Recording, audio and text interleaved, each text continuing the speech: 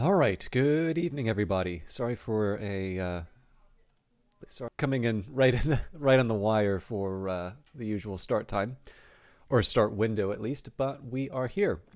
So we're back to Old World now. I have a few things that I want to get through on this, but there's a couple of details that I wanted to draw people's attention to right off the top. I also need to make sure that I've got the streamer-friendly music selected, although I think it is. So one thing that's not related to Old World that well, okay, actually, let me get the disclaimer and the disclosure for the Old World out of the way first, because chances are people might skip over something that's not related. So I was given a key for the DLC that I'm playing, The Sacred and the Profane for Old World, by the publisher Hooded Horse. It's also worth saying that I have been actually playing Old World since the Epic days. And in this case here, I had been given a key from Mohawk. So in this case, there's a little bit of a mix of things, although it's fair to say that the version that I am currently playing is the product of Hooded Horse's outreach, both for Steam and for just the DLC and such. But with that in mind, I'm actually a very big fan of this, and I think one thing that I've noticed is with the DLC, I've been given more and more opportunities to sort of really sink my teeth into things that I find very interesting about the setting and the approach that Mohawk has taken with the game. So I'm already very favorably disposed both to Mohawk as a developer and Hooded Horse as a publisher, and I can go into those reasons in a little bit. But it's one of these things you want to be as clear as you can about at the very front, just because again, there's there's a ton that I can say about this stuff. I don't like the idea. There's a bit of a trend now of people, and this has been true for years, but like people putting hashtag sponsored for something that they were just given a key. And I feel like I'm not 100% sure exactly what the FTC's guidelines are as far as this is concerned, but I think what it's intended to establish is sort of the exchange of money where that hasn't necessarily happened. And what this does is it kind of makes someone seem to be a bit bigger of a figure than they actually are. And I have no interest in sort of misrepresenting the relationship with Hooded Horse. But on the other hand, in fact, there seems to be a little bit of a trend of anti-influencers now. But it's kind of fair to say that we do live in a time where people are relying on sort of the "ah shucks," I'm just a broadcaster having fun attitude, where of course these are multi-million-dollar enterprises for people in some cases, and there is money that's changing hands, and it is specifically with the intention of establishing a recommendation for a particular product. So the best way to handle this, as always, is just say outright, I was given a key for this game. Um, the fact of the matter is I like a lot of games, and most of the games that you'll notice I do quite regularly, although not always, because of course I'm stuck for time. But these are things that I value a lot, right? Like the price is what you pay for a game, the value is what you get. And in the case of Old World, it is certainly one that I think continues to reward continued play. But I don't know. It's just one of these things. Every once in a while, I give a slightly more Baroque description of these things, because I think there's a benefit to not just doing the disclosure, but also going into the why. And there you have it. I also remember we just came out of Next Fest. I don't think there is a sale for any of this stuff right now. So yeah, we're good. So yeah, anyways, I've got to sneeze. So sorry, just a sec. That is so that's the disclosure as far as Old World is concerned. Now there is a little bit of news that I wanted to draw people's attention to, and for those of you that are interested in the Locksmith's Dream, and this is the sort of live event that a company, basically it's a company called Tricuspid Limited, and they've taken the setting for the Secret Histories. This is from Cultist Simulator, and they have done sort of this live event for it. Now I'm actually producing a fairly extensive video on this, and it's very far behind. It's taking a lot of time for me to get through, but some of you may be interested to know that they are actually doing a sort of a puzzle competition. And that puzzle competition will be granting a 50% discount on the Locksmith Stream experience. So that can be worth up to 1,000 British pounds. So I think there's also a round of cocktails that come alongside it. So I think there is a discount for being on the mailing list. And I suspect, I mean, where you find out about these puzzles is to be on the mailing list in the first place. But I do know that a number of you are thinking about, I think a number of you are thinking about going to the Locksmith Stream. I highly recommend it if you are thinking about it. But this is an opportunity for you to have a chance to do so at a more affordable level. And if you need, I'm not going to spend, obviously this is for Old World, so I'm not going to spend too much time on that. But if you are having difficulty finding those links, just let me know and I will, I'll be able to set you up with them. Can't set you up with a discount. You have to earn that through the puzzles yourself. But I can at least get you to the spot where you will, you'll have your shot like everybody else. Okay, let's hop into the game. Oh yeah, the other thing I wanted to say about Hooded Horse. Oh, Kraytel, how you doing? Catching you at the other end of the night today due to insomnia. How am I finding Old World? I really, really like this game. It's one that I notice... So I feel like I've gotten a bit better at it over time. I mean, this is kind of true for any game that you play for a sufficiently long period of time, but I would argue it is one where if you enjoy a lot of 4X strategy games, this may be something that actually hurts you, simply because there's a number of built-in assumptions about 4X games that don't necessarily hold anymore.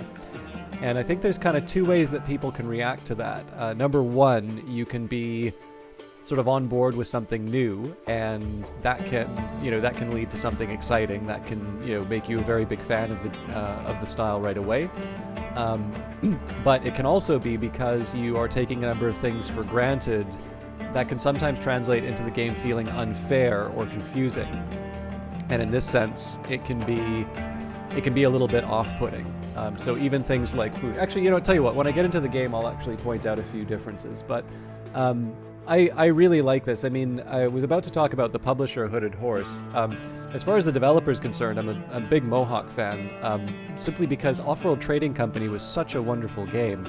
I streamed it a little bit less just because I tended to find that, I don't know what it was about it. From what I understand, it has a very nice community. I know Layla Johnson is actually, first of all, alarmingly good at the game, but it seems to pretty regularly participate in tournaments, or at least used to.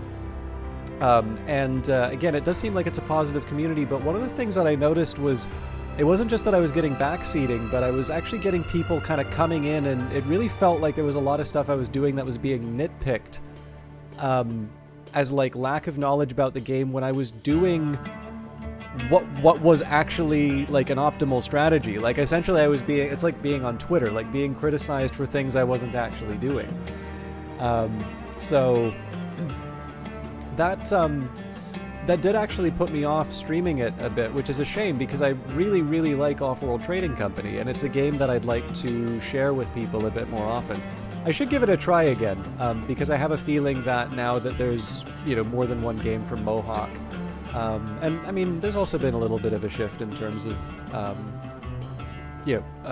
some related things that might dampen that, but that was actually one of the major reasons why this game that I enjoy playing a lot on my own time was one that I didn't cover as much on my broadcast. Hey, Takri, thank you very much for the resubscription. I don't know why that didn't trigger, but I see you here, and very happy to see you. I wasn't sure if you were broadcasting. Could I turn the game audio down a little bit? The balance is a little off. Does everybody else find this, or is this just Kraytel? I'm sorry to second guess you on this, Kraytel, but I've noticed this puts me down a rabbit hole of adjustments, which really doesn't help. So if there's a consensus on this, yes. If there isn't, then I'm inclined to keep the settings where it is because I haven't changed it since the last time.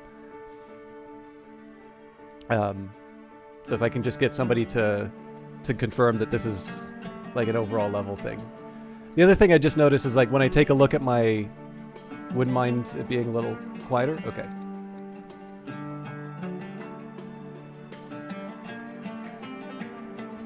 How is that?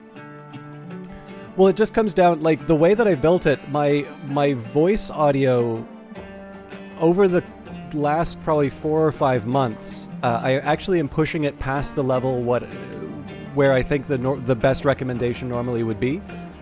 And what I notice is whenever I adjust the audio mixer, I get a lot of comments that it's then too quiet.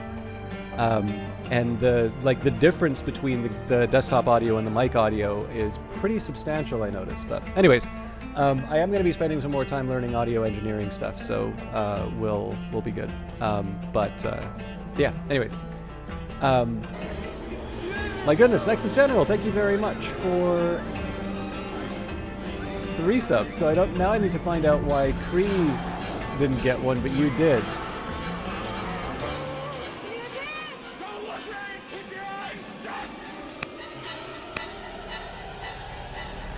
We're actually continuing, that can't be right. February 6th, not January 6th. We're actually just continuing Carthage from before. I feel...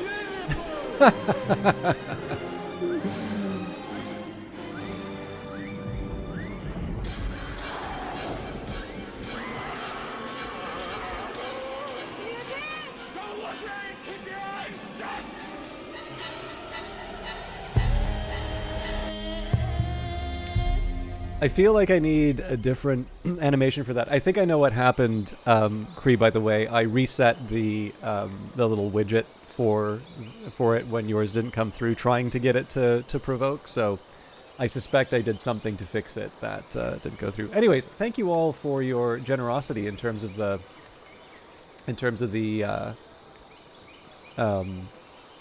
subs. It's definitely not expected, especially because I've been laying the groundwork for Old World. But yeah, I'll cover just a couple of the things that were inside of chat, and then I also wanted to talk a little bit about the publisher Hooded Horse, just because I read something in Game Developer, formerly known as Gama Sutra, which was pretty interesting.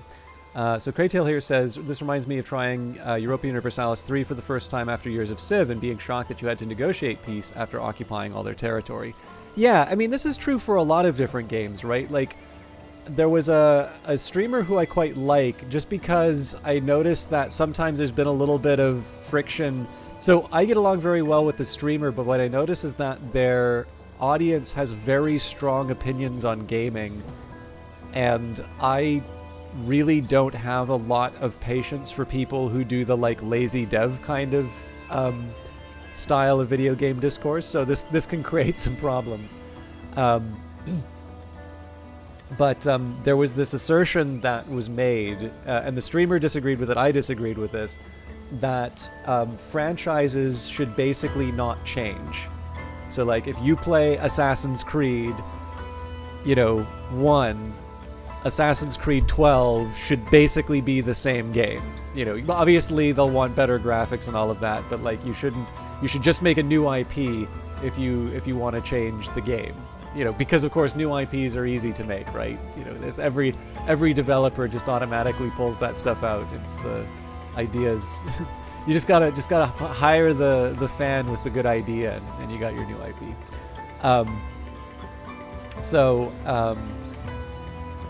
Anyways, but it's fair to say that I think, especially when we're looking at entertainment, it's probably more unique to run into people who like deliberately go out of their way to experience novelty every time.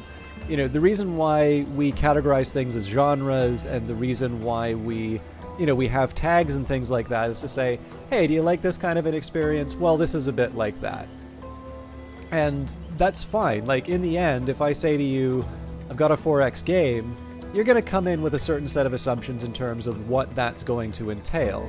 And if it's from a first-person perspective, and you don't build anything, you might be wondering why somebody recommended this for you, or called it a 4X. So there's always a bit of a balancing act in terms of making sure that there is enough of the expectations that are met without necessarily falling into stagnation. And if you take a look at the GDC archives, there is actually a talk that Soren Johnson, who's sort of the lead developer on this, or designer, I'm sorry, I'm not very good at the proper terminology, which is very specifically about sort of the inheritance that a lot of game developers are sort of bringing on into their games without necessarily thinking about or questioning it. And you can really, once you know that, and once you play Old World, you can really appreciate a lot of what this game is doing, by sort of realizing, oh yeah, civics. It's a gavel, not a hammer, but like obviously, if you look at civics, you say, oh yeah, hammers, that's production, right? And you're wondering, wait a minute, why are civics really good at making civilian units, but my soldiers are taking a really long time? Well, it's because one of the things that Old World's trying to move past, I think, is this idea that you have this one homogeneous production unit. And in reality, I mean, I think this bears out in terms of real-world experience as well. You'll have cities that are more specialized in certain tasks rather than others, right? Like the idea of Detroit, right? Detroit is not necessarily known for software. It's known for cars. So, you can kind of see a similar system being implemented in Old World. But if every 4X you've ever played has had one production measure, and that's hammers, that's going to take some getting used to. So anyways, I will talk a little bit about Hooded Horse. I just want to catch up with chat really quick. So, I'm getting the third degree from Decree. I hope you're doing well. I don't know if you saw the new Locksmith's Dream news, and I'm sure it's probably still outside your reach, but there is a contest going on right now, and the award is a half off. So I can let you know if you are interested in that. Same argument could mean a dozen reiterations of the bends instead of in rainbows in a moon-shaped pool, but then I'm always more in favor of more dramatic, destructive creative cycle than an incremental one. Yeah, I mean, I think... I mean, again, I don't necessarily... So, okay, sorry, this is going to be a little bit of a soapbox before we jump in.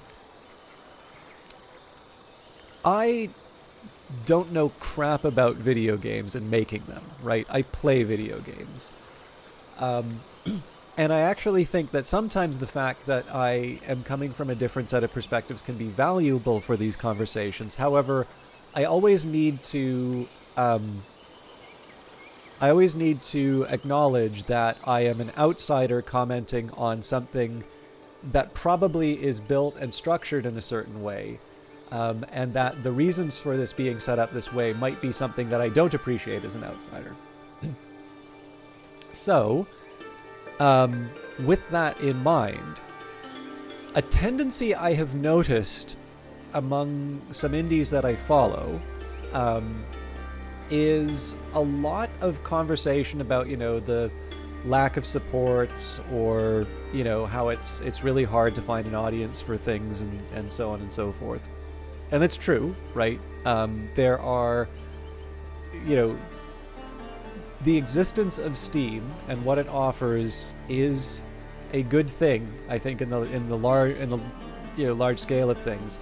However, I think it's also fair to say that there are limitations to the recommendation algorithms. And I say this as somebody who's a big fan of strategy games, right? But I think there is, rather than just laying this entirely at Steam's feet, I also think there's a very fair criticism that can be made of a lot of indie games. Not all of them, and we'll probably have disagreements over which ones count for this criticism and which ones don't. But there's a lot of indie games that I've played now which are essentially, this game you like or this game that you've played, but it's by someone different and they have a smaller budget. And again, I'm not trying to come up with a general rule for this, but I would argue that this is not necessarily the reason why I'm interested in independent games. For the same reason I'm not necessarily interested in independent films that are essentially redoing, Transformers but with a smaller budget.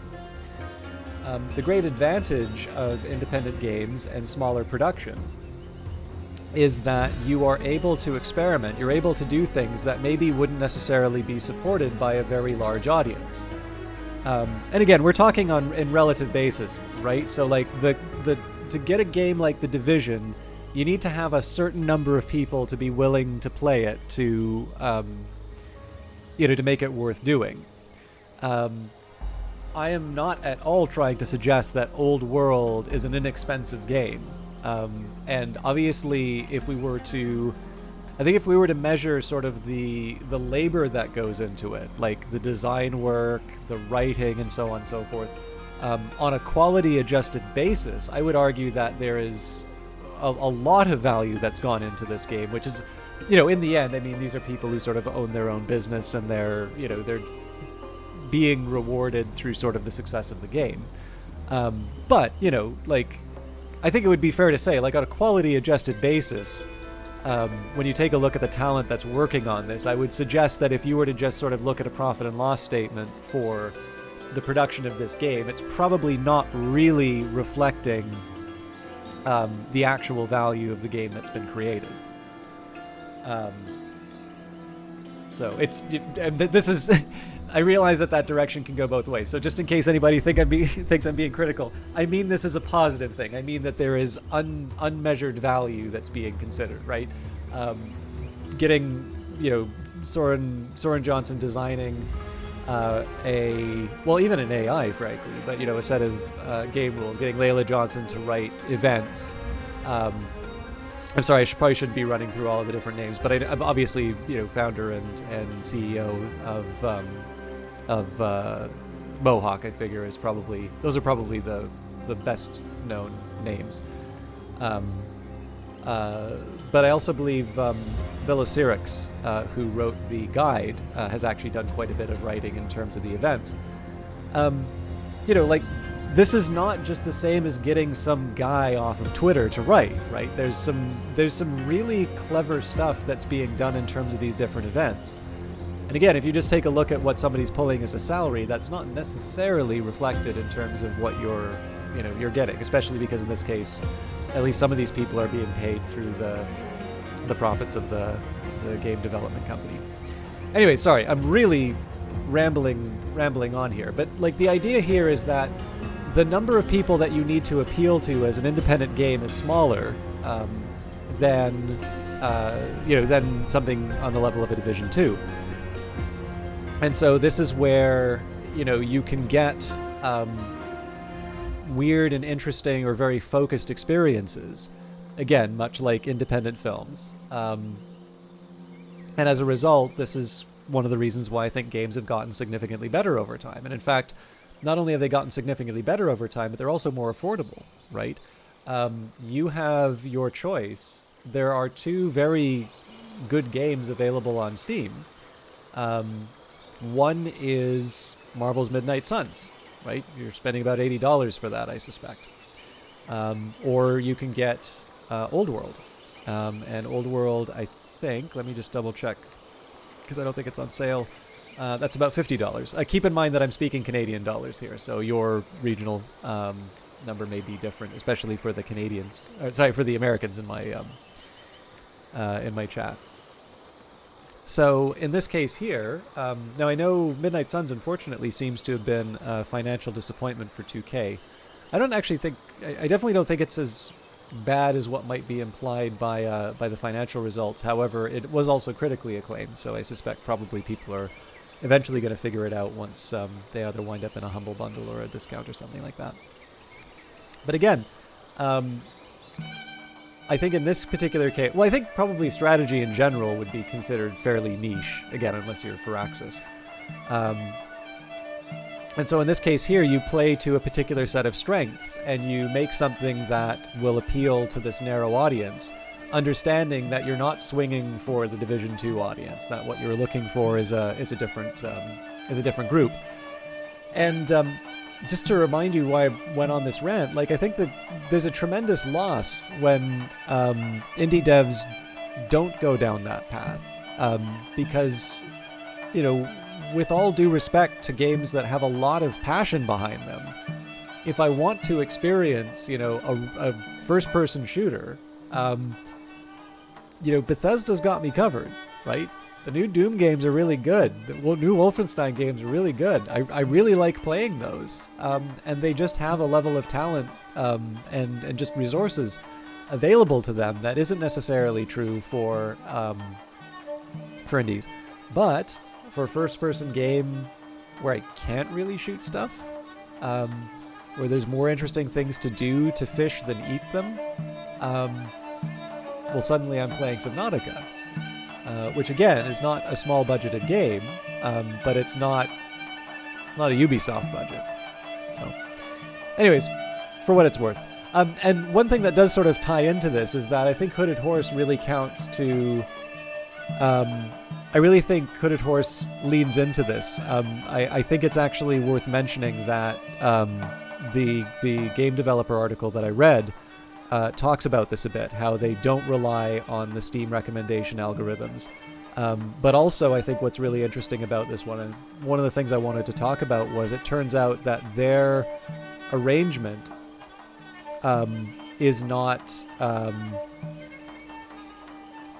so unlike other publishers, their setup is not they recoup their costs before there's some kind of profit sharing with the developer. They also have a guaranteed minimum sort of marketing cost and kind of associated expenses of $100,000. And for them, they've kind of come storming out the gates, really. They've got a lot of really interesting games, both upcoming but that have already been released. And at least according to the interview, all of them have been successful so far. And they're fully aware that everything's not going to be a success, but the target is still for everything to be a success. But more importantly, what I think is really telling about this, and I think this is one of the things that will make them so strong in the future, I actually also think this is why the EA Originals program is so strong. Because these are terms that are more favorable to... Well, sorry, not just more favorable to developers, but I would just argue, are more fair in general. There's sort of this shared benefit if the company goes well. And, sorry, if the product does well, but also, the losses are the losses are shared if the publisher drops it. So basically the incentives are in the right place. I would argue that this also opens up the pipeline of future interesting projects, right? Like if you've got a hotshot property, of course you're going to want to go to an EA Originals or a Hooded Horse that's going to treat you with a degree of respect and sort of be a good steward of the project, particularly because the way that they get paid is to treat your product well.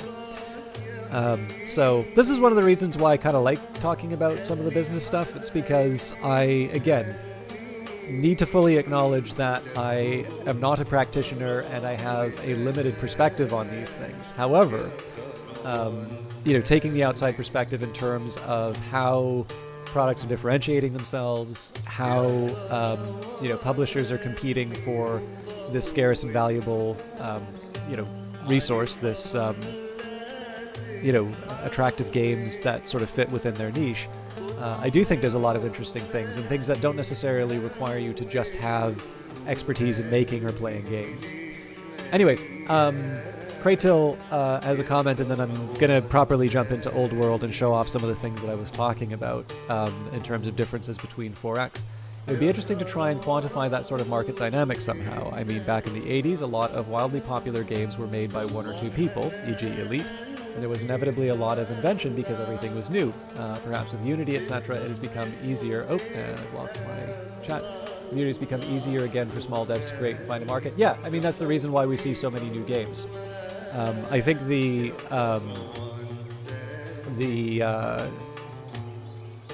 probably the first wave of, indie. So there's a couple things that played into this, and it's not just Steam. So you've got digital distribution through Steam.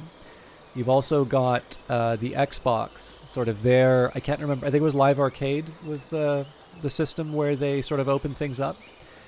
I'm not entirely sure you saw this proliferation of low-cost game engines. I think that came a little bit afterwards.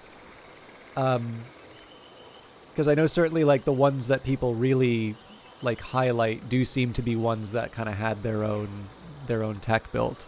But of course now, the Unreal Engine is not going to cost you anything up until you hit a certain level. Then it's going to want a percentage. And large developers are going to it. So Respawn's using Unreal more. They used to be using Source 2. Source, not Source 2. You've got CD Projekt Red searching to Unreal, 11-bit studios, people making Frostpunk 2. They are on to Unreal now. And then, of course, the other thing to keep in mind is not just digital distribution itself, but new platforms opening up. So coinciding with the rise of independent games, you've also got the rise of mobile gaming. And it's absolutely fair to say that mobile gaming still has a very low concentration at the top end, which is something that maybe isn't necessarily true for things like consoles. So what you're seeing is actually two sorts of forces, which is number one, you've got sort of new markets opening up and the barriers to entry in terms of getting the product out. Distribution is not as difficult as it used to be. You don't need to, try and convince a bank that you can process credit. You're trustworthy to process credit cards. That isn't a problem for a game developer anymore. Marketing is still a big problem. It's arguably grown because obviously lower costs are going to bring let new people come in. I think even if the phenomena of low-cost game development tools wasn't a thing, so I mean, off the top of my head, I'd say you've got Unreal, you've got Unity, you've got Godot. Keeping in mind though that if you want to go on consoles with Godot, you're basically paying someone to do that for you. It's not a completely free option. Neither are like Unreal or Unity if you really think about it, but if you want, to start going into the open source world, as far as a graphics engine is concerned, you've got Ogre. Now, Ogre is different from Unity and Unreal because it's a very specific tool. It's not a sort of fully featured set of tools like in the case of Unity and Unreal. But Torchlight, Rebel Galaxy Outlaw, that's some tech behind it. Torque. That was for, I think the last couple of games I played with that were Frozen Synapse, Frozen Cortex. The thing is that it's not even that you have your choice in terms of game development tools. You can even go for weird and wonderful ones. And on top of that, the tools that you have available to write your own stuff, if you were so inclined, have also gotten better. So obviously, when you've got these people in their bedrooms and their garages, making an XCOM or, take your pick, but I'm thinking XCOM just because I know that had a fairly small number of people working on it. Python didn't exist. Swift, Apple's thing for developing games, or for developing apps didn't exist. The Metal or Vulkan or OpenG, well, you probably wouldn't be using Vulkan if you're an indie, but Vulkan's quite complicated. It's not the one you'd first go with. But these APIs weren't really a thing. It's just considerably easier to write things now. C# will do things that C programmers in the old days. Apparently Sid Meier's still just writes stuff in C. But obviously C# just does things that you take for granted that you would actually have to put a lot of thought into being able to achieve using C. So those are some other developments that I don't necessarily think are as widely recognized, but really do contribute to the fact that it is easier to make not just better. It's not just that it's easier to make a game, but these games are better. Could you imagine a team the size of Mohawk making a game like this in the 80s, right? I mean, I don't play a lot of 80s games. Actually, I can't think of any 80s games that I've played. But yeah, this would blow people's minds. I think even, if you were playing Civ 3, this would blow your minds. So, anyways, I'm going to shut up and enjoy Old World, The Sake of the Planet. I'm happy to keep chatting on this stuff, but I feel like I owe you some gameplay too. Intercessional Sacrifice. Spymaster Baelbad the Greedy has sent word that he managed to persuade Duke Abdosir the Compassionate of the quality of your character through extolling your piety. True or not, a gift of writing or prayers would convince Abdosir that your dedication to God and fully endear him to you. Are you willing to go the extra distance to impress Duke Abdosir the Compassionate? So we can have our scribes write him a treatise on Manichaeism.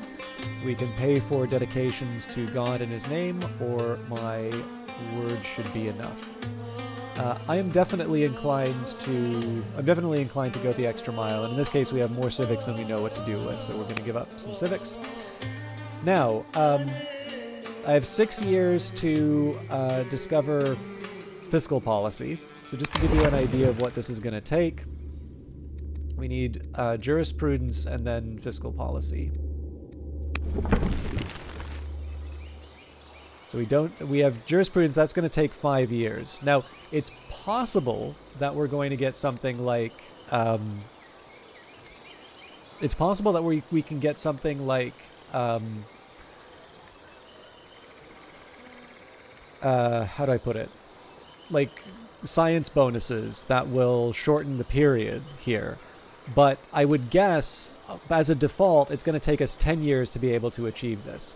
And the reason why I highlight this is because if I discard this, I'm never going to get this again. And 2 years is not a long time to wait for a free court scholar. So I think I'm going to go for this here, and I'm more or less going to accept that this ambition is going to be lost. Your efforts to influence Hishmat of Keralis have finally borne fruit. He has been disappointed with you for some time, but your efforts to win back his goodwill with small gestures of friendship over time has resulted in a brief, friendly meeting with Hishmat. It's good to see you again, Amet Melkart. Just don't let me down again, he says as he leaves. I promise. Khurramzim's demand with the death of Queen Zarmikdot, the keystone of Persia. Rule of Persia has passed to Queen Khurramzim, the new of Persia. The new ruler wastes no time in making her presence known, sending a heavily armed cohort of diplomats to treat with you. The Persian thugs bring Khurramzim's demand before you. Persia has been lenient with you, but no longer. You will pay a tribute of gold or iron, or it will be war. Now, Persia is currently stronger, so we can pay what you ask. This is 172 for 40 years. We will pay an iron, which is over half of my iron production, or Persia will declare war and say, no, we'll never give in to you. Now, this is a big thing here. There's a couple of things that are going on in terms of the game where we are right now. Currently, in terms of our score, we're outdoing Persia. So it's possible that we will beat them in terms of victory points if I get the time to grow. Also, it's possible to win with ambitions. Now, I'm going to miss one of them, but I think we're well on the way to controlling 8 towns. So I think we should be able to... We should be within shooting distance of an ambition victory. The one case where I'm weak is my military.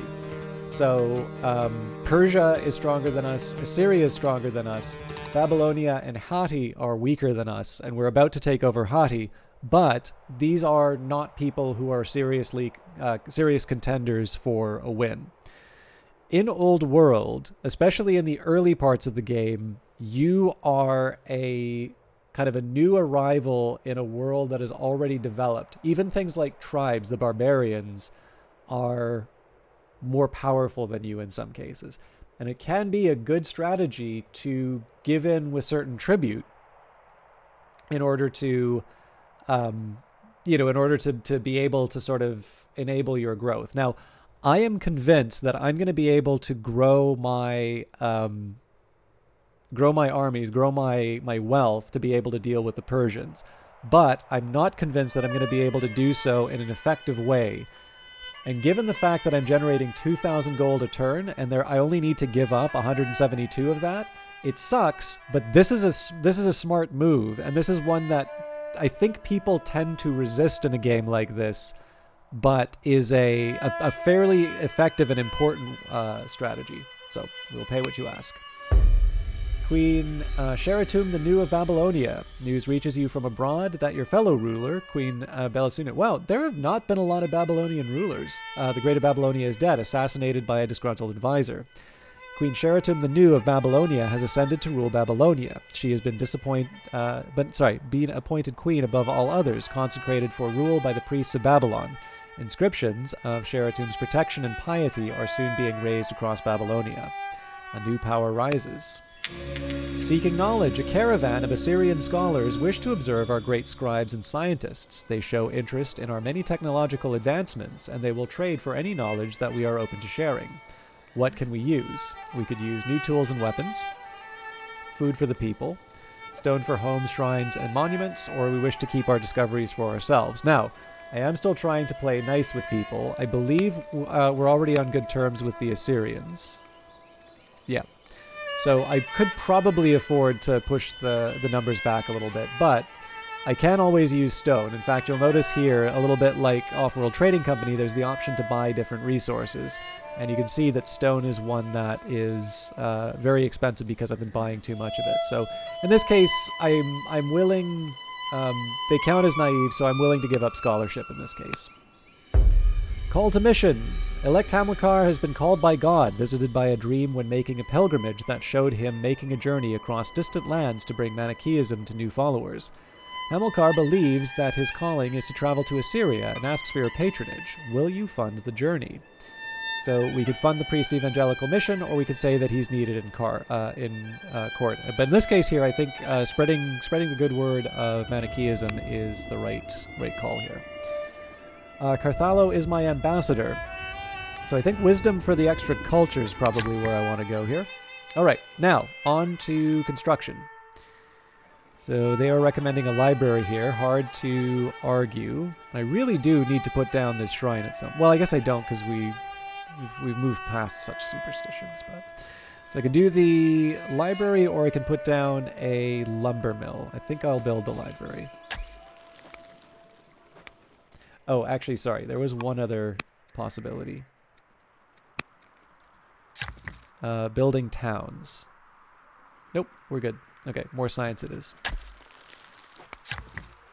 Now, one of the big things, and this is specifically for Kratel, but anybody who's interested in this game, there's an order system. So unlike what you would normally associate with 4X games, it's important to remember that in this particular game, you do not automatically move every single unit every single turn. You actually have to be selective. So in this case, I'm going to prioritize my workers first. And because I've got Control 8 towns, I'm trying to build as many sort of villages as I can. So I do like the idea of building an Odeon, but I think I'm going to start with camps.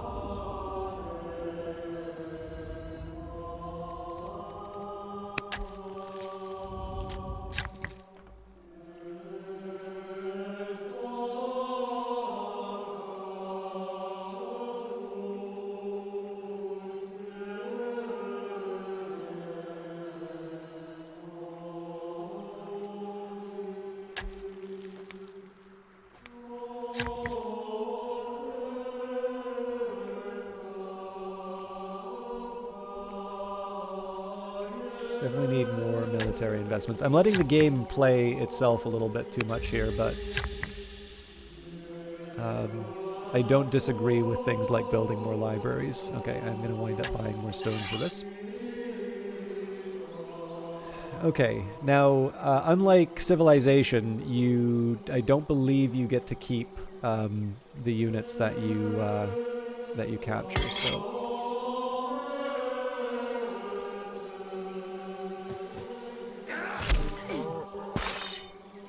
Units can receive both upgrades and promotions. Upgrades convert a unit to a different type. For example, a warrior can be upgraded to an axeman. Promotions provide various combat buffs. Both promotions and upgrades cost training. Upgrades can only be performed inside of friendly territory, while promotions can be done anywhere. I will promote and upgrade my units to prepare them for combat.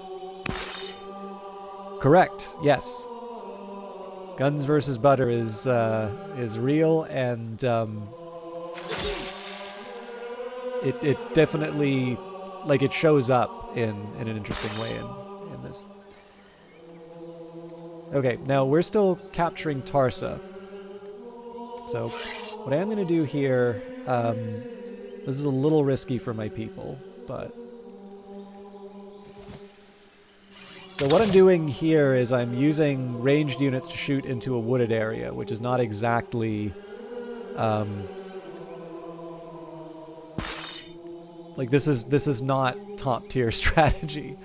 What I am going to do is I'm going to move up this unit, then we're going to force march it. Now, this does cost me more movement points, but I'm willing to do this just because it lets me... Actually, I am going to tab over just to make sure that I'm not missing out on other workers.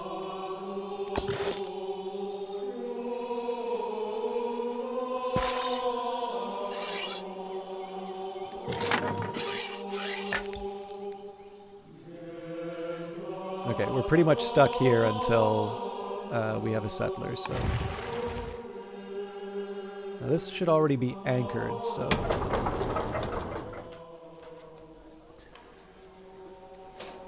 Now, normally I would want to build the trireme. Oh, we are out of citizens, so I can upgrade for, like, Master Acolyte or Officer Poet.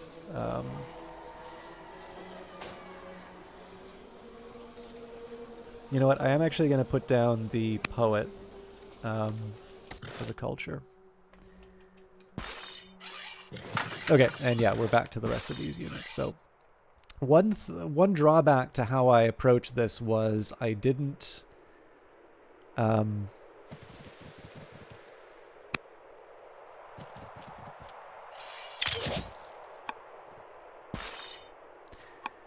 sadly, I didn't...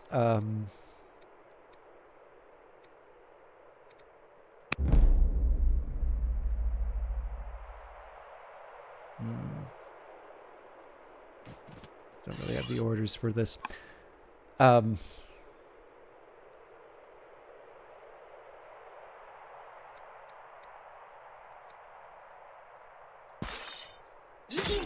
Feel like I should have been able to get one more. But yeah, so I don't have a scout, which makes it kind of difficult for me to figure out where I need to go. Now, Hati... Do they even have... I don't think they have... Oh no, they've got one developing city somewhere, so we need to find that before the Persians do. Okay, it's possible... Yeah, I probably should have seen what I could have done this turn as well, but we'll end the turn and we'll see where it goes. Yeah, I'll show you a little bit about how that works as well, Kratil. But like I said, I mean, one thing I will stress is that you don't necessarily need to take my word for it. There is actually a video of the developer explaining all of this reasoning. I'm going to lose this unit. Oh, no, we managed. But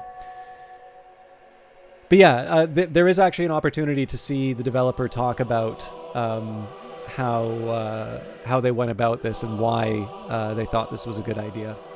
Okay, Queen Ametmelkart the Fountainhead is severely ill, suffering from high fever and constant shaking, leaving her barely able to walk.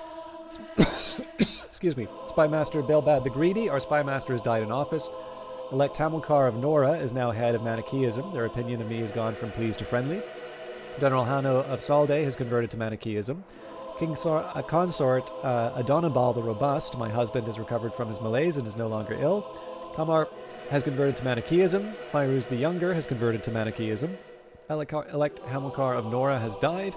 And Matriarch Dido the Gracious is now head of Manichaeism. Now, one thing that's kind of fun about Belbad is...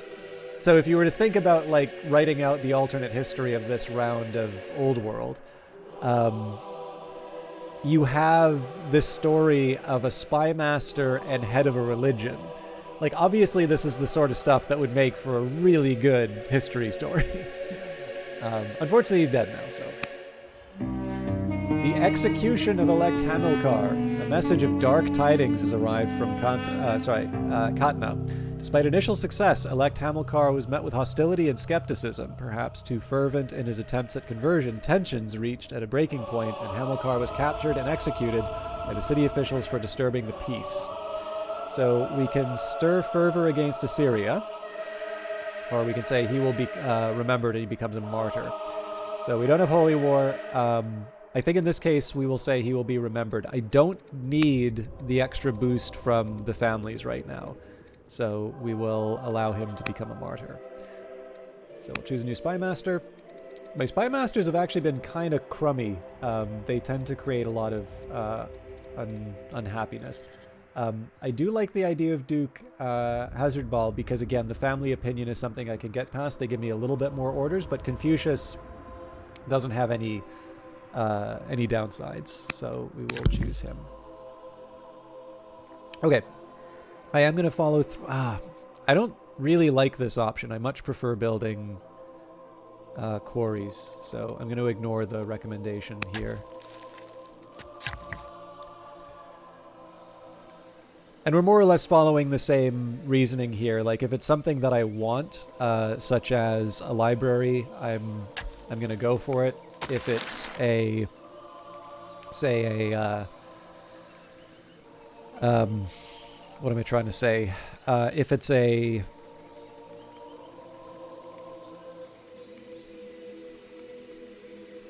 town, I want to do it a hamlet, because it'll turn into a town. I want to follow through with that. And then the rest is just kind of a matter of, seeing what my needs are.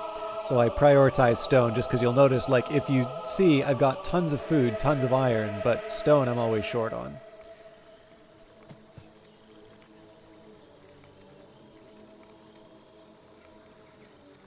Okay.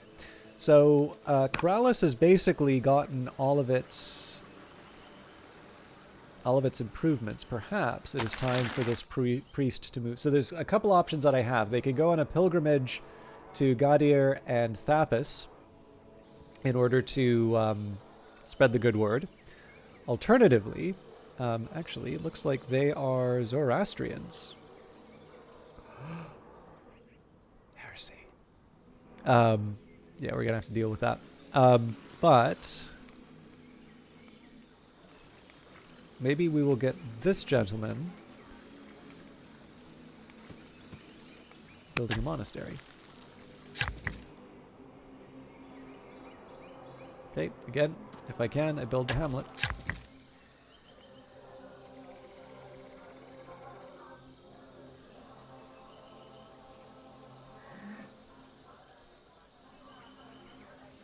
Now, here I'm going to go for the barracks just because I want the cities that are going to be near Persia to be a bit more specialized in terms of making war. I think a rural improvement here makes sense, just beside the existing improvements. Okay, I'm a little curious why they're not in... Oh, I get it, right. So I do want to move them elsewhere. So I'll promote you to...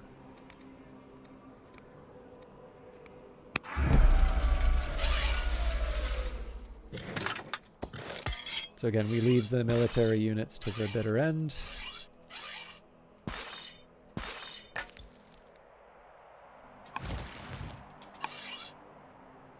I think we're there.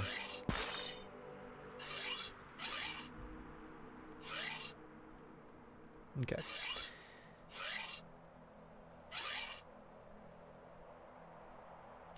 So this one's pretty obvious for me to deal with. We'll let this gentleman heal up.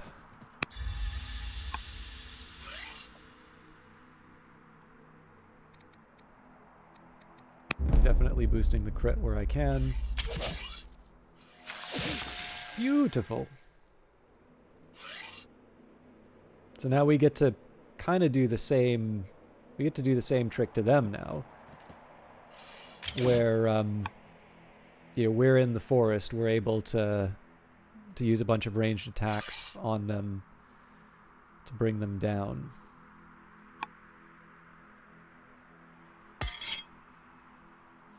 So I want to try and get a little bit of a view on what's going on here. I may not be able to... Yeah, so I can do the force march in that. The one thing I did forget to do is check out all of the different actions that I can take. And there's a lot. So, let's say... Okay, first of all, my court. I have a few people that are not yet Manichaean.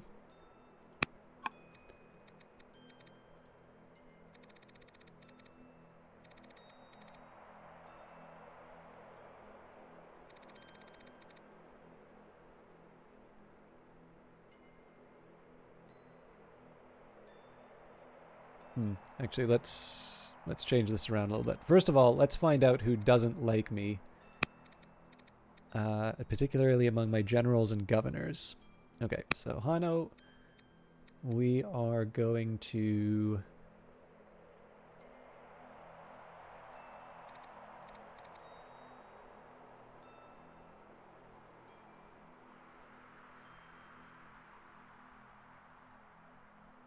So we'll get an intercession here.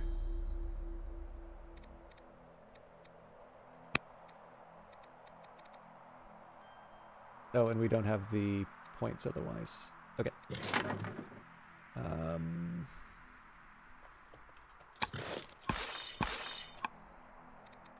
That's the year. How you doing, Olaf? Good to see you again. Oh yeah, no worries, Kratel. I think you're probably already asleep, but I never feel bad that people are going off doing other things. I sort of get that I'm better background noise. All right, we've discovered the Cantabrian Sea, +1 legitimacy. I'm not quite sure what provoked that, but I'm happy. Your doctors and diviners have warned you that the end is near. Time to get your affairs in order. That's a lot sooner than I was expecting. Princess Zyra of Carthago, your daughter, governor of Thapsus, your heir, takes deep pleasure in her own achievements. It is no lie to call her proud. And then Agent Rabbe, the minister, is converted to Manichaeism. Tabiba joins the court. New court scholar Tabiba has joined the court. Her curiosity and insight will aid Carthage in unraveling the mysteries of the world. So, welcome in. I have to take the African elephant. It's 1 year. Give your newest city, Tarsa, to one of your families. Ah, that's where it was. Okay. I do want to assign it, but I got to see what's in the surrounding area. Not a whole lot. I'll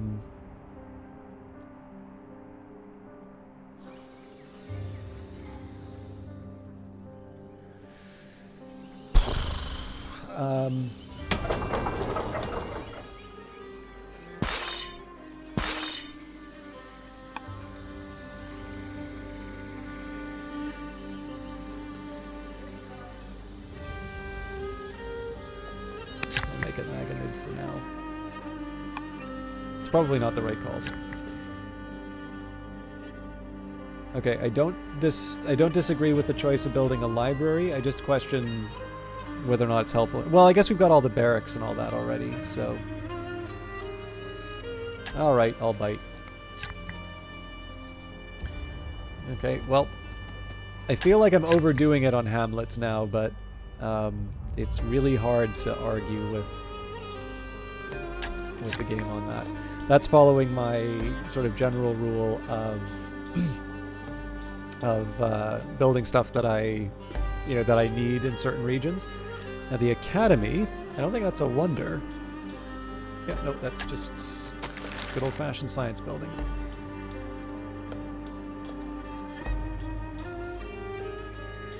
Okay, now, I definitely have some religious tasks for my priests to be performing, so I think we are going to start by spreading the good word, and then we'll have a second wave of stamping out heresy.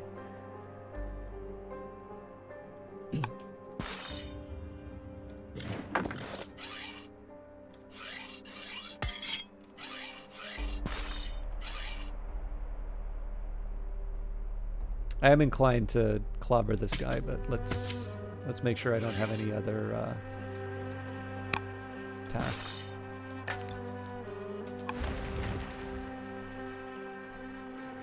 I really should just get rid of this guy. Okay, so let's start by repairing the damage. Now, we've got a bunch of stuff that we can do in terms of assigning governors and such. So we'll start with this. Now this would ideally be one that gives me a bit of an edge for military, but again, I don't want any of this stuff to be happening at the expense of, say, growth. So this one, even though it's not military focused, we're not going to see an increase in discontent. So we start by choosing that. Let's also make sure we have all of our other tasks. Now, it said that the queen's already going to die, so I'm not going to worry too much about what she can get up to. I do want to take a second here to make sure that everybody has a spouse. Well, except for the young duke, obviously.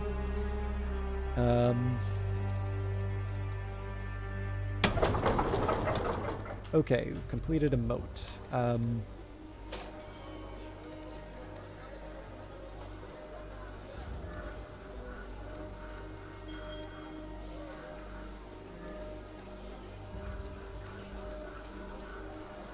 So the discontent's already falling.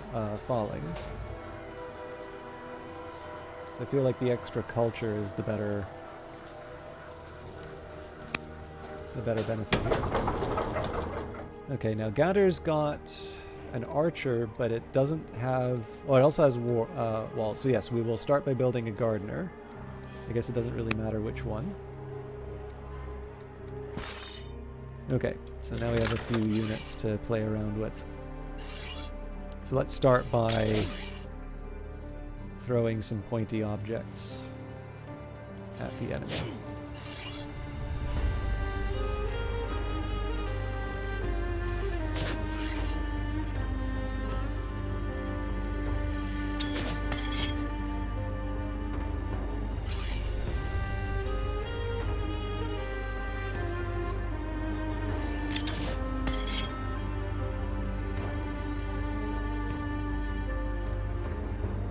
It's tempting to go for Besieger in here, actually. This is one I feel like I can get away with a force march for. In their place, with their lands conquered, the remaining Thracian people scatter to the four winds. Duke Abdosir the Compassionate, head of the Hanoid family, approaches you while out on your afternoon walk. Congratulations, my lady, on your recent conquest. Our might leaves no room for doubt about our superiority over the Thracian people. You continue your walk, Abdosir shuffling along beside you. Now is the time to reflect this plain truth in our laws, to put the Thracians in their place. So, free law slavery. Still your silver tongue, the laws are not yours to choose. The Thracians have suffered enough, we will not impose further hardship. Or slavery is more than the Thracians deserve, we will purge them from the land.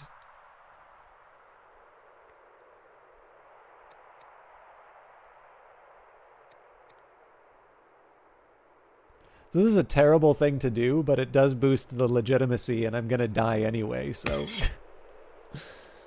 Alright, so we're going to need to build 2 settlers, one for this city site, and then one for this city site. And I should get on that sooner rather than later. Okay, we need some healing.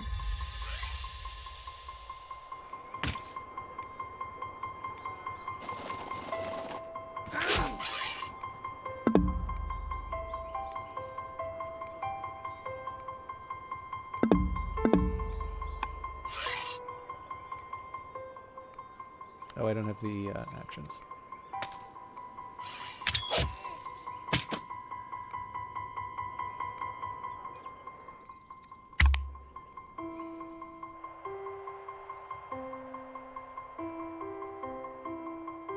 So I think the problem here is going to be Control 8 towns is probably not going to be done within 20 years. The nation of Hatti has been eliminated. Okay, so that's one war taken care of. But it has limited my expansion options. The old ambition, Control 8 towns, is now a legacy. You will have 20 years to complete it. So, Spymaster Mazar of Samua is now the head of Judaism. Prince Consort Himilko, your son-in-law, has converted to Christianity. Unacceptable. Queen Metalcart, the fountainhead, has died in office. Eshmunazar of Lilybaeum is converted to Manichaeism. Alhano is converted to Manichaeism. Ambassador Carthalo, the diplomat, has successfully intercessed upon General Hano of Salde on your behalf. And Okay, cool. It counts for the new queen. Okay, I don't need the training boost. It is... No. Jurisprudence in 5 years, that's not going to work. Anyways, we will choose a new governor. Might be an idea to put me in place.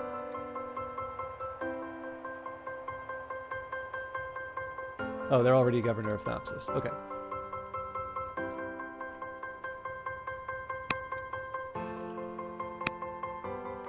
Adonibal is your father and governor of Carthage. So, we'll boost the courage. And again, the first job here is to spread the good word. So I do get the option of purging Christianity, but we're going to start by spreading it, our own religion first. We'll worry about the purge later. End of an era. Queen Amet Melkart, the Fountainhead, has died. We meet her in passing with hushed voices and heavy hearts. Prepare the way for Queen Zyra, the new heir to the throne of Carthage.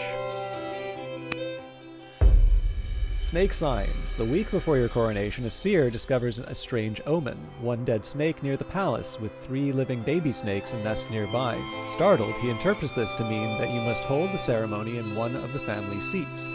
Which city do you choose? So we could sponsor chariot races in Salde, throw a banquet in Carthage, host a contest of arms in Caralis, or I choose my own path. The temple besieged! There is chaos in Carthago. In a show of dominance, elect Sutarna has led a Manichaean mob to the city center and besieged the shrine. Although the city guards allowed the people within to escape, the statues of Carthaginian pagan gods were dragged out of the city, smashed and burned. And now we get to hear some history. Sorry, I am a mess of cables right now.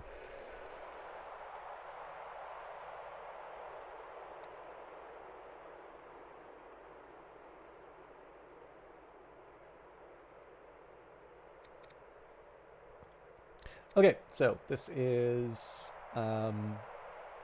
this is the link for those of you who are new to Old World. This is the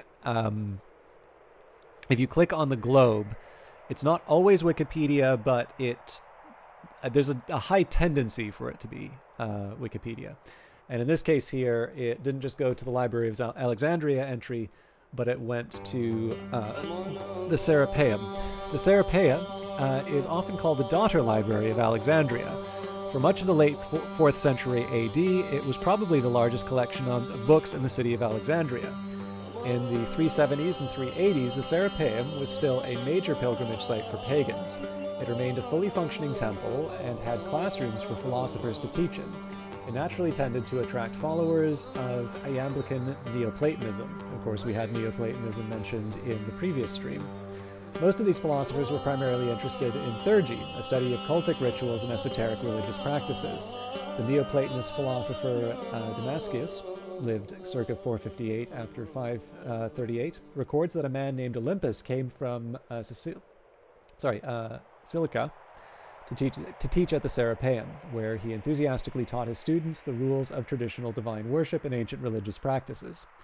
He enjoined his students to worship the old gods in traditional ways, and he may have even taught them theurgy. Scattered references indicate that sometime in the 4th century, an institution known as the Mausian may have re-established at a different location somewhere in Alexandria. Nothing, however, is known about the characteristics of this organization. It may have possessed some bibliographic resources, but whatever they may have been, they clearly were not compatible with those of its predecessor. Under the Christian rule of Roman Emperor Theodosius I, pagans were persecuted. Pagan rituals were outlawed, and pagan temples were destroyed. In 391 AD, the Bishop of Alexandria, Theophilus, ordered the destruction of the Serapeum and its conversion into a church. Music cued in at a nice time. During the destruction, a group of Christian workmen uncovered the remains of an old Mithraeum. They gave some of the cult objects to Theophilus, who had them paraded through the streets so that they could be mocked and ridiculed. The pagans of Alexandria were incensed by this act of destruction, especially the teachers of Neoplatonic philosophy and theurgy at the Serapeum. The teachers at the Serapeum took up arms and led their students and other followers in a guerrilla attack on the Christian population of Alexandria, killing many of them before being forced to retreat. In retaliation, the Christians vandalized and demolished the Serapeum, although some parts of the colonnade were still standing as late as the 12th century. However, none of the accounts of the Serapeum's destruction mention anything about it containing a library, and sources written before its destruction speak of its collection of books in the past tense, indicating that it probably did not have any significant collection of scrolls in it at the time of its destruction. As a quick note, Decree, you may notice that there's a few familiar names from another game, and now you know the origin of some of those terms.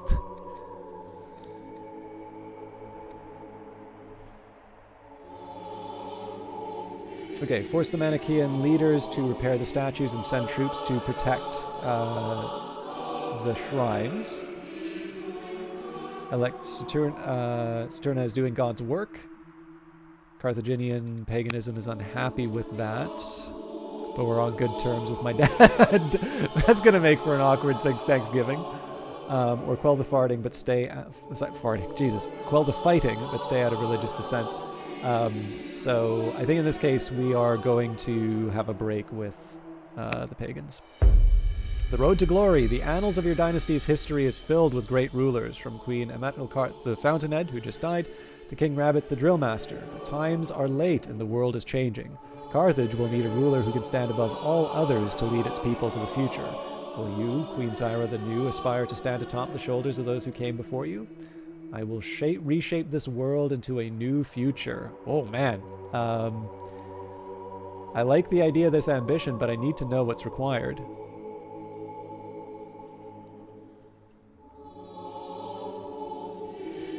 Okay, so a cognomen is acquired that increase... Well, we know that, but... Okay.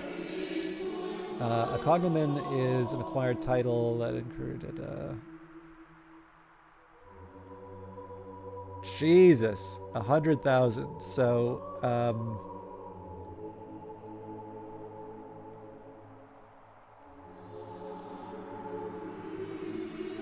I mean, I just need to do a lot of stuff, really. Yeah, let's do it. Queen Zyra has started a new ambition gained, the cognomen the Great. Jewish descent.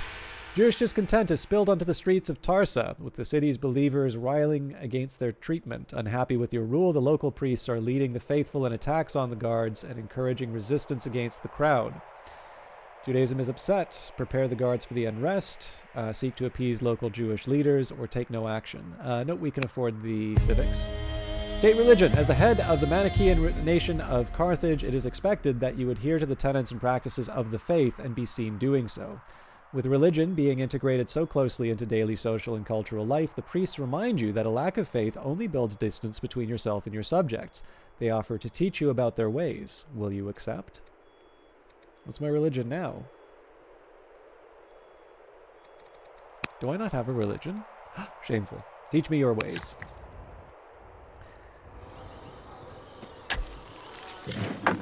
Okay, so again, making sure that the worker... Especially because our wars are winding down. Actually, I don't believe we're at war with anyone now.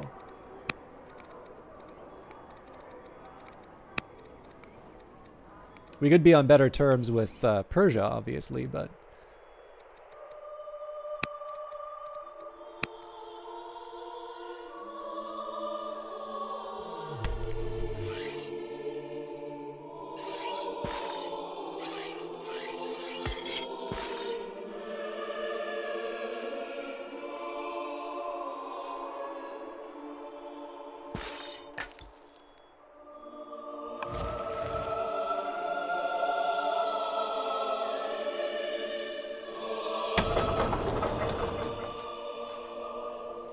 Alright, still don't have a citizen yet, so I can keep doing these upgrades. I think the time has come, though, for me to start investing in the internals. So, start with repairing damage, production. What am I looking at here? I've got a citizen, so... This is kind of a border to Assyria, so I think we'll invest in the officer. And let's just double check that my workers don't have anything else to do. Looks like we're good. So there's going to be a bit of healing. I'm also going to take the opportunity to assign generals where I can.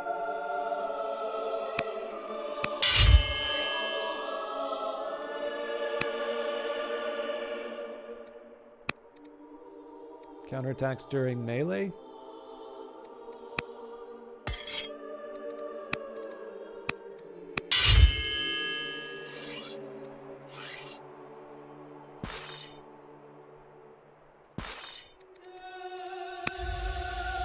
I keep forgetting I should probably deal with some of these tasks.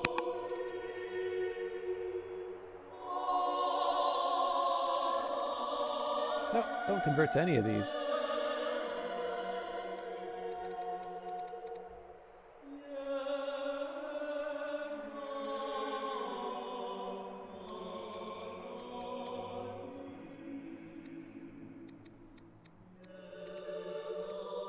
I was thinking maybe I could try and influence people.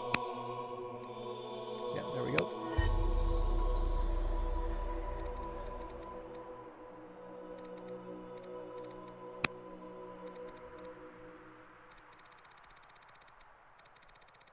Now Dido doesn't care for me, so you know what? We're going to change that. I'm actually going to make nice with the head of Manichaeism.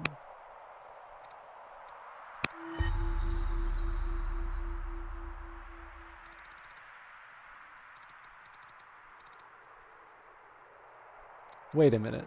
Oh, no, sorry, that's Carth. I was like, is that Carthaginian paganism? That doesn't make any sense. Okay. I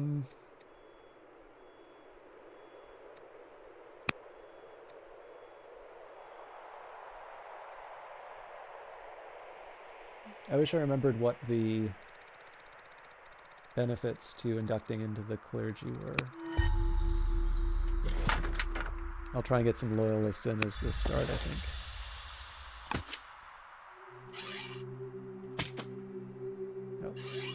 Go to sleep.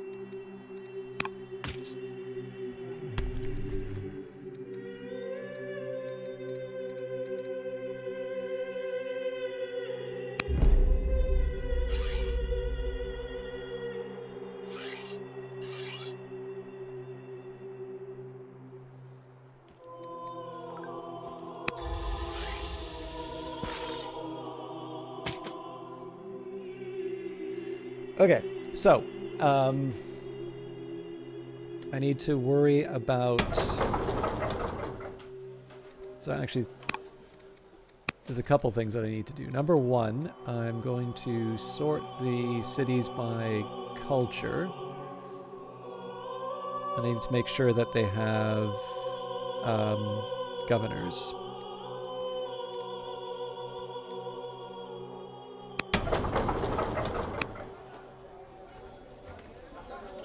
Okay, so this is good to know.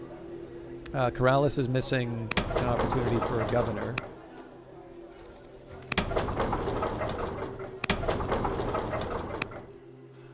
Yeah, so for want of garrison strongholds or citadels, a number of my cities that should have governors don't have them. And I should keep that in mind when I have workers free. Okay, so... this is not a bad example of how I have sort of too few military units, too few workers. There's a number of different things. Like, so the fact that I have so many orders and not that much to do is something that I should kind of deal with over time. Now, what I'm going to do here is see if I can find... Yeah, so unless I want to go to war with Persia, I need to behave myself. That's not out of the question, by the way, just...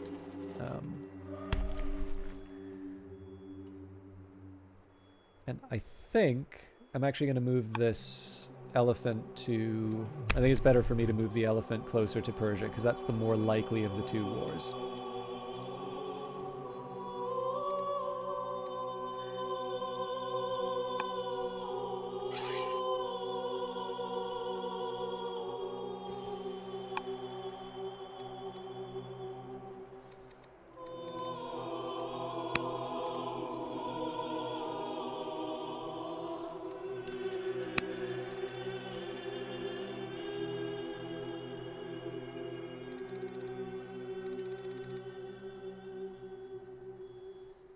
Let's do a trade mission to Assyria.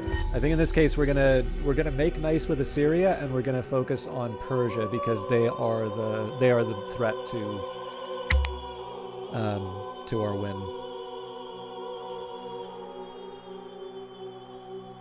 Hey, Index Gnome, how you doing?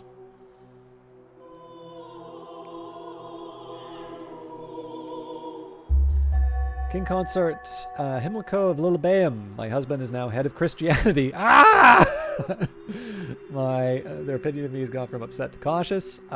Able to track any trail. Duke Hasdrubal of Utica is an expert tracker. Elect Sutarna, after messing up my domestic politics, has died. And Governor Tabiba, the scientist, is converted to Manichaeism. Quality ore. An emissary arrives from Persia with an offer of peace. We wish to expand our trade routes with your nation. The ores mined from your lands are renowned for their strength and quality. We desire to purchase more from you. So this will guarantee peace with us. I'm okay with this. The attacks against Carthaginian pagan followers have been brutal and effective. Many of the religion's leaders and their writings have been burnt in the flames. Shall this reign of terror continue?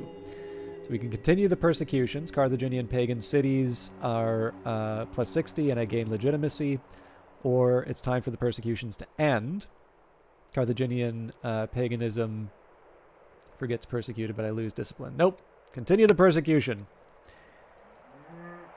I'm doing okay. I'm behind on some stuff, but I feel like I can see the end. I just need a couple of days of really hard work.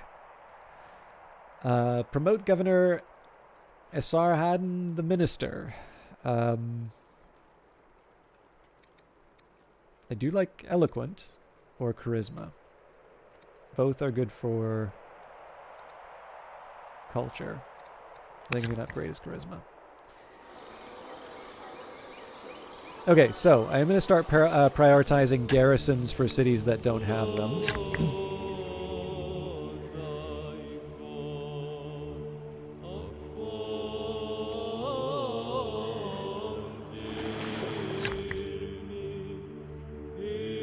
Okay, definitely Citadel.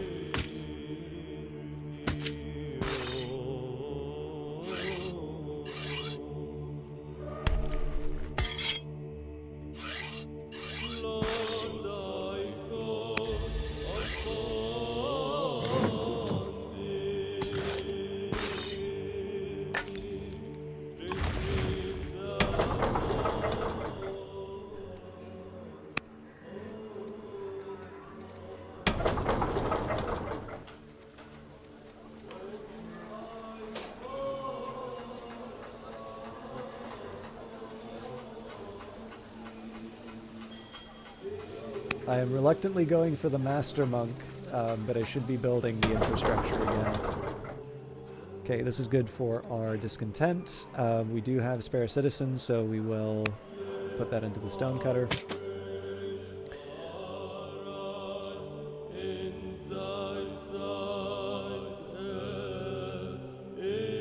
Yeah, one thing that has been kind of nice, so it's just like, it's a really big project. There's, for the most part, I think it's fair to say that most of the stuff that I want to do is on its way to sort of wrapping up. And what has been nice is that even though I'm behind on a few things, I'm also, like, I've found a way to carve a bit of time each day towards a few priorities where, like, I just kind of put my foot down and said, I was like, okay, this stuff, I'm serious about this stuff, and I need to start acting like I'm serious about it. So, sorry, I just need a second for a blanket.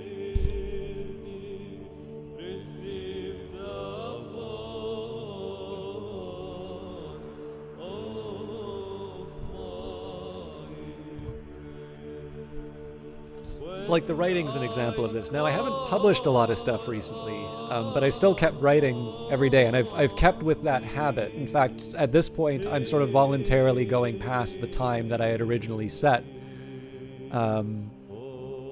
for what I what I normally set out to do.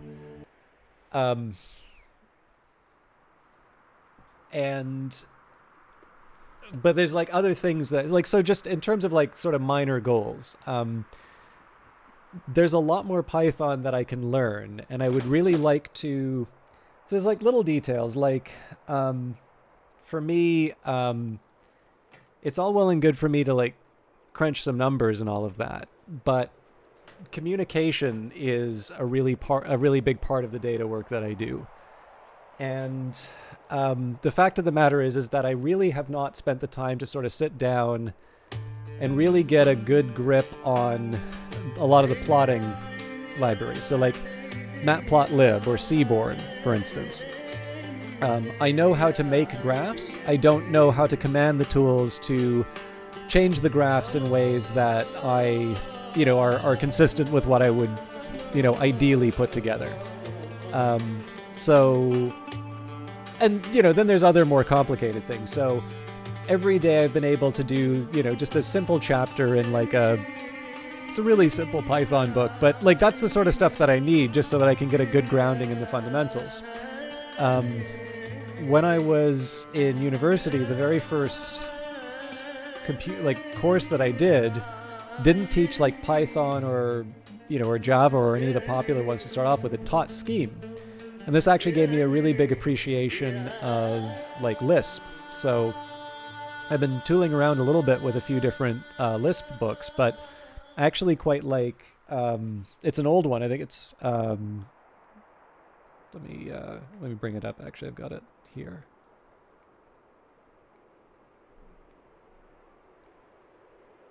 I thought I did.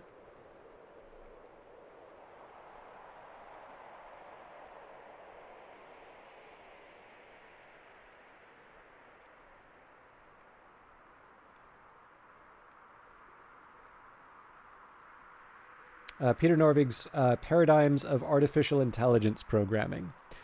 I always know it as PAIP, because that's the directory for it.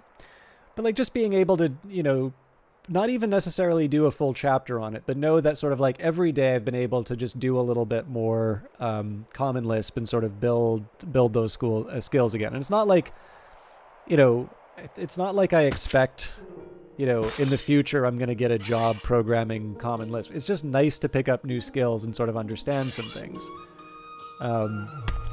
So where I can, I've been trying to do stuff like that. So again, I want to be careful in terms of managing my time, but I also want to acknowledge that if I just keep this single-minded pursuit of like, I absolutely have to get, assignment X, Y, and Z done, and if I don't, I'm a terrible failure, and everybody will spot me for a fraud.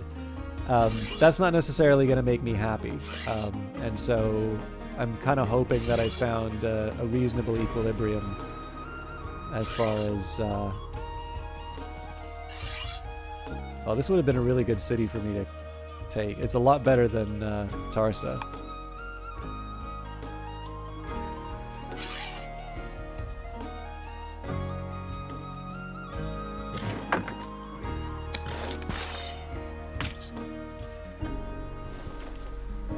But yeah, anyways, just little things like that. And it's always nice to just sort of mark those little milestones in terms of just being able to get stuff done and do, do work that you're happy with.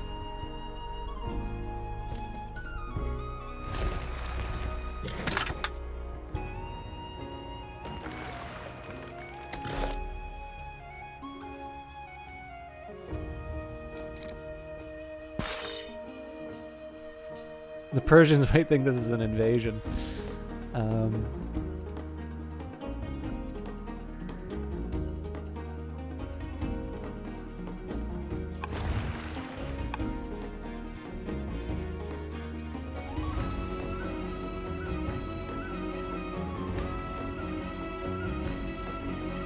Okay, I'm on an influence mission already, so I think we just need to end the year.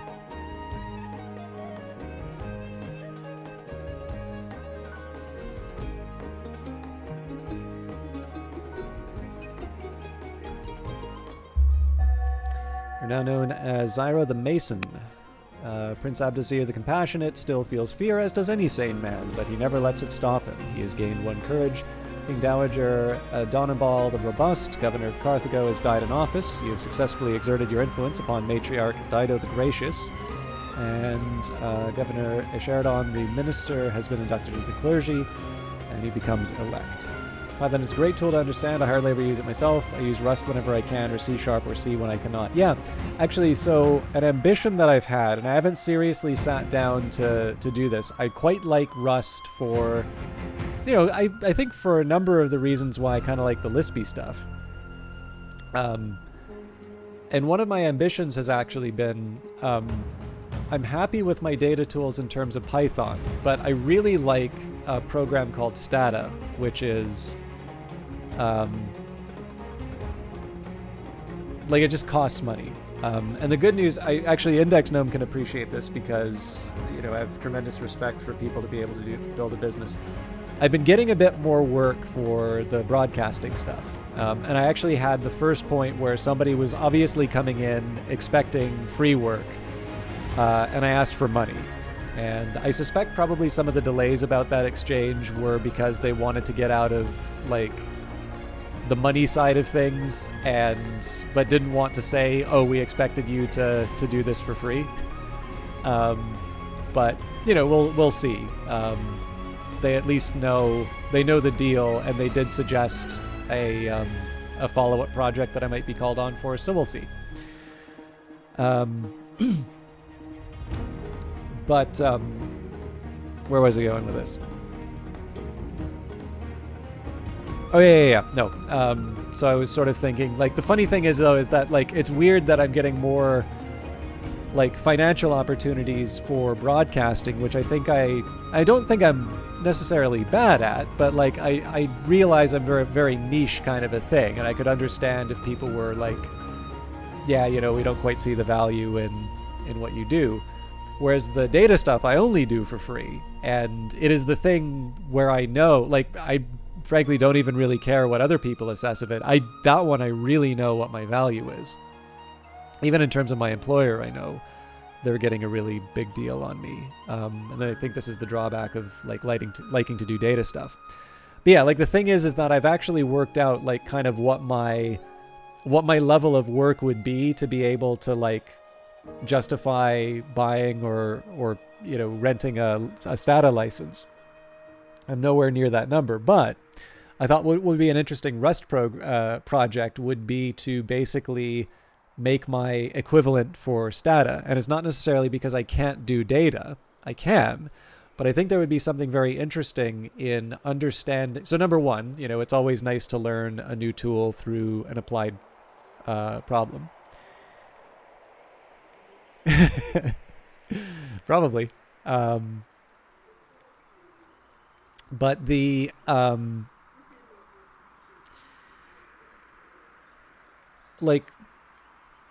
the one thing that's kind of neat is that there's understanding the math. So in terms of understanding econometric tools, so there's understanding the underlying mathematics, right? So you don't necessarily, you don't have to become a fellow of the Royal Society to be able to apply statistical tools. A mean is a mean. But it's also helpful to understand where, I did that article on variances, and I know, Jake Burkett talks about how he thinks that games follow power law distributions. And I'm, pretty skeptical about power law distributions because I think it's very hard to actually do it's not hard to do the test. It's just that most of the time you do these statistical tests, it's hard to distinguish between, say, the Pareto distribution, which is one of these power law distributions, and something like a log normal distribution, which is very common in the game data that I'm analyzing. But the difference between the two is that for most of the widely used power law distributions don't have second moments, which means that whole article I wrote about doing variances for game data and how that actually helps. It doesn't just make you write better articles, but it's actually more helpful for the people who build on your research. That article is made nonsense. Turned into nonsense if it turns out that Jake is right and that it follows, let's say a Pareto distribution with kind of the standard properties. The 80-20 rule is usually how people state these things. Now again, I don't think that's the case, and I have some evidence to suggest this is what it is. And like, I haven't put that article out yet because I think the big problem is that people really like the X hates Y narrative. And I actually think Jake does really, really good data work, and he's certainly much better known for it than I am.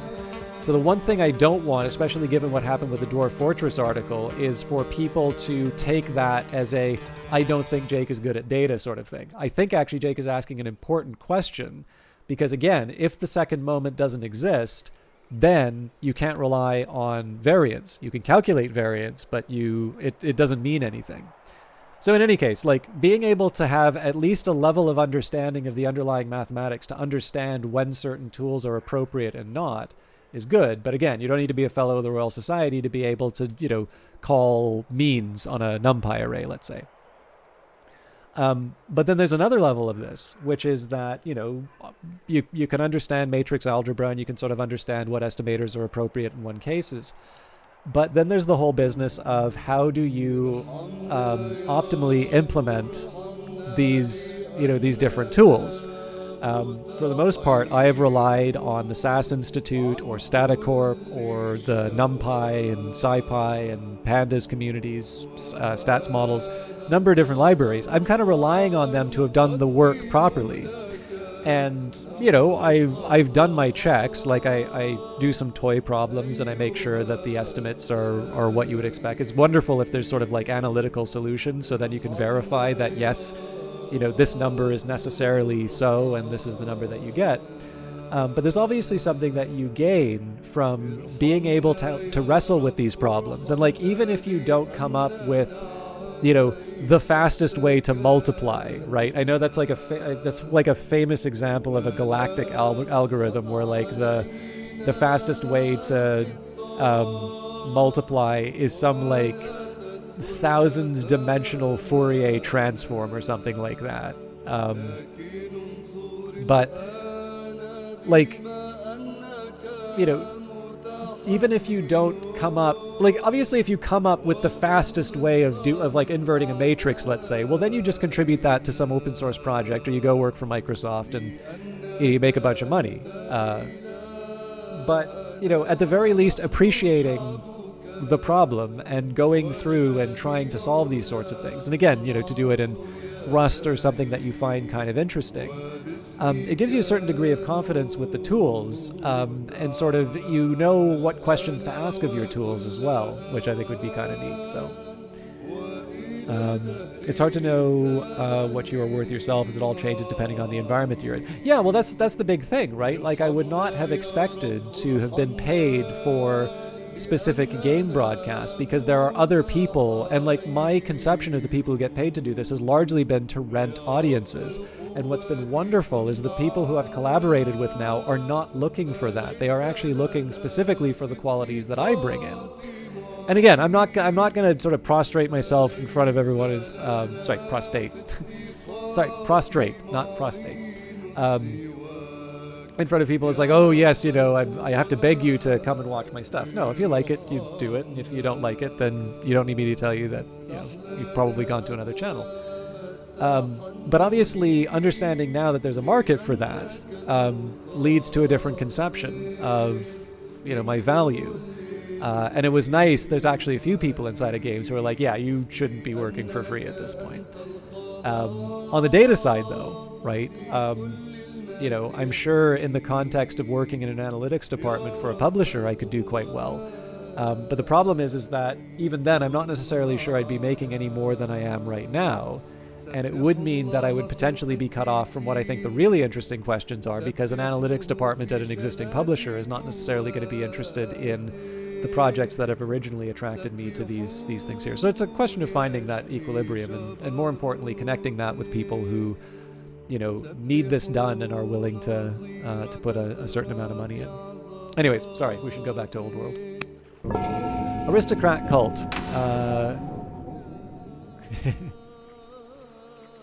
The noble family walks into a talent agent's office and says, "We've got this incredible show for you to see." The noble families have become enamored with a new cult born in the farming communities around Carthago. The families have adopted it into an arcane practice which they viciously gatekeep, claiming that unauthorized worship is a blasphemy against the goddess. The farmers of Carthago have sent a delegation to ask you to intervene and allow them to worship their goddess. Incidentally, I think I forgot to set the stream to something that anybody can watch. I don't plan on telling the rest of the aristocrats jokes, so let me just make sure I'm not tagged up for mature. I'm gonna have to refill my tea at some point, but I've been enjoying the chat. Yeah, God, I need to, at the end of Friday's cast, I need to make sure I turn off the mature content. Anyways, I'm going to take a small break for some tea, but not quite yet. The farmers of Carthago have sent a delegation to ask for you to intervene and allow them to worship their goddess, so we can support the nobles' right to keep the cult exclusive, or every Carthaginian pagan should have access if they want to worship. Hell yes. Even though we're persecuting them. King Dowager Adonabal the Robust, your father and governor of Carthage, has died in office. This will cost me money, but worth it overall. Actually, you know what? We'll give up a little bit of military in Carthage. Alright, Zyra is you and governor of Thapsus, so I think discipline as the ruler is the better one for me to work with. Now that's a barracks. Now if I recall, Lilybaeum needs a garrison. Yeah, here we go. I would have liked to have built the town, but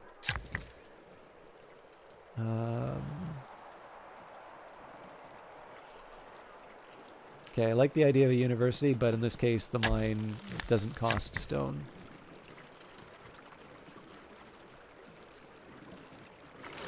This unit is for Carthago.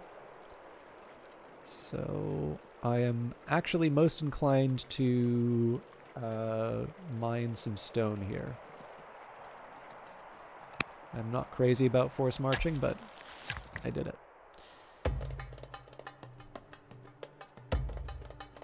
So basically it's going to be quarries for days along these mountains.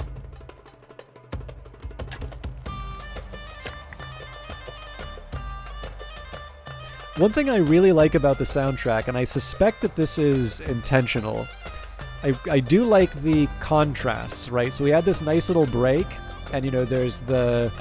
I think some of the choral music really does work well. This is a bit of a secret for me, I guess. I don't consider myself particularly religious, but I do very much like religious music, and this will be, you know, the usual, like Bach. It kind of feels like just among people in my social circle or people I know, Bach just seems to be like a thing. But what I think is equally interesting is like when I listen to the so like under the playlists, a good indicator for me is just to take a look at Apple Music. And the Sacred Sounds playlist, I think, is really nice. And then I have a few Eastern Orthodox chants. I actually really like sort of Byzantine chants.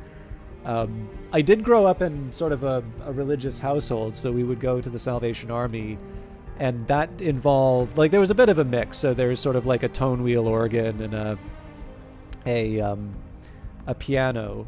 And there was sort of that part, but then there was also sort of the praise and worship music, like the sort of stuff you'll see sort of more in evangelical kind of churches. You know, lots of guitar and sort of, it's like a really crummy rock concert I think they're trying to do. And I've really never cared for that sort of thing. So there's a certain side of me that has this appreciation for the Eastern Orthodox approach of like no instruments, just singing. And so, you know, I've liked that. And one of the things I liked so much is that in this one, I believe it's not enabled in the... I don't believe it's enabled in the streamer-friendly mode, but Seraphim Bit Karibi, the album Chanting in the Language of Christ, these are psalms, among others, which are in Aramaic. And again, just absolutely beautiful music. So I really like how the soundtrack transitions from music like that, and then you'll be given a little bit of silence, but then there'll be music like this, which is still appropriate to the time, because it's obviously not all religion, even though we're playing the Sacred and the Profane DLC. I just really like sort of the transitions and the way that they make it all work out. Okay, more opportunities for spreading the good word.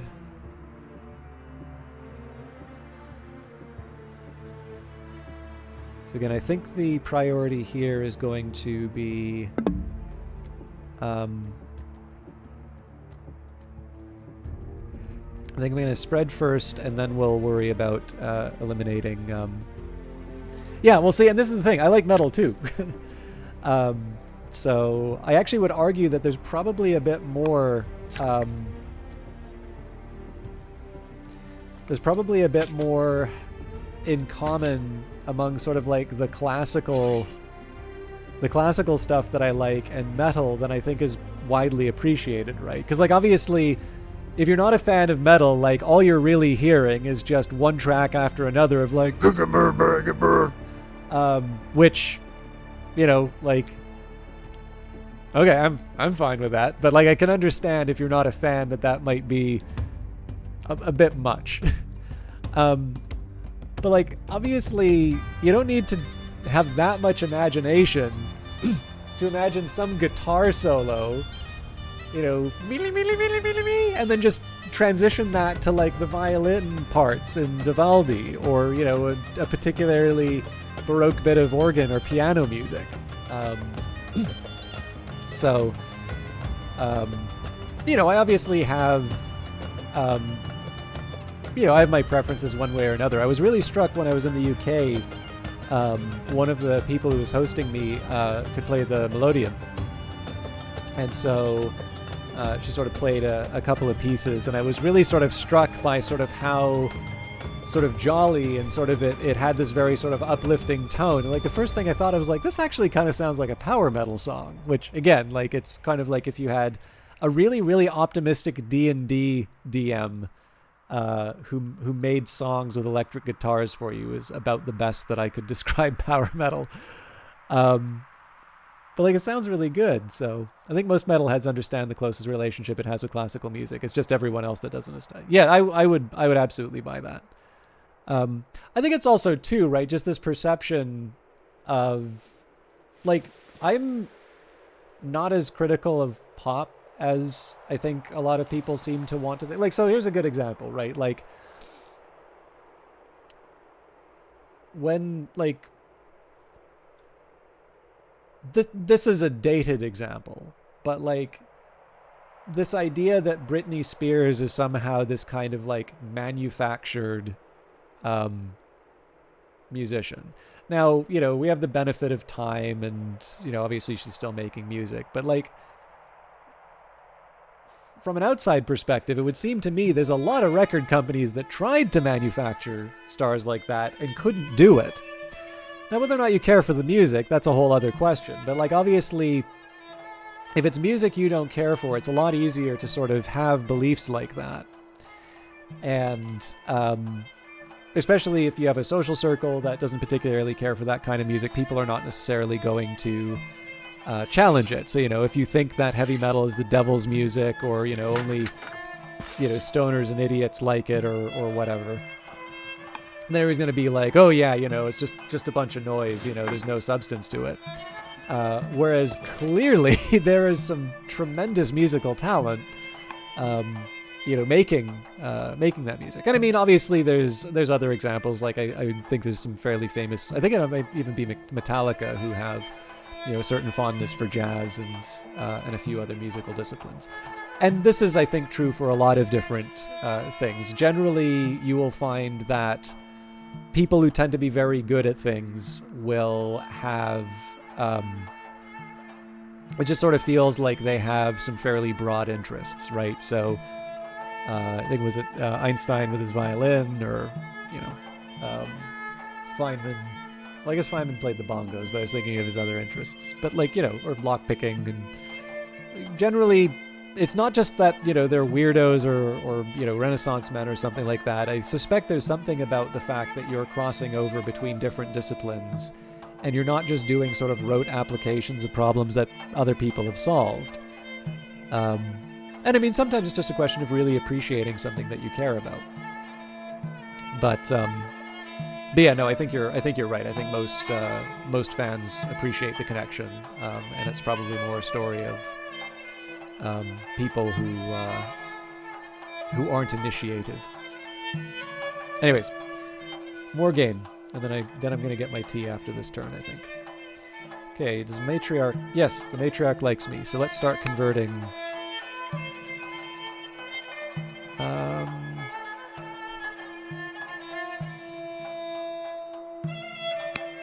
Okay, let's start by converting.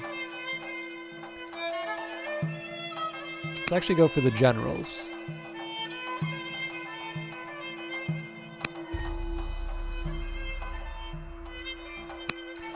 Next up, are there generals who don't like me? Yes.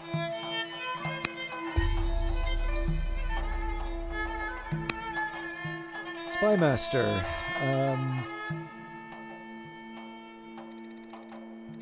So I don't really know what or hang on. Let's steal research from Persia.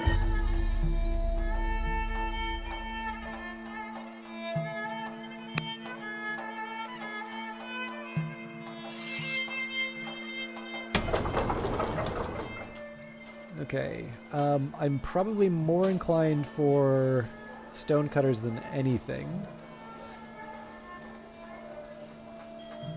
I don't mind the idea of more science, though.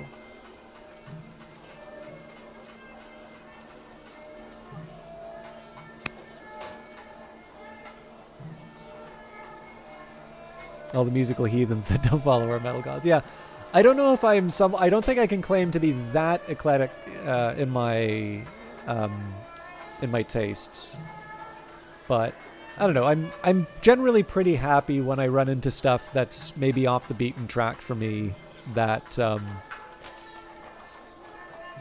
I do put a certain value on novelty, I notice. So like I deliberately avoid too many video game soundtracks in terms of Apple Music, and it's not that I don't like video game soundtracks. I just know that if I focus too much on that sort of thing, then iTunes is only going to be recommending that for me. It's a little bit like YouTube, right? You watch one type of video, and it's the only thing you're going to get recommendations for.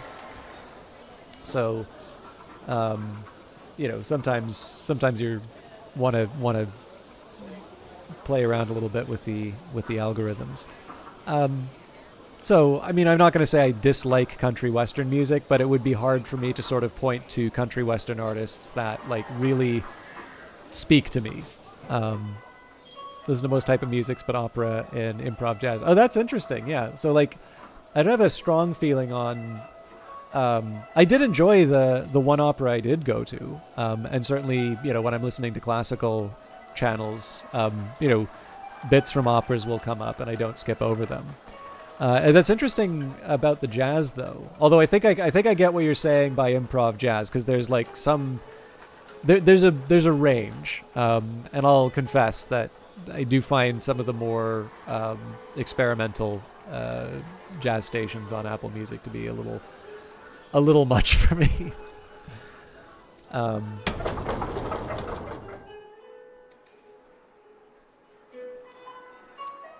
Okay, I think we need a worker first, and then we'll worry about the rest of it.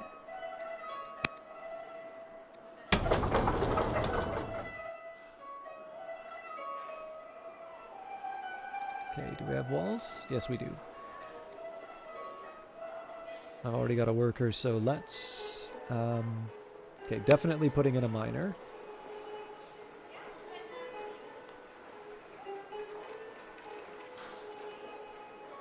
This gives me orders.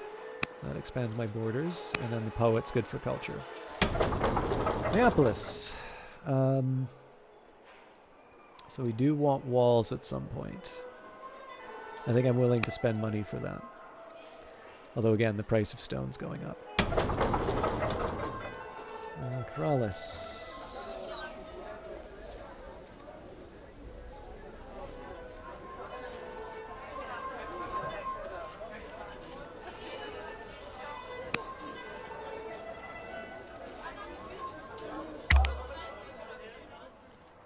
God, look at those orders for Persia.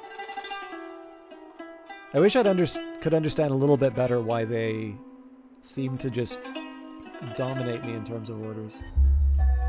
Okay, we knew that was coming up, so we failed the Discover Doctrine. Pharaoh, your cousin, has converted to... Stop that! And Agent Shamshi, the minister in residence, died while serving, so we'll get another... Excuse me. We'll get another one of those. I hate it when I wind up slurping the tea, but... in a hard-won negotiation, Ambassador Cathalo, the diplomat, has secured an offer of famed Assyrian jade. It will not come cheaply, however. I mean, it's not that expensive, but we'll say we don't need it. The court mourns. Today we grieve the death of Shamshi the minister, a member of the Carthaginian court. Her spirit will be venerated and her deeds will be remembered. Okay.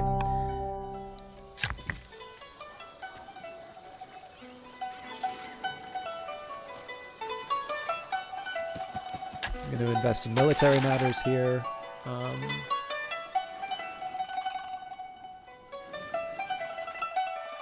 I think I've changed my mind. I'm actually going to spread this unit out.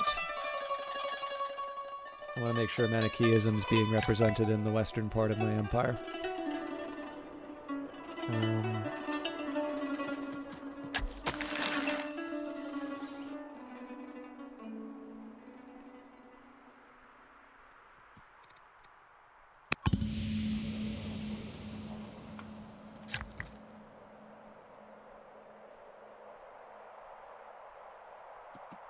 I think it's a little late for me to be building hamlets, but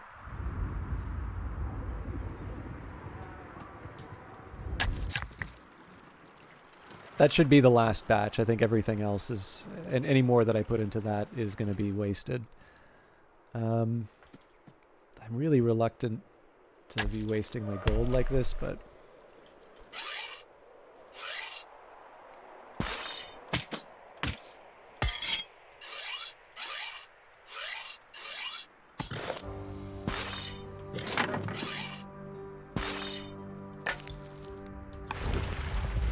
I also actually need to start getting on this, I really do need to start getting on, like, building the settlers and all these other roles. So, 6 years for settler. I think I just need to man up and do it.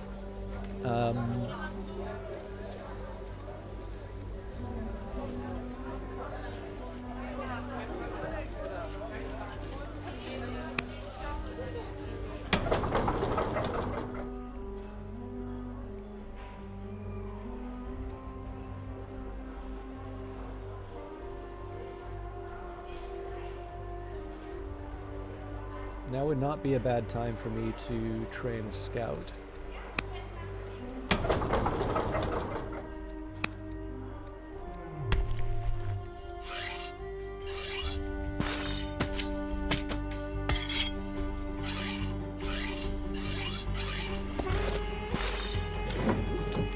Okay, we'll move everybody into the...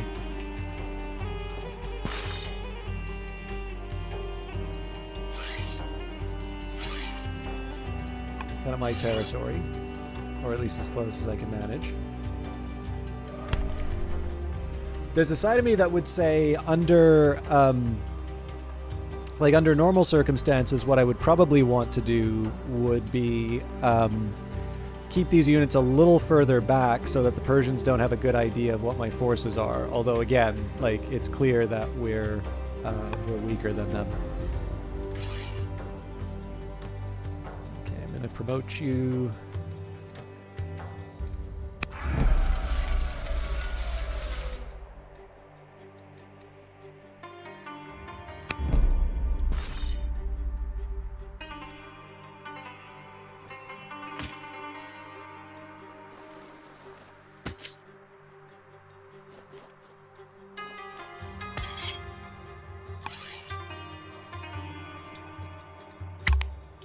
Okay. We're going to end this. Well, I'll watch what happens, and then I'm going to take a small break so that I can get my tea back.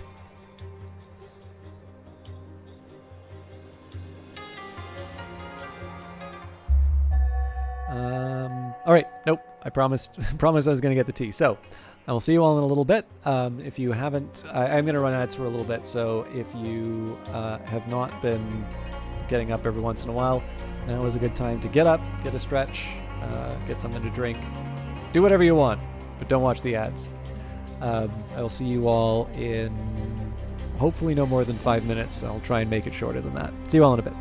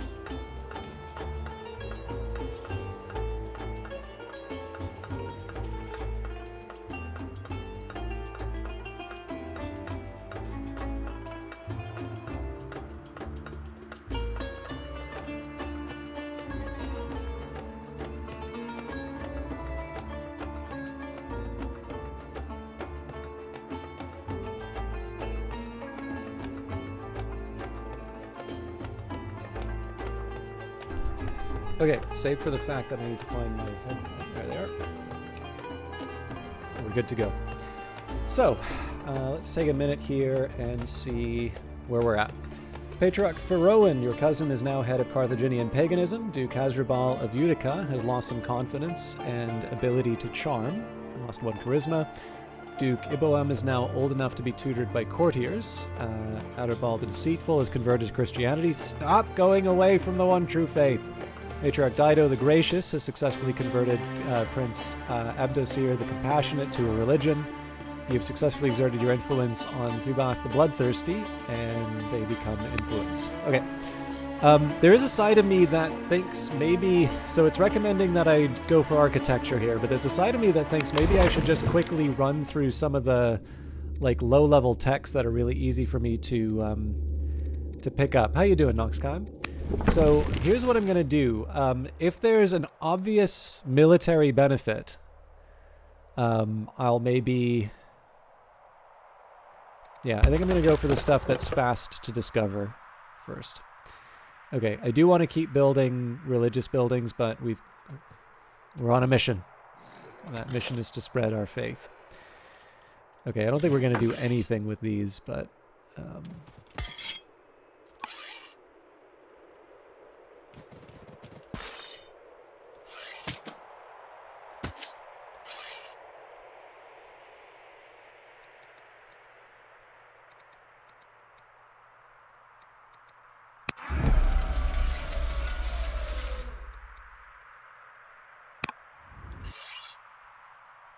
Obviously, I'm not at the point where I should just be using 1 archer as a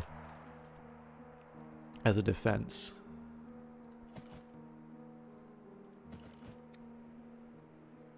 Also, oh god, there's going to be a big upgrade run that I need to do.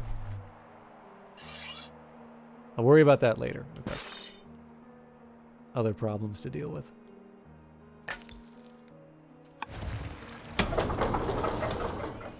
Okay, so it's Carthage. We've got...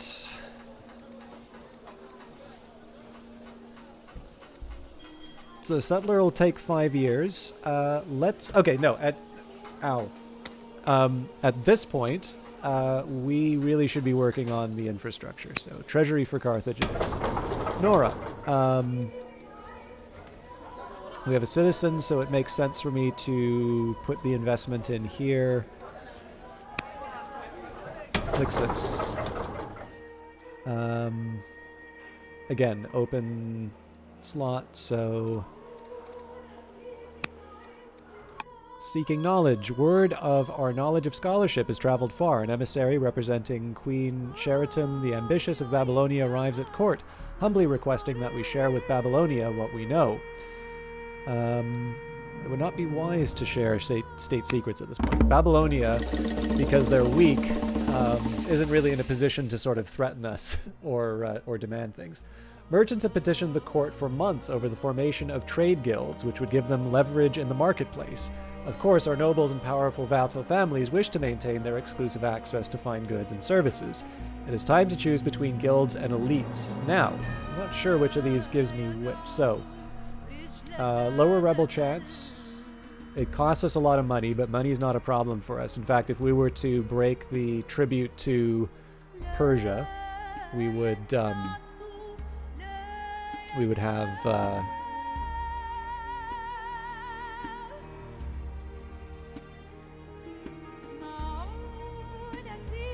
like we'd kind of cover that cost. Elites. Oh wow, we can store orders between years.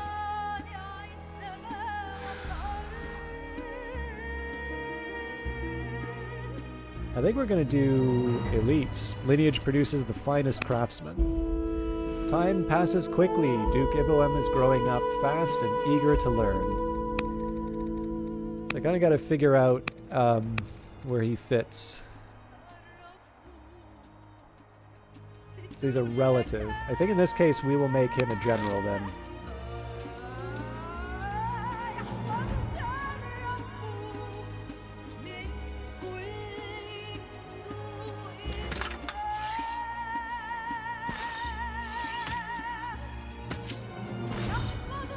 Okay.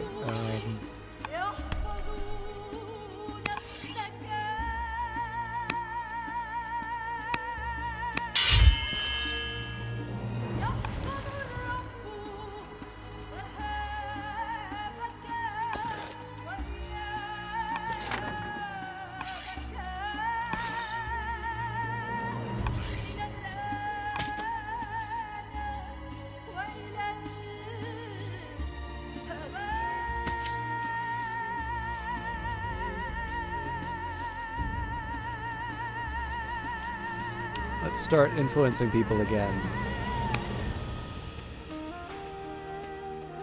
So Ederball the Deceitful, there's two problems with him.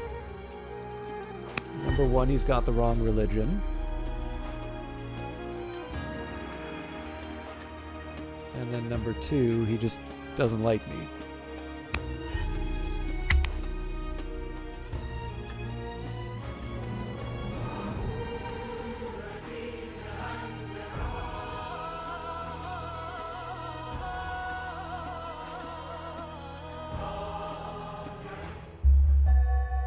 You're now known as Iara the Architect.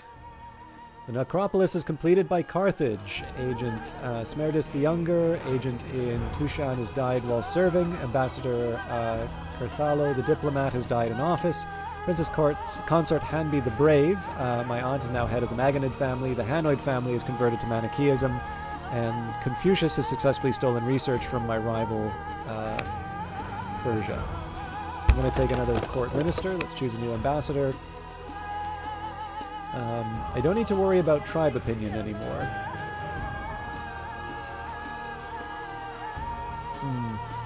None of these are great.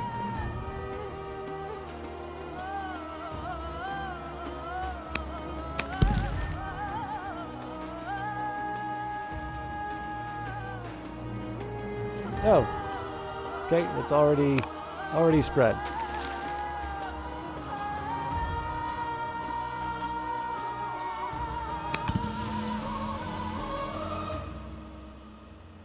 So I believe we have Manichaeism present in all of our cities. The next phase of this is to purge other religions from each of the cities now. The necropolis. It is done. The necropolis of Keralis is a sprawling system of temples and tombs for the queens of Carthage, with imposing statues and mortuary temples lined along the base of the surrounding hills. Each member of your dynasty has a temple built to honor their reign and to serve as a center for their mortuary cult, with tombs cut into the rock of the hills behind an area that locals have started to call the Valley of the Queens.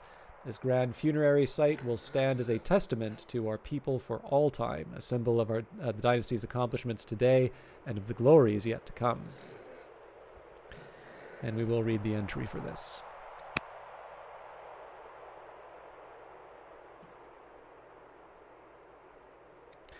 Valley of the Kings. The Valley of the Kings, also known as the Valley of the Gates of the Kings, is a valley in Egypt where, for a period of nearly 500 years, from the 16th to 11th century BC, rock-cut tombs were excavated for the pharaohs and powerful nobles of the New Kingdom, the 18th to 12th dynasties of ancient Egypt. The valley stands on the west bank of the Nile, opposite Thebes, with the heart of the Theban necropolis. The Wadi consists of two valleys, the East Valley, where the majority of the royal tombs are situated, and the West Valley, the Valley of the Monkeys. With the 2005 discovery of a new chamber and the 2008 discovery of two further tomb entrances, the valley is known to contain 63 tombs and chambers, ranging in size from KV-54, a simple pit, to KV-5, a complex tomb with over 120 chambers. It was the principal burial place of the major royal figures of the Egyptian New Kingdom, as well as a number of privileged nobles. The royal tombs are decorated with scenes from Egyptian mythology and give clues as to the beliefs and funerary practices of the period. Almost all of the tombs seem to have been opened and robbed in antiquity, but they still give an idea of the opulence and power of the pharaohs. This area has been the focus of archaeological and Egyptological exploration since the end of the 18th century, and its tombs and burials continue to stimulate research and interest. Since the 1920s, the valley has been famous for the discovery of the tomb of Tutankhamun, and is one of the most famous archaeological sites in the world. In 1979, it became a World Heritage Site, along with the rest of the Theban necropolis. Exploration, excavation, and conservation continues in the valley, and a new tourist center has recently been opened. So again, just a reminder, this is one thing I really like returning to when talking about Old World. Like, when you look at these dates, this is new stuff, right? There's this idea of classics and the ancient world, and sort of, it's not like Plato's writing new dialogues, right? This is true, but because there is so much that's lost and so much that, basically hasn't survived through the sorts of purges that we're seeing inside of the story here, it is entirely possible, likely even. Sorry, just give me a second.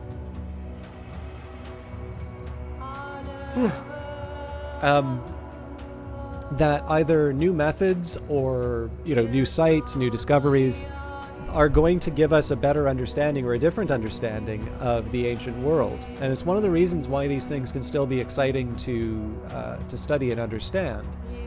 Because even though it is dealing with the past and the things that we would sort of think are set in stone, so to speak, our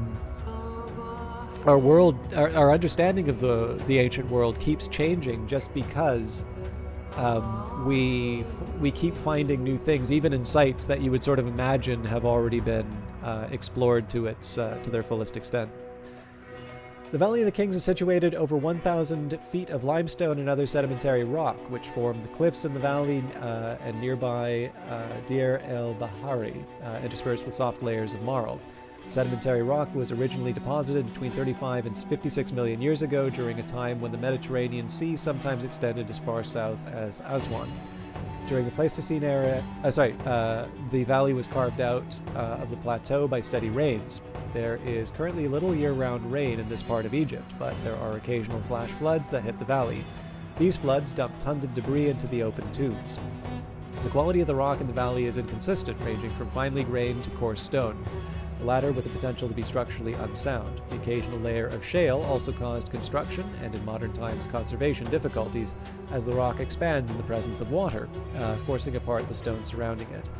It is thought that some tombs were altered in shape and size depending on the types of rocks the builder encountered. Builders took advantage of available geological features when constructing the tombs. Some tombs were quarried out of existing limestone clefts, others behind slopes of scree, and some were the edge of rock spurs created by ancient flood channels. The problems of tomb construction can be seen with the tombs of Ramses III and his father Sennacherib.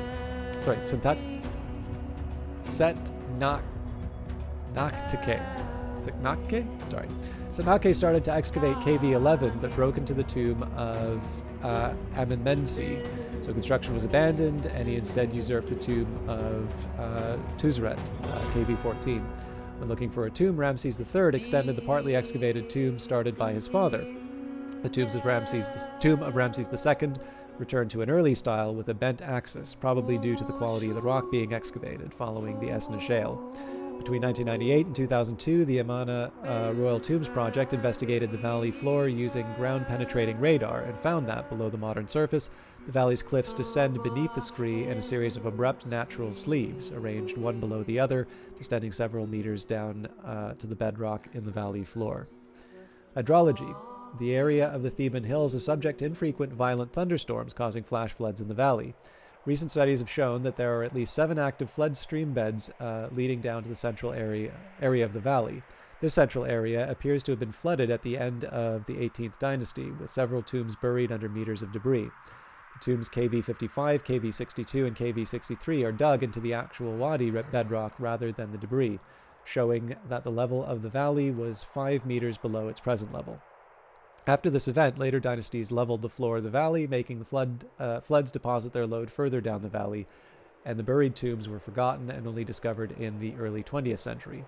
This was the area that was the subject of the Amana Royal Tombs Project ground scanning radar investigation, which showed several anomalies, one of which was proved to be KV-63. History.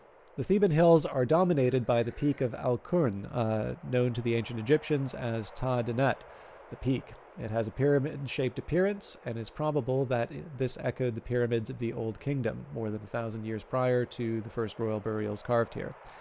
Its isolated position also resulted in reduced access, and special tomb police, the Medjay, were able to guard the necropolis. While the iconic pyramid complex of the Giza Plateau have come to symbolize ancient Egypt, the majority of tombs were cut into rock. Most pyramids and mastabas contain sections which are cut into ground level, and there are full rock-cut tombs in Egypt that date back to the Old Kingdom. After the defeat of Hyksos and the reunification of Egypt under Ahmose I, the Theban rulers began to construct elaborate tombs that reflected their newfound power. The tombs of Ahmose I and his son Amenhotep I, their exact location remains unknown, were probably in the 17th dynasty necropolis Dra Abu el-Naga. The first royal tombs in the Valley of the Kings were those of Amenhotep I, although this identification is also disputed, and Thutmose I, whose advisor Eneni notes in his tomb that he advised the king to place his tomb in the desolate valley. The identity of this actual tomb is unclear, but it is probably KV 20 or KV 38. I saw to the excavation of the rock tomb of His Majesty alone, no one seeing, no one hearing. The valley was used for primarily burials from approximately 1539 BC to 1075 BC. It contains at least 63 tombs, beginning with Thutmose I, or possibly earlier during the reign of Amenhotep I, and ending with Ramses X, or the 11th, although non-royal burials continued and usurped tombs. Despite its name, the Valley of the Kings also contains tombs of favorite nobles, as well as wives and children of both nobles and pharaohs. Therefore, only about 20 of the tombs actually contain the remains of kings. The remains of nobles and the royal family, together with unmarked pits and embalming caches, make up the rest. Around the time of Ramses I, circa 1301 BC, construction commenced in the separate Valley of the Queens. The Royal Necropolis. The official name for the site in ancient times is the Great and Majestic Necropolis of the millions of years of pharaoh life, strength, health in the west of Thebes. See below for the hieroglyphic spelling, or Ta Seknet Mat, the Great Field. At the start of the 18th dynasty, only kings were buried within the valley in large tombs. When a non-royal person was buried, it was in a small rock-cut chamber close to the tomb of their master. Amenhotep III's tomb was constructed in the Western Valley, and while his son Akhenaten moved his tomb's construction to Amama, it is thought that the unfinished WV-25 may have originally been intended for him. With the return to religious orthodoxy at the end of the 18th dynasty, Tutankhamun I and Horemheb returned to the royal necropolis. The 19th and 20th dynasties saw an increase in the number of burials, both here and in the Valley of the Queens, with Ramses II and later Ramses III each constructing a massive tomb used for the burial of their sons, KV5 and KV3 respectively.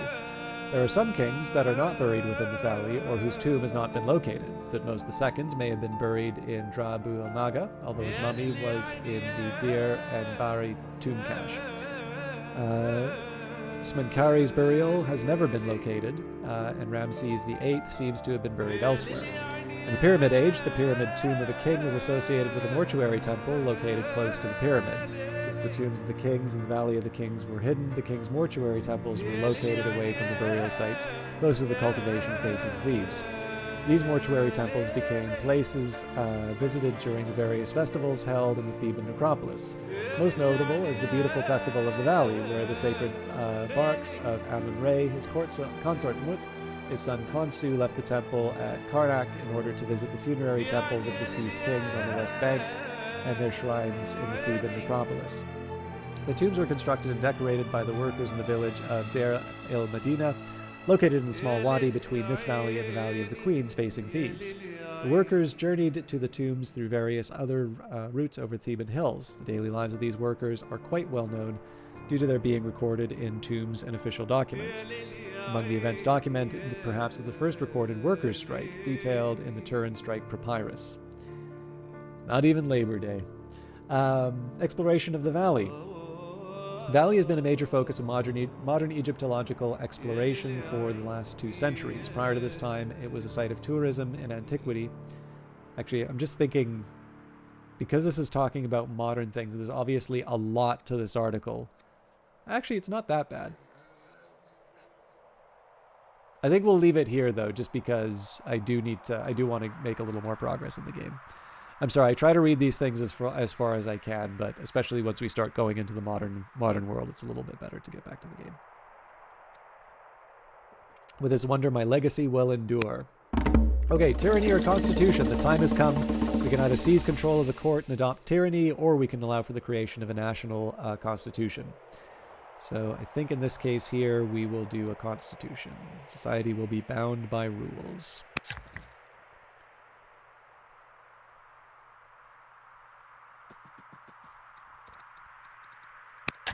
More stone. Now, Carolus really needs a garrison.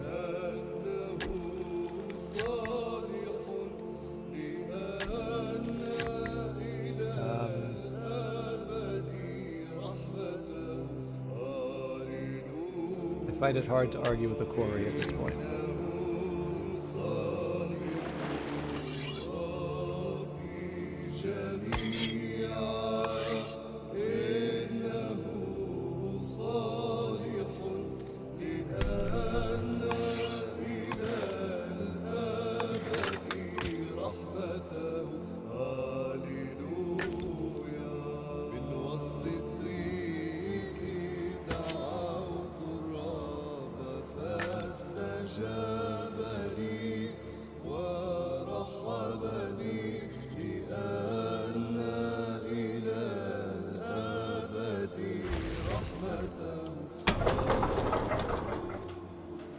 Okay, citizens are done here.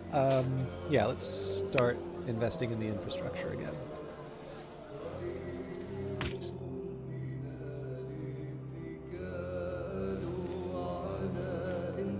This is a terrible unit for scouting.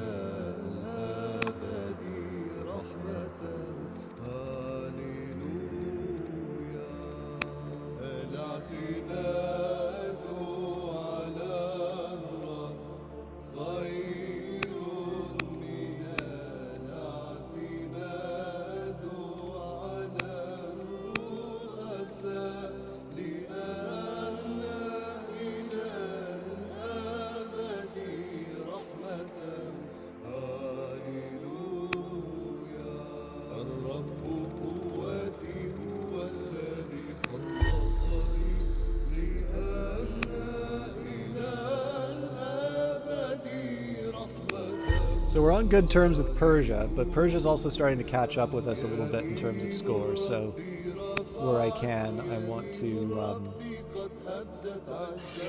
I don't want to provoke a fight with them, but I do at least want to capture whatever I can asset-wise.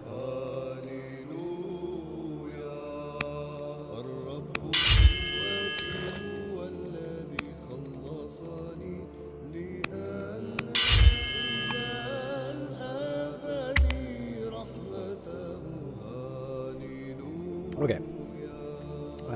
At some point, like, these three, at minimum, need to sort of transition to more military focuses. Although, again, I need to kind of be careful that I don't go too early on that, because I also want to make sure that I'm, I have enough infrastructure to sustain this stuff. Okay, Ambassador Osmalek, the diplomat, has converted to Manichaeism. Patriarch Dido the Gracious has successfully converted Adherbal the Deceitful to her religion, and have successfully exerted influence on Adherbal the Deceitful. A new court minister, Yutpan, has joined the court. His aptitude in matters of state will keep Carthage moving forward. So, again, this is kind of counterintuitive, but I'm actually going to keep investing in the cheap tech until I've sort of caught up on a few things.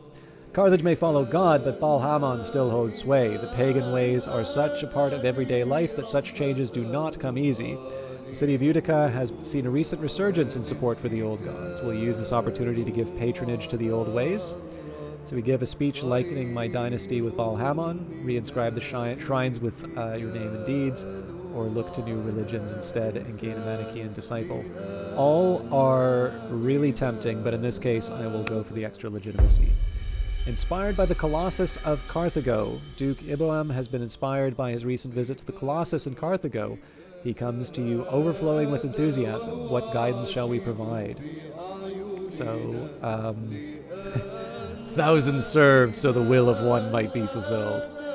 Never forget, friends will see you through. Or back in my day, we snuck acolytes of love inside.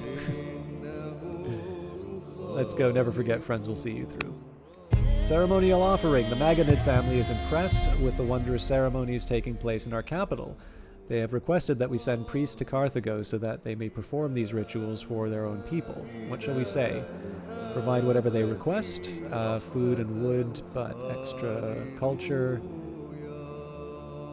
Yep, no, provide whatever they request.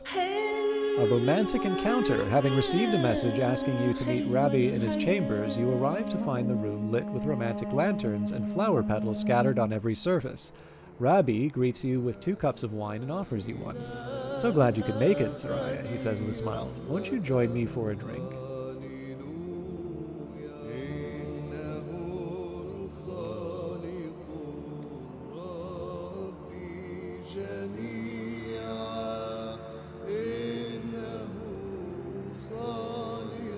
What does my husband think of me? He's cautious. And he's Christian. Love to.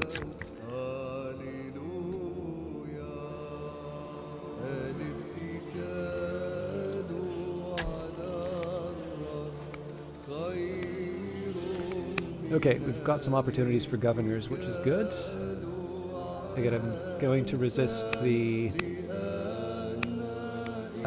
negatives if I can. Ah, now this is interesting.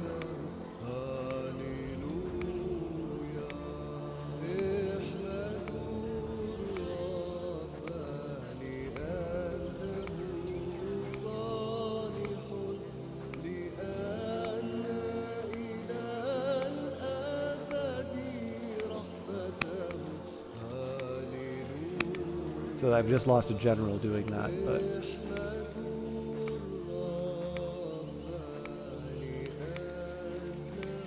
Okay, governors.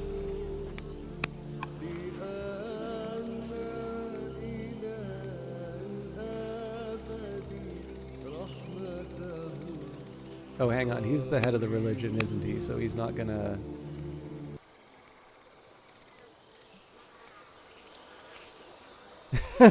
Yeah, my husband's the head of Christianity.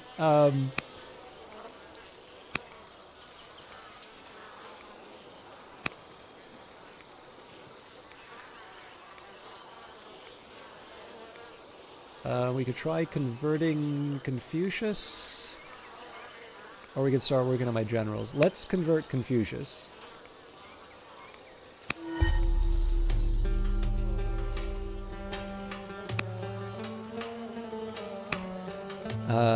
Next up, we're going to consider generals. Actually, it looks like we're on generally good terms.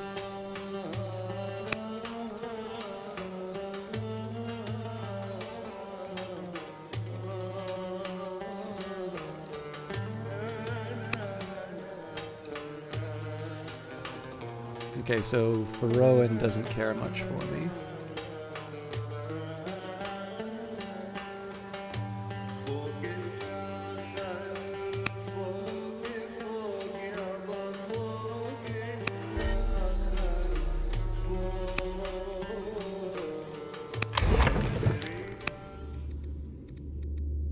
I don't have a son yet. What's the deal?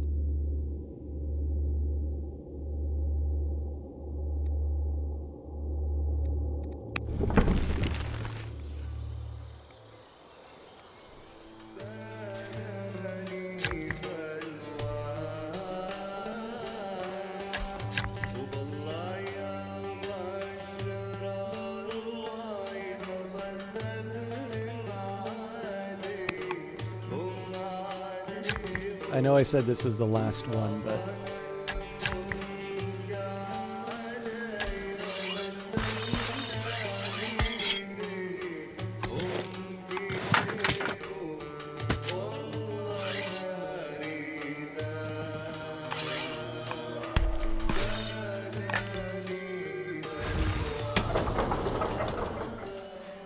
Okay, citizens. I think we could probably go for the poets.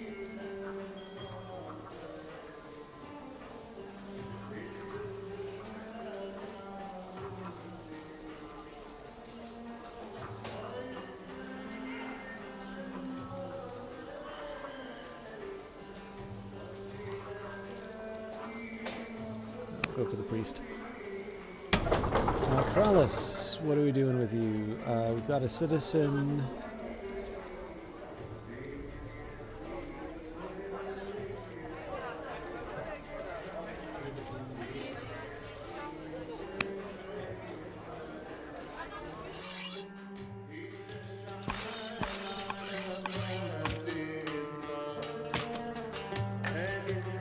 Okay.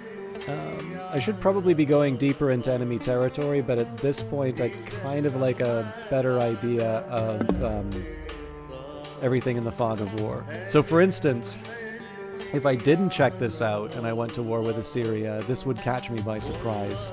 It's one of the reasons why I find something like that worthwhile. Okay. So obviously I've got more orders than I know what to do with right now. That's not a terrible place to be, but I've not really been managing things that well. Okay, inspired by Manichaean descent, Hanoid rebels in Utica have taken up arms for their religion and formed spearmen near the city. You're gonna have to deal with that. Governor Yupan, the minister, is converted to Manichaeism. Okay. So it's recommending hydraulics. I'm inclined to agree with this. The mill will be helpful.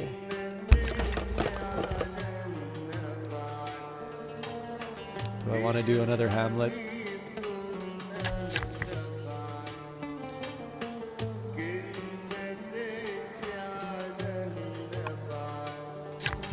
Before I do that, garrison gets me a governor.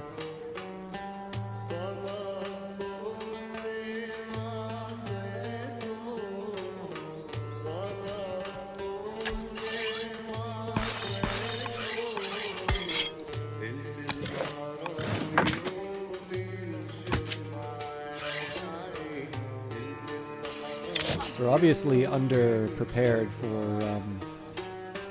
Oh, wow. I've kind of abandoned a few of my cities. Okay, well, we can fix that.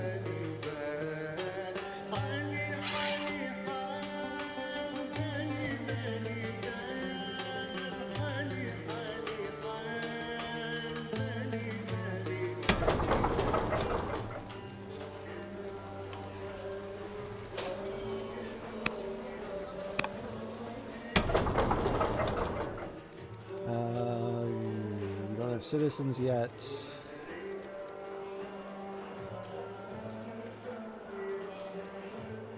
No, I don't think... 11 years for a citizen, or a settler is too long.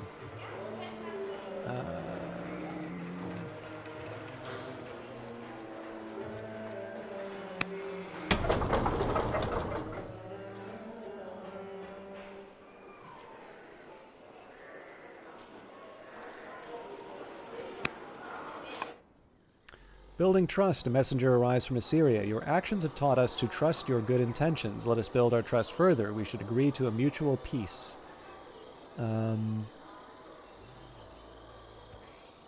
Yes, we will sign the proposed treaty. The Christian priests and the Zoroastrian magi are locked in a doctrinal debate about the significance of sacred objects to the divine. The bishops believe that the relics left by Jesus and the saints give a tangible connection to them, while the Magi argue that objects themselves cannot be sacred, only representations of the divine spirits and virtues. Who do you favor? So, we're already on good terms with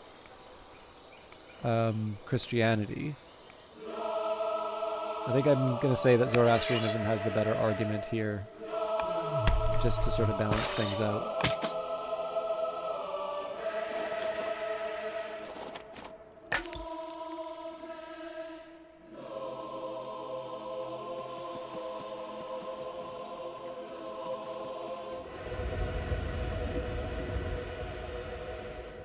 I think that's about as far as I'm going to get with these. Okay, I think I need to build a settler in Carthage, otherwise it's not going to get done.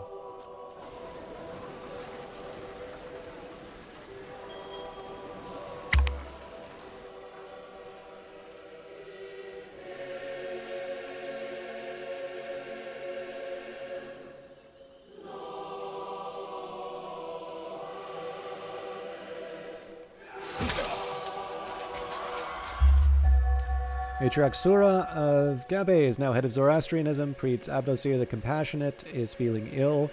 Spymaster Confucius has successfully stolen research from Persia. Wow, that's a nice return, actually.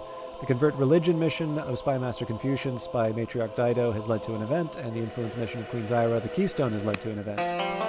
Our ambassador, Osmalek, has successfully completed his mission to establish a trade network with Assyria. How shall each side benefit from the free flow of trade? Stone for science, stone for civics, stone for additional training. I like the science, but I don't like the... Well, 6 stone's not that bad. I think we'll prefer not to trade, though. The Gifted of Mani.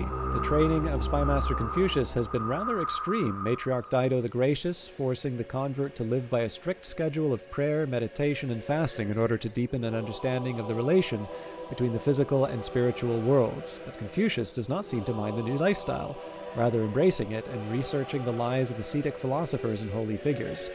The priests are impressed with Confucius' progress and dedication, but some in the court are concerned for the effect that it could have on him and ask for you to intervene.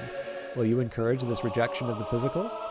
So we can encourage him to do things in moderation, which will give him additional wisdom, or ignore the court's concerns and allow him to continue on this path. Cannot be a governor, general, or on the council. Well, we lose our spy master, but it's the right thing to do. Ignore the court's concerns and allow him to continue on this path. Companionship. In your efforts to woo Patriarch Pharaoh, you've never seen a man who turns down rewards, trying to live in humility and without vanity. You can't help but feel that there might be something to his lifestyle, the connection with something larger than oneself, a sense of serving a greater good. Adopting this new way of life would give you certain benefits, such as understanding more of what Patriarch Pharaoh would like and how you could put him into your debt. So I shall bind him to me and never seek my own fame. Or I will not do this. I will not let Patriarch Pharaoh influence me.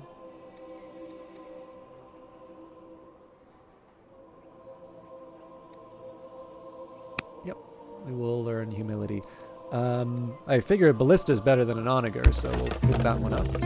The followers of Judaism and Manichaeanism has been developing friendly relations in the city of Tarsa. Just recently, a Jewish temple held a common prayer session with both religions, and Manichaean schools invited Jewish representatives to teach about their faith. Such cooperation can teach us better ways to govern, or the cleric set a wonderful example for all of Carthage. We will go for the opinion. All right. What does the windmill do? Adjacent mine quarry and lumber mills. I can live with that. Okay, we need a new spy master. Jesus, everybody creates unhappiness.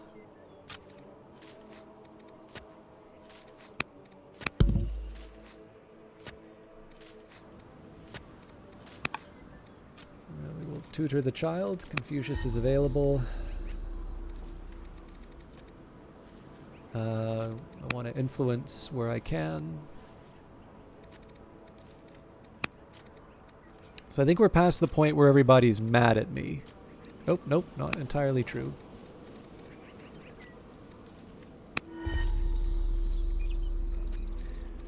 But it does not hurt to do the conversions.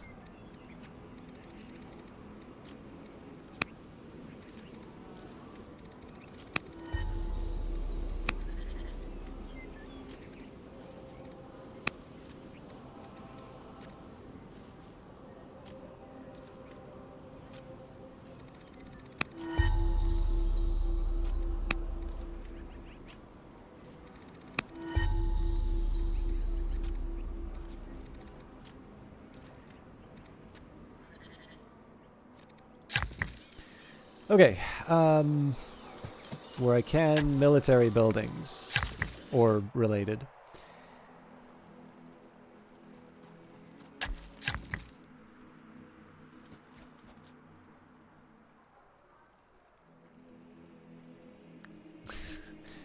I did say the last Hamlet was the last one. I'm a liar.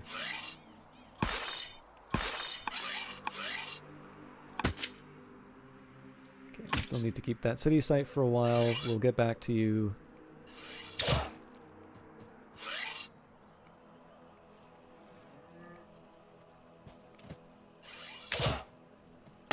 Almost there.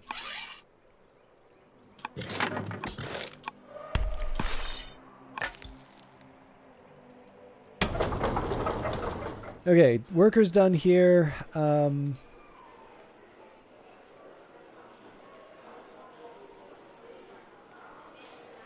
I'm not crazy about suppressing the dissent, but we should probably get that taken care of. Now again, I do need to get like the military matters underway, but we don't really have the training for this. This is such a waste of time if I do this. So we will get the fishers.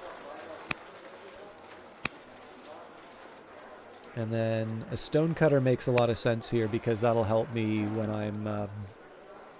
I'm trying to build the various military units. Neapolis, happy. We might as well go for all of these. All right. I don't think we have a worker yet, so.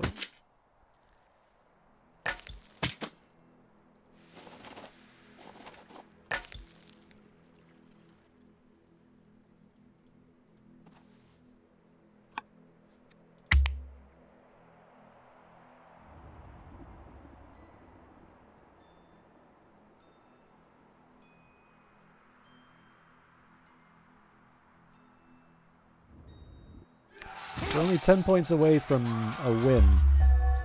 Prince Abdesir the Compassionate, General of the Warrior, has died in the field. Hasdrubal is now head of the Hanoid family. Hasdrubal has lost some confidence, losing charisma. Governor Namsar the Younger has converted to Christianity. We'll put a stop to that. And Agent Brich of Thene has died while serving. Okay. Again, we go for the cheapest, and I am inclined to pick matter. Okay. Governor of Utica, we'll go for the extra wisdom. Okay, here is...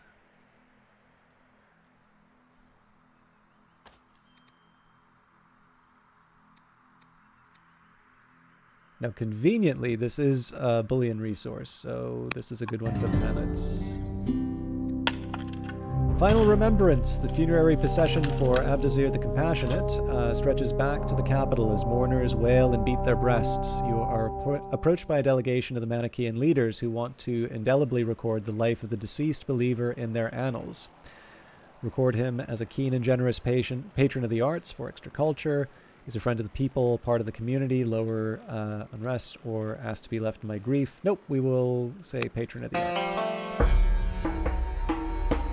Peaceable Kingdom. On a recent visit home, Duke Iboham fills the palace with animals from a nearby wood, birds, lizards, and all manner of furry beasties. He cares for them like a loving father. Upon Iboham's return to his studies, you suggest ways for him to further his interests. So he can study group care and behavior. Now, he's not going to become a governor. He's currently training as a tactics student. Wade among lakes and rivers, becoming a pathfinder, or to ride is to know true freedom.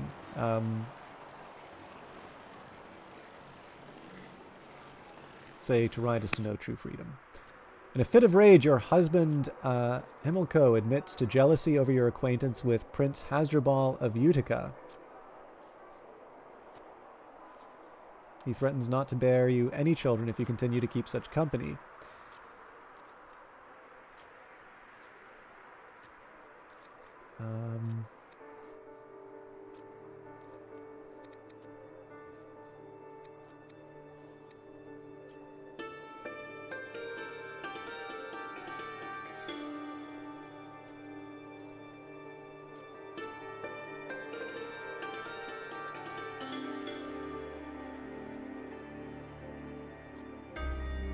This is lunacy. Call the court physicians. Undue influence. The court are disturbed by the rise of cult worship in Carthage. Even Patriarch Pharoah shares his concerns that the spread of these cults is undermining the authority of your rule and distorting the traditions of Carthaginian paganism with their own rites and practices. You are urged to take action to stop the spread of these cults and their malign influence. What will you do? We can make an example of the cult of the healer, expelling them from Carthage. Carthago. Place taxes on the practice of the cult rituals, or voice your support for the practice of cult worship. Get rid of them! The Automaton. An eccentric, reclusive scientist from this... sorry, let's read the entry first.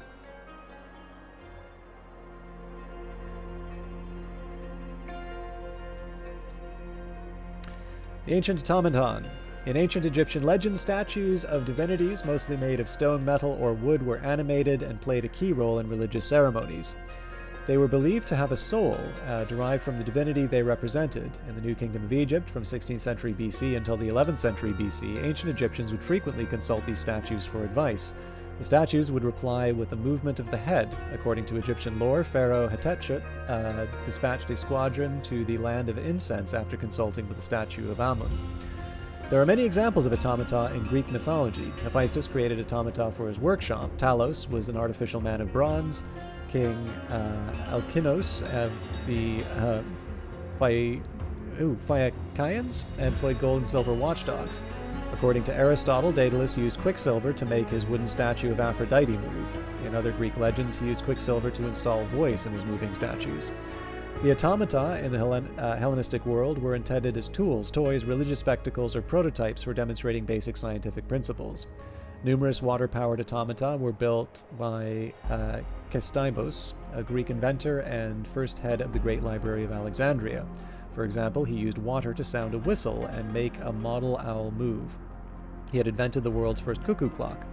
This tradition continued in Alexandria with inventors such as Greek mathematician Hero of Alexandria, sometimes known as Heron, whose writings on hydraulics, pneumatics, and mechanics describe siphons, a fire engine, a water organ, an aeolophile, and a programmable cart. Philo of Byzantium was famous for his inventions.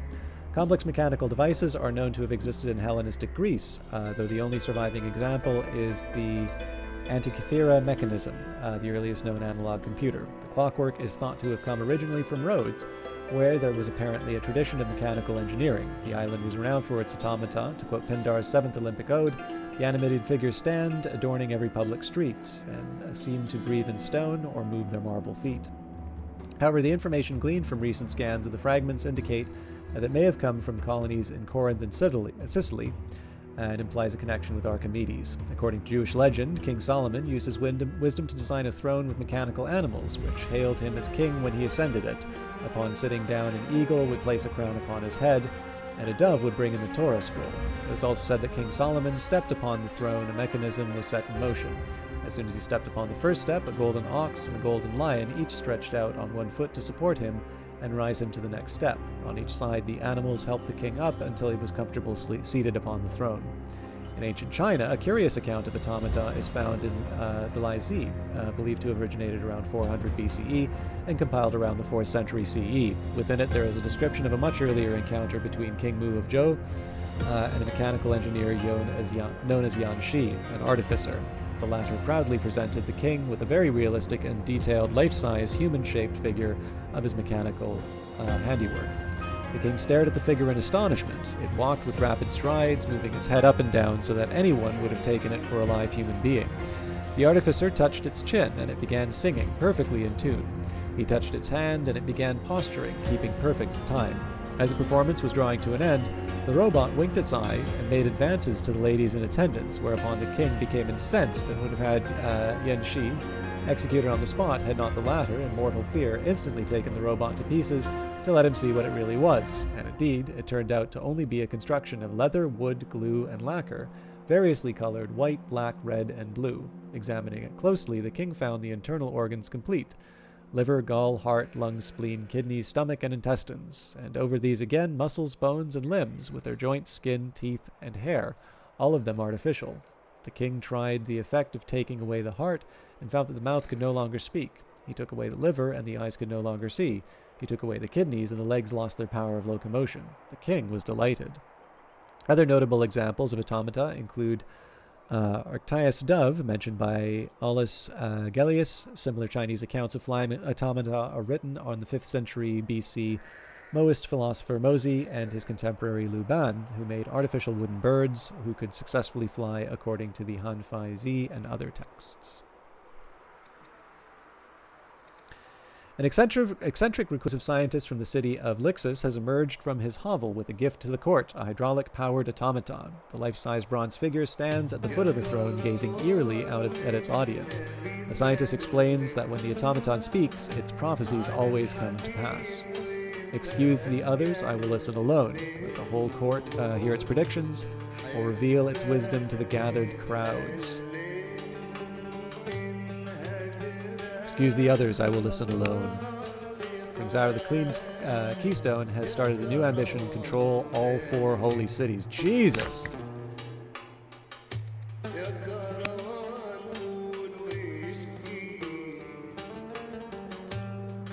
So this is effectively, like, this is basically the you have to go to war with Persia ambition.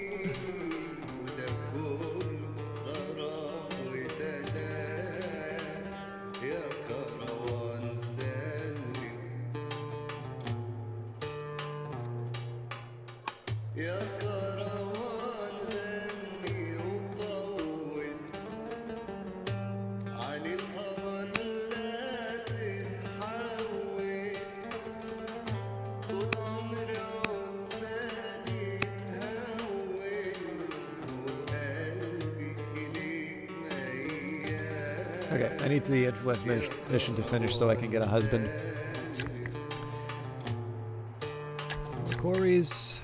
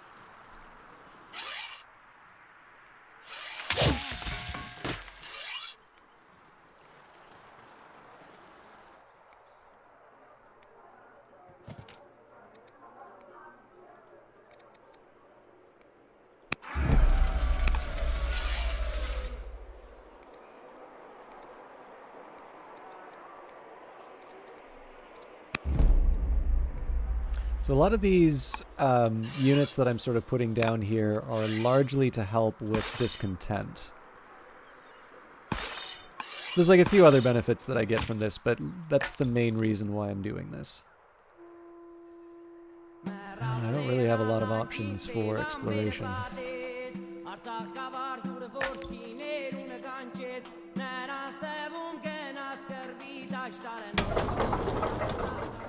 Okay, what are we doing with you? I figure clearing out the citizens is a good first move.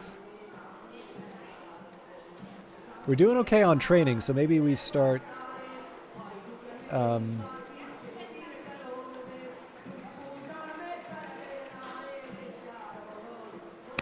I'll start with a navy actually, but we are gonna ramp up infantry production. Okay, officer, Utica. We don't have citizens, so we'll start by repairing the damage. Lilbayam should be doing some basic training, but let's get the citizens first. Gardener, officer. We'll leave it there. And then for Carthago Nova, we'll start with a worker. Pepsis.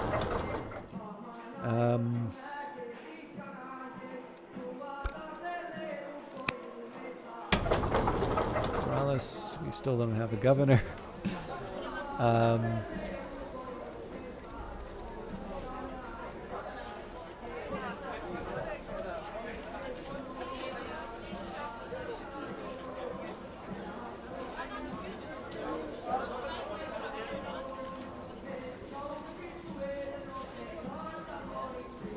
Okay, let's see. We don't really know what the Persians are fielding. We'll start with some axemen, I think.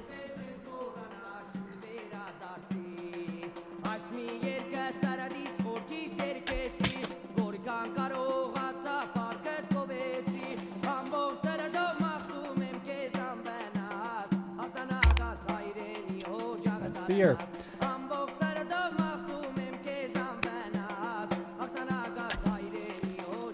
So we're starting to make some progress on the towns. I have no idea if we'll become the Great. Today we grieve the death of Tabiba the Scientist, member of the Carthaginian court. Her spirit will be venerated and her deeds will be remembered. The mines of Lorien. The workers in Carthago have discovered a rich vein of ore in a local mine, which would increase production in the local area. However, expanding the operation would require significant investment. Always happy to do that. A marriage proposal has arrived from the Dodonian family for you, Queen Zyra the Keystone. How shall we respond to their suggestion? Who's youngest? Okay, Spymaster works for me. Hanno of Salde, General of the Akkadian Archer, is too old and is retired from the field.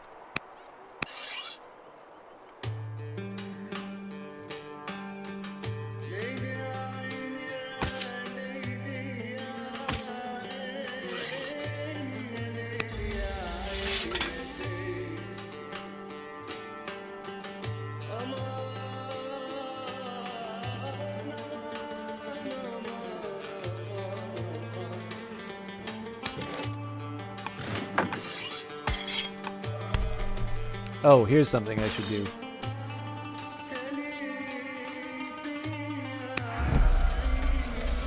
I think we're going to go all Axemen for starters.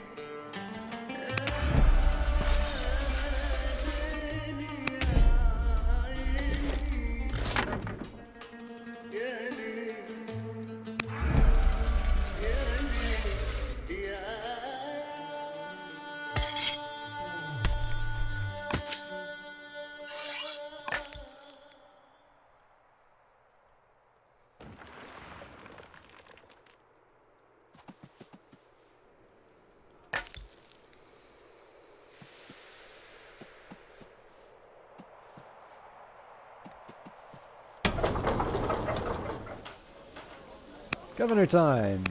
There's really only one option.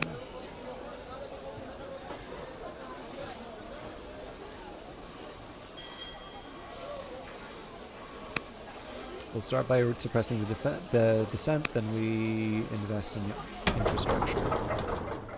Gadir.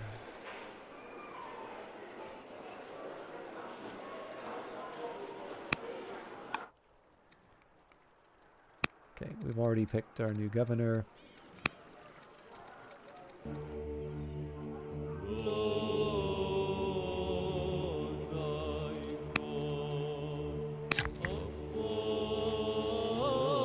Starting to run out of room for things in Carthage.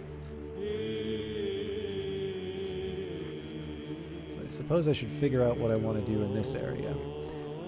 Now, maybe we just spend the money on the wonder. So we can do the mausoleum.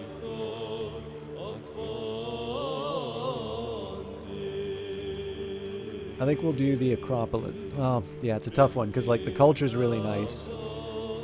The Acropolis helps out with the orders as well as bonus orders from the Forum.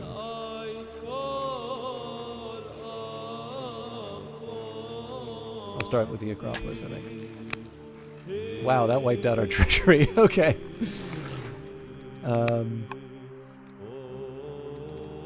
Who else can I convert?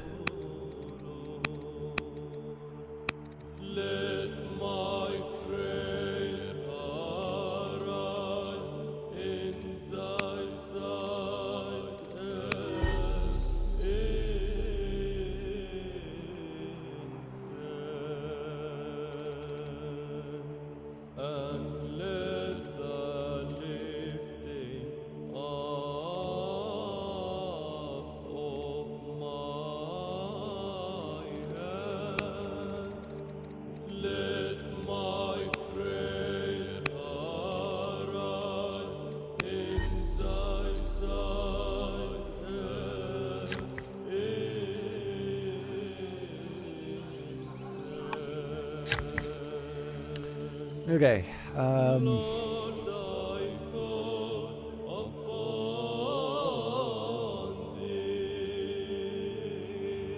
That costs too much, so I'm just going to sit there.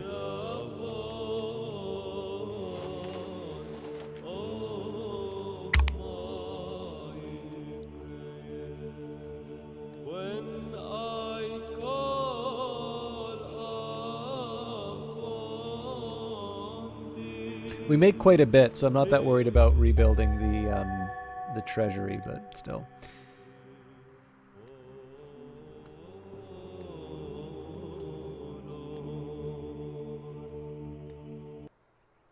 Hey, let me see the great. 10,000. I kind of wish I had an idea of how close I actually was to that goal. A foreign agent in Carthago has damaged the city's defenses. Ambassador Osmalek, the diplomat, has died in office. King Consort Balhano of Lilybaeum is now head of the Didonian family. Confucius the Gracious has tutored Duke Iboam, improving his courage. And King Consort Balhano of Lilybaeum has successfully stolen research from Persia. We're going to keep him doing that. Goods boost. I probably shouldn't, but... New ambassador.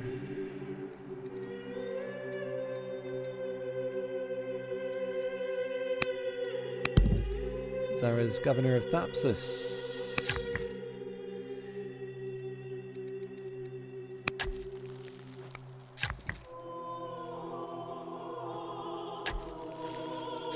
So again, priority to the workers before I go too far on anything else.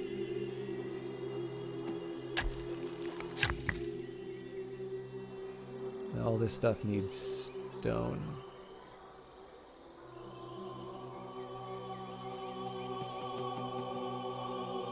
But I have the money for it now, so.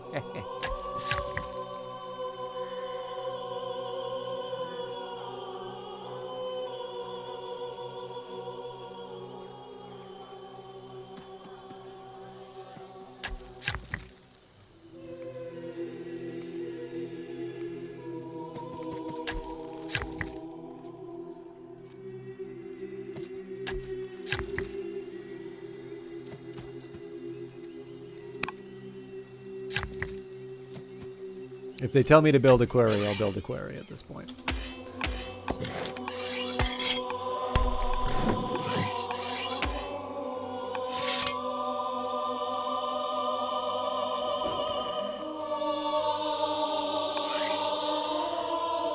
Okay, you can go to sleep, Utica.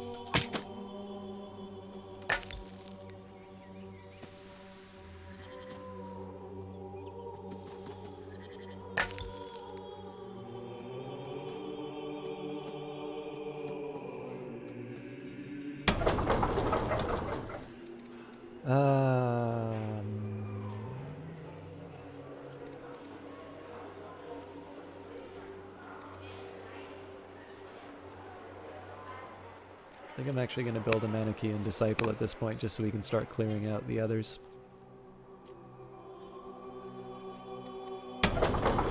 Okay, Lixus has room for a stonecutter.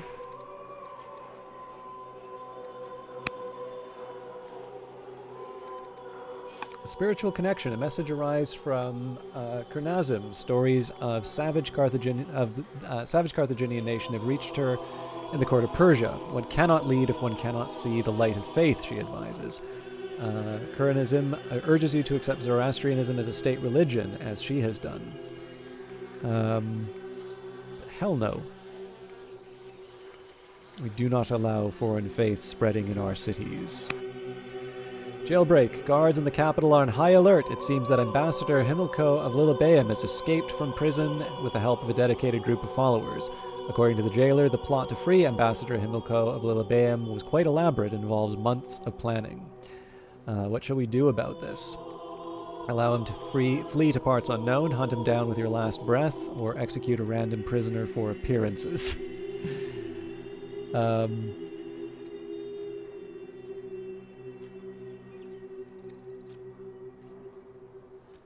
We will allow him to flee. Professional army or volunteers. Carthage is in need of a decision regarding its military training. Some in the court support the creation of a professional army, while others wish to rely on volunteers to fight. So as professional army, plus 50% for all units during combat, and then plus year, so that costs us money. None fight like men protecting their home. We can hurry production with population.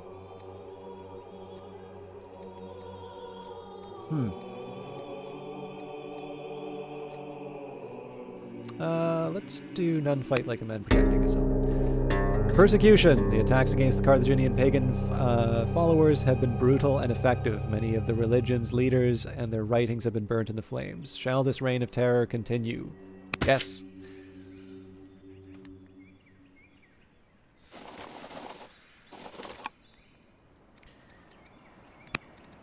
Continue to tutor the child. Let's pick an ambassador. Yikes.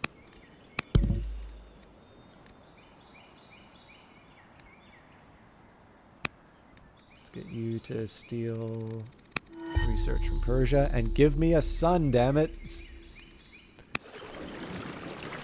Alright, we're running out of candidates, so I'm gonna take Carthage for myself.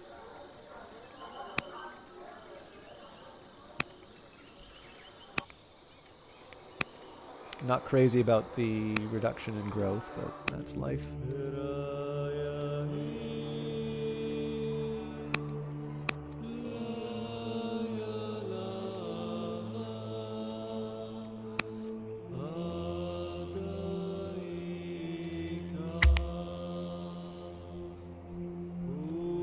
So we'll see whether or not we achieve the towns or not. We put a lot of effort into that. We'll see whether or not it actually pays off. You've completed the legacy of Queen Ametmelkart the Fountainhead. Control 8 towns. Excellent.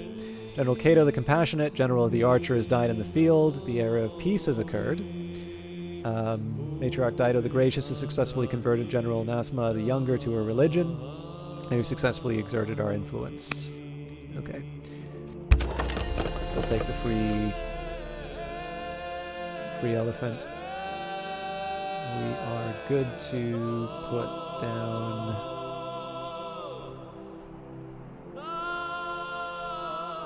new routes.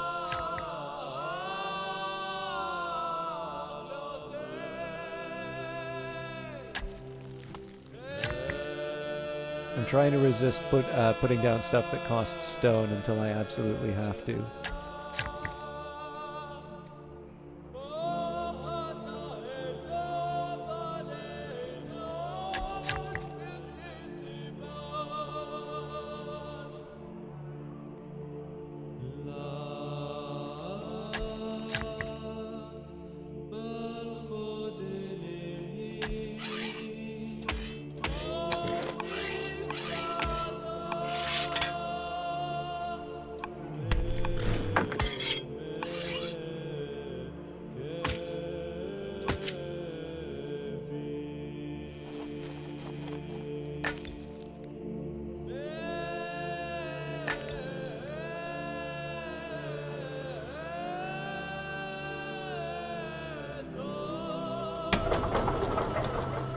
Okay, the settlers done in Carthago. We don't have anything new yet. Looks like there's some activity that happened, though. The court mourns. Today we grieve the death of Cato the Compassionate, a member of the Carthaginian court. His spirit will be venerated and his deeds will be remembered.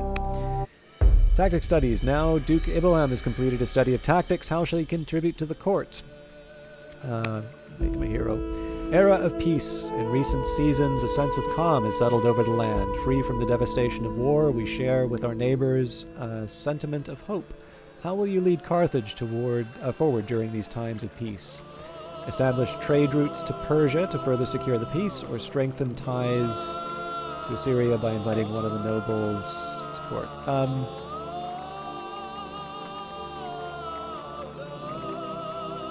Bring in a new minister. New court minister, Eshra Hamat, has joined the court. Her aptitude in matters of state will keep Carthage moving forward.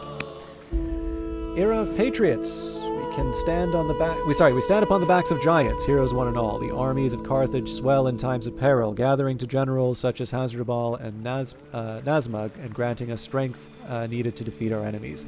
Our nation would not survive without the selfless sacrifice of our citizens, who lay down their career and pick up their spear, fighting through the fear for their children and their lands. How shall we celebrate these brave people? So, sing the tales of our brave fighting men and women. Okay, so if we have money, we get discipline.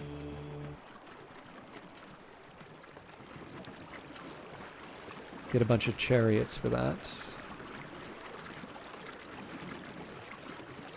Thank them for their service. I'm going to sell some food.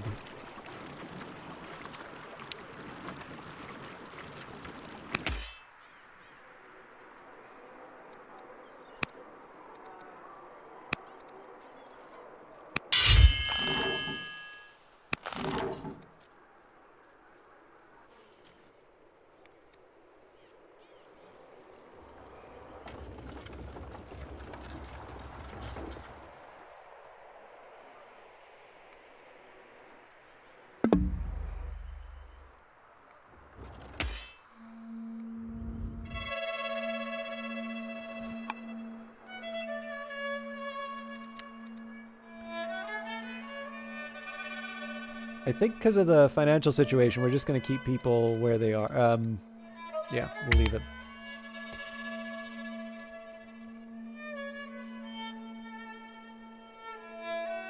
We're at least catching up with Assyria for strength, which is nice. But Persia's going to be the real threat. Governor Eshmanzar of Lilabayam has died in office. Queen Zaira the Fountainhead has been feeling quite poor lately and is now ill. Okay, we kind of get our pick here. I'm inclined to agree with the choice for architecture. There's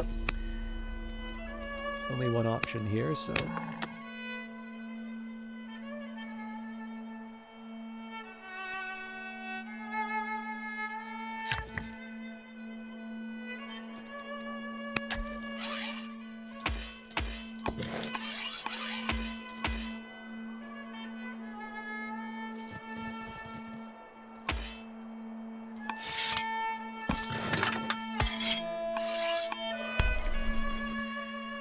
I maybe should question just how much I'm committing to this one little area here, because this is going to take some effort to roll into the Persian cities, but I don't know. I still think this is the way to go.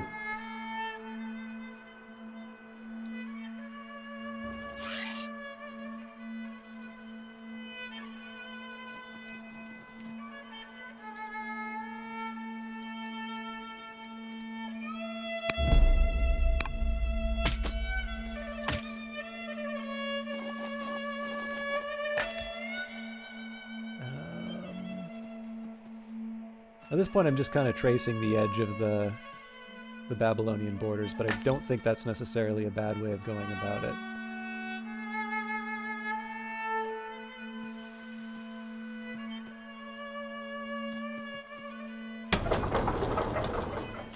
All right, you've got a new citizen to work with, so one option would be to sort of expand. Oh wow, that gives me so much more control. Yeah, we're gonna do that. Nora,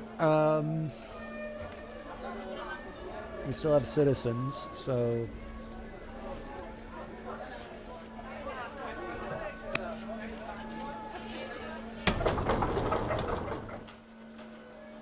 Salde.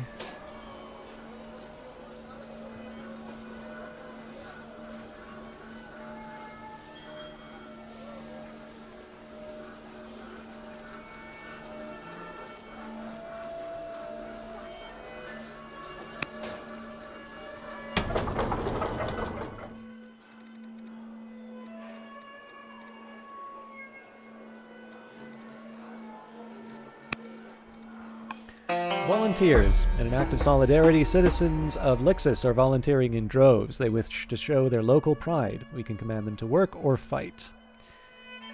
I think we keep going for units at this point.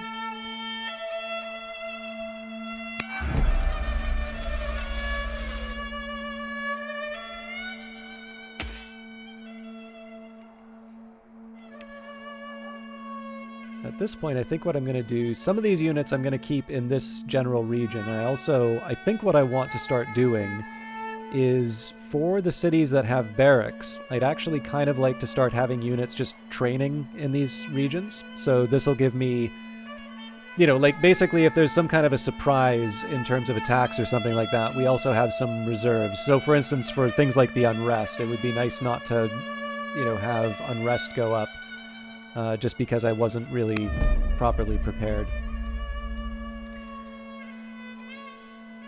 Still not having babies. The line of succession is a little thin. Actually, with that in mind,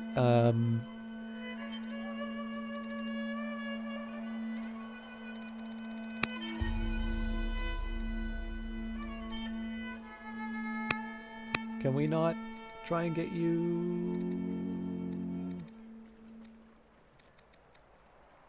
I would have thought we would have been able to try and get him a spouse. Anyway,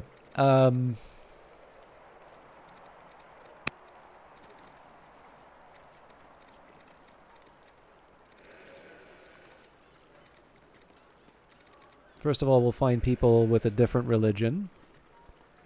And then second of all, we'll find people with no religion and convert them.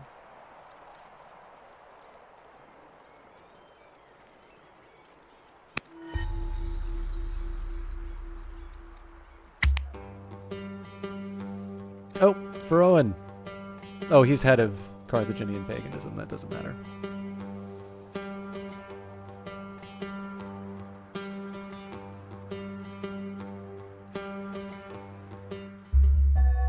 Persia is now at peace with Babylonia. Severely ill, coughing up bloody mucus and suffering from sharp pains in her chest. Queen Zyra the Fountainhead fears she does not have much time left. Jesus. 6 away from victory, but...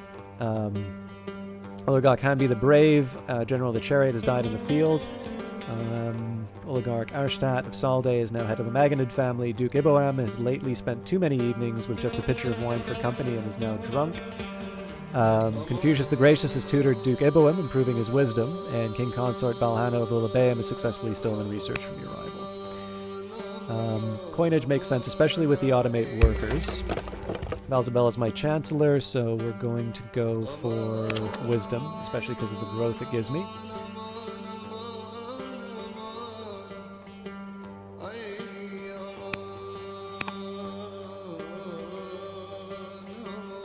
Still no option to marry him off.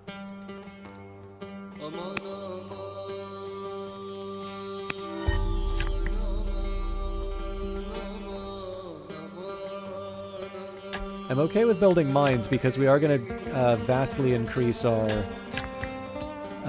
armies, and we're going to need to be able to maintain them.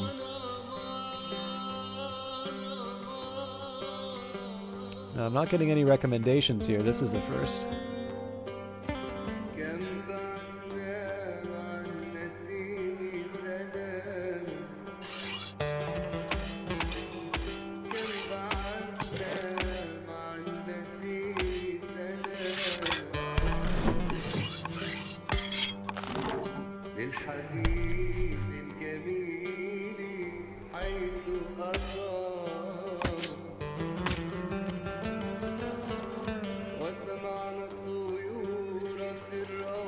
Oh wow, they trust me enough to go into their territory. Cool.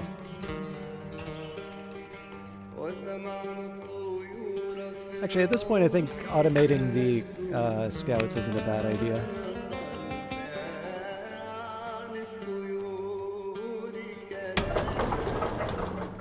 Okay.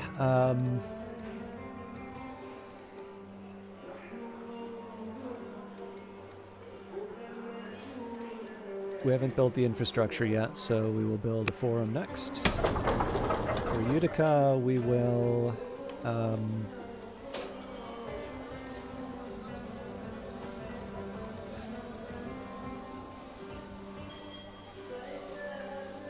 for the apprentice... I'm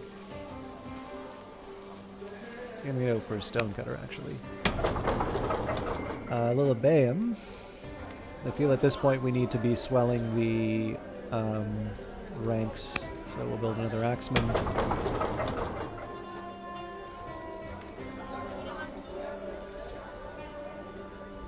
And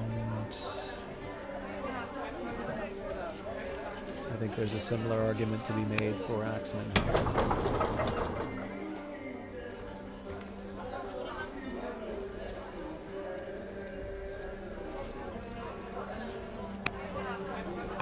Rousing words. The latest recruits have finished their training and are eager to fight. Officers have arranged a visit to the Royal Parade Grounds, where you will give a rousing speech as we send the soldiers on their way. What will be the subject of your uplifting oration? You need not fear, you fight for Carthage. Blood of the barbarian is justly spilled, or care for one another on the field of battle. Must not fear, you fight for Carthage. A golden age to celebrate the city's cultural accomplishments. The elders of Are Philinorum have declared this year the start of a new golden age. They wish to solicit your cooperation in efforts to further grow their influence. So, let's see what they have to say about this. 5th century Athens. 5th century Athens is the Greek city-state of Athens in the time of 480 to 404 BC, formerly known as the Golden Age of Athens, the later part, being the age of Pericles. It was buoyed by political hegemony, economic growth, and cultural flourishing. The period began in 478 BC after the defeat of the Persian invasion, when an Athenian-led coalition of city-states, known as the Delian League, confronted the Persians to keep the liberated Asian Greek cities free.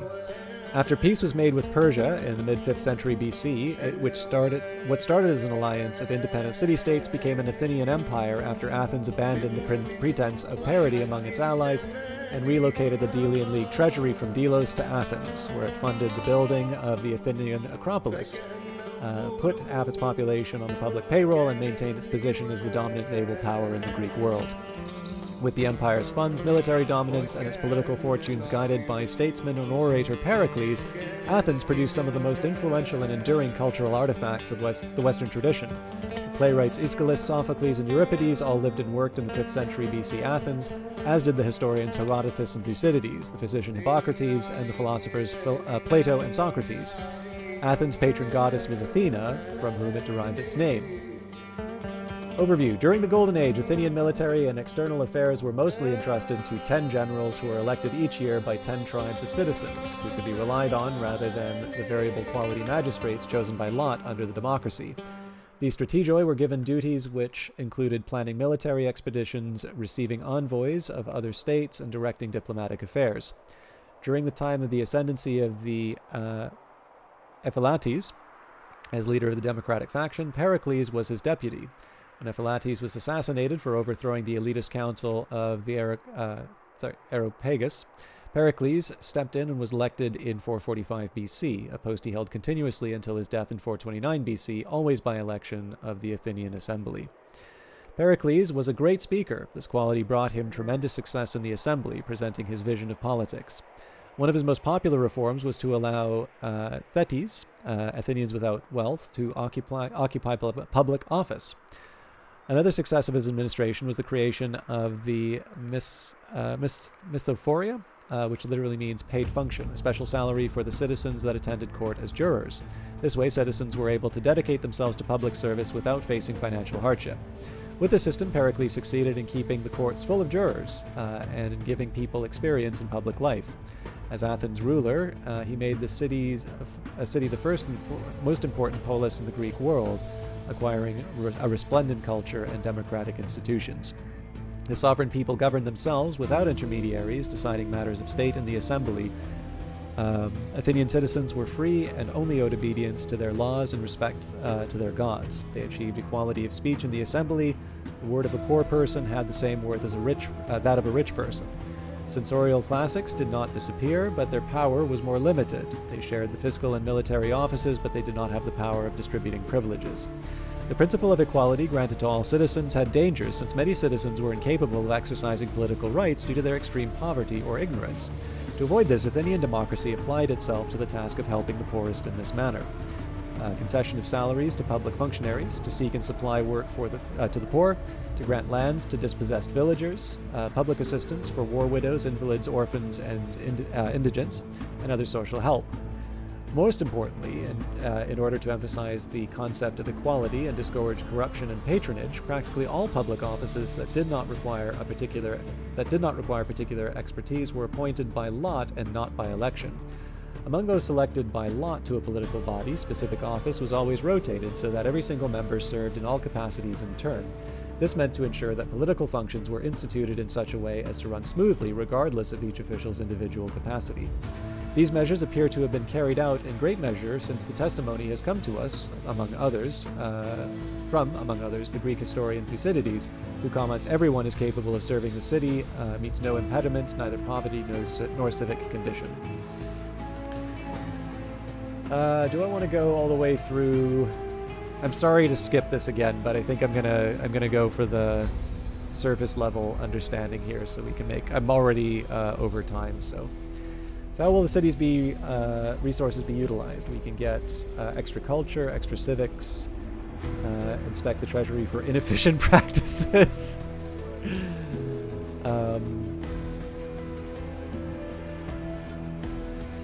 A week of performances and poetry. The pitfalls of restraint. As you walk the halls of the palace, hearing the calming patter of earnest ministers and efficient coin counters, a young warrior stops before you, begging for you to consider the lack of martial prowess in your court. We strain ourselves for naught but coin, a bitter and harsh mistress, growing weak in the process. So a sufficiently disciplined and wealthy court is necessary, not bigger muscles. Or you make a well-reasoned argument. We shall allow unarmed duels. What does my discipline look like? Yeah, we can afford it.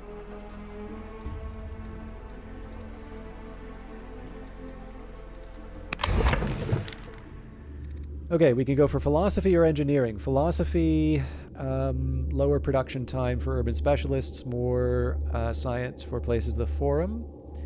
Or engineering, lower costs for wonders, roads build across rivers. Costs a lot of money. It's tempting. I mean, I am probably going to try and win through wonders, but I want the science.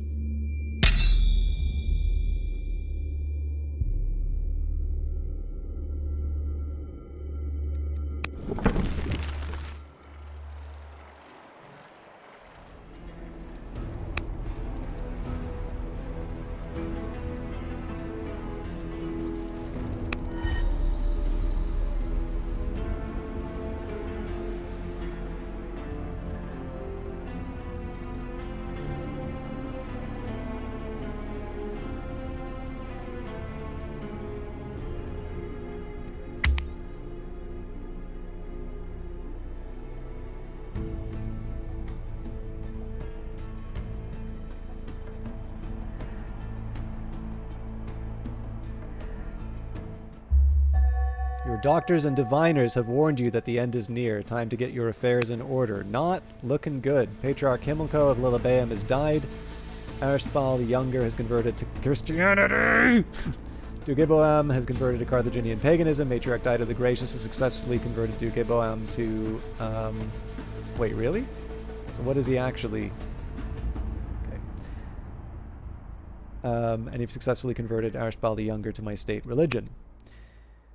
So the game's recommending vaulting. I don't disagree because of the cathedral, but it's cheaper to get stirrups, so I'm going to go for that.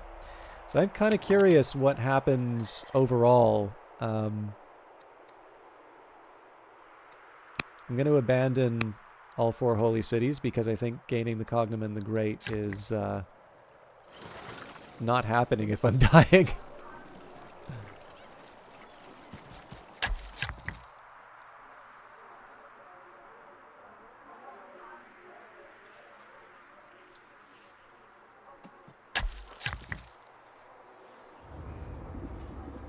I should be investing in more military buildings, but let's get some basics like pastures down.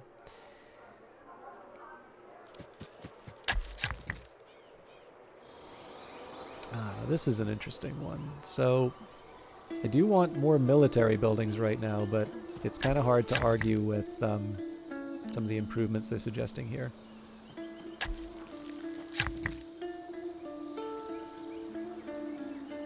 Actually, at this point, I'm pretty much automating my workers anyway.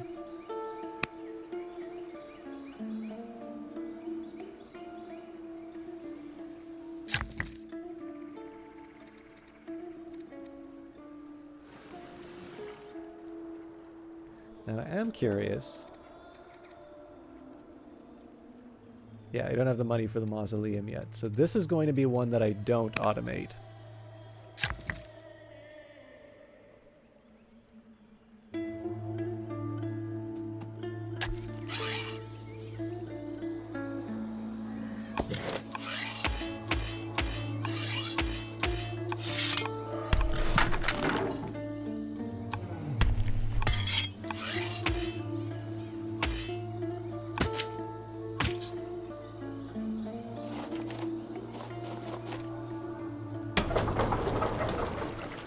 All right. This is Carthagos, so there's a number of things that I can do here, but let's keep investing in the infrastructure. Salde. Again, no citizens. I think in this case we'll... Okay, Archer first, then Walls. Gadir. No citizens, so we invest in the archives. How you doing, Vanguard Master? How's the project going? Jewish discontent has spilled into the streets of Tarsa, with the city's believers riling against their treatment. Unhappy with your rule, the local priests are leading the faithful in attacks on the guards and encouraging resistance against the crowd. Interesting. That's the first time in a while I haven't had the civics to... So we'll take no action. That sucks. Okay, we can still convert more people, so...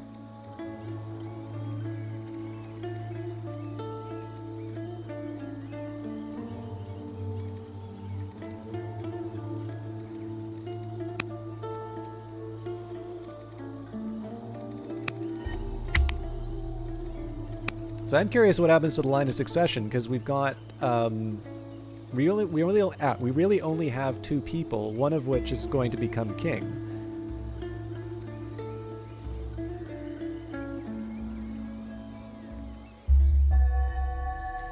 Shada is converted to Christianity. Belzebel has died in office. Zuhan of Karalis. Yeah.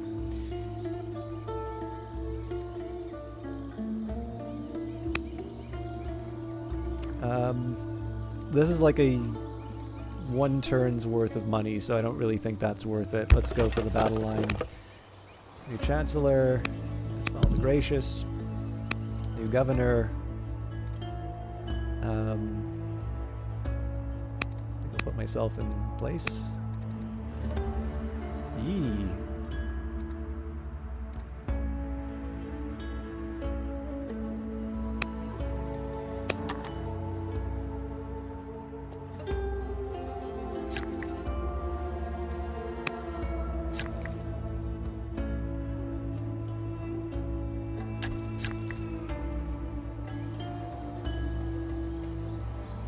So for the most part, I want to be focusing on military buildings, but if I get a chance to expand the urban centers, that is in line with getting more military buildings. Going well, actually. I'm happy with the progress we made. I probably need to take a couple days to yourself, though, because you're finally getting a bit on the exhausted side. Well, I'm glad you're seeing progress, because I know things got a little grim for you there. I'm happy to hear that you've bounced back so quickly. Again, we invest in our infrastructure. Necropolis. After the completion of the necropolis in Karalis, it is time to inter our last ruler. How shall her life be memorialized? Include a comprehensive record of her achievements, or conduct the funerary rites with great dignity. Legitimacy, always. Patriotic fervor. Your coronation has been met with a wave of patriotic fervor as subjects from across the nation seek to serve the new ruler. How shall we harness this new enthusiasm?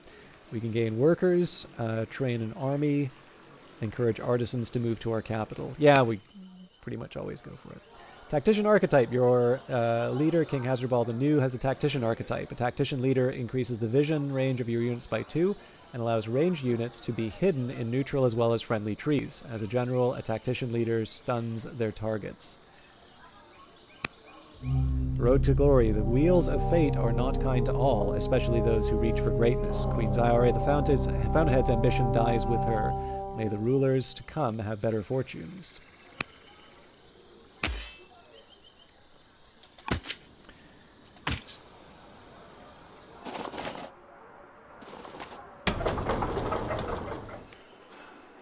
All right. For the citizen, again, the apprentice officer is a good idea at some point, but... Now, let's make sure...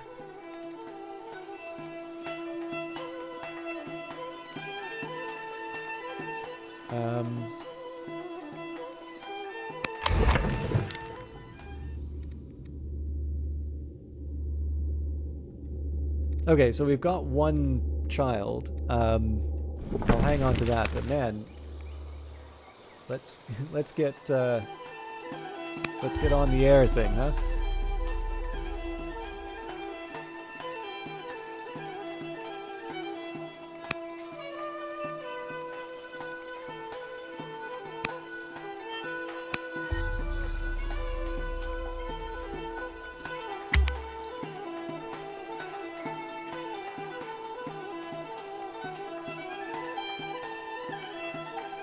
So we should have enough money to build the remaining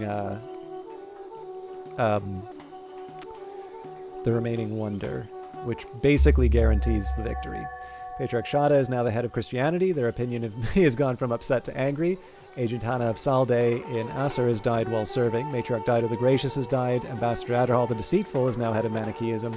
Governor Supperluma the Soldier, governor of Thene, has died in office. Marshal of Maribal of Lilabaeum has converted to Manichaeism, and King Dowager Belhano of Lilabaeum has successfully stolen research from your rival, but was exposed in the process. Okay, our ambassador Adherbal has successfully completed the mission to establish a trade network with Assyria. How shall each side benefit? Iron for science, iron for civics, iron for additional training. I think we'll go for the science. A new marriage proposal from the Didonians has arrived for your sons, Prince Ibrahim of Carthago. I think Yuzbal is the best. Free horsemen. Yeah.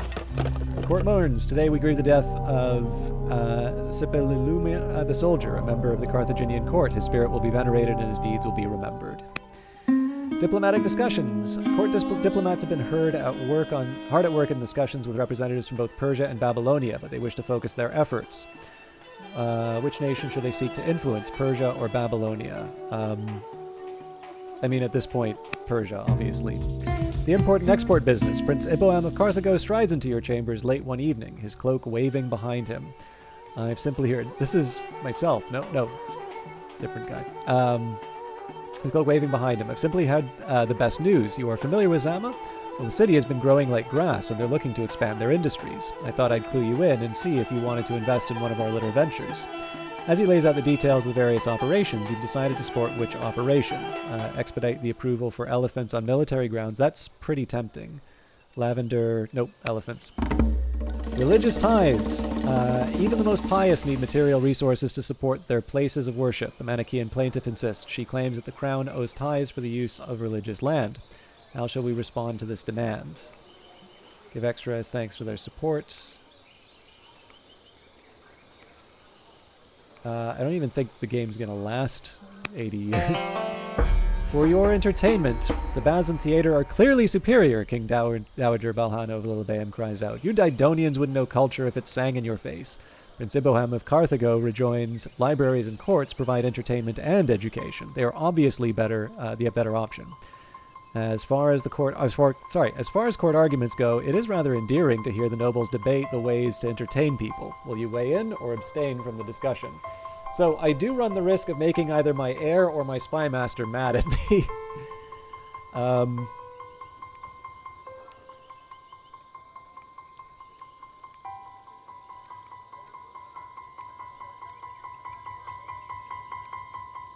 Three heated baths or 3 palaces?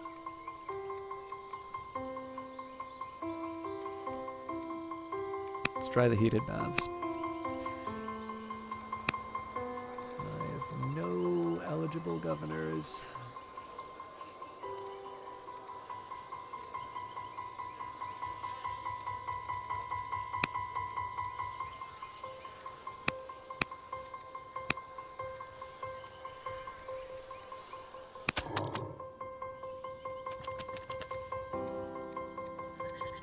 Okay, so we've got 5s across the board.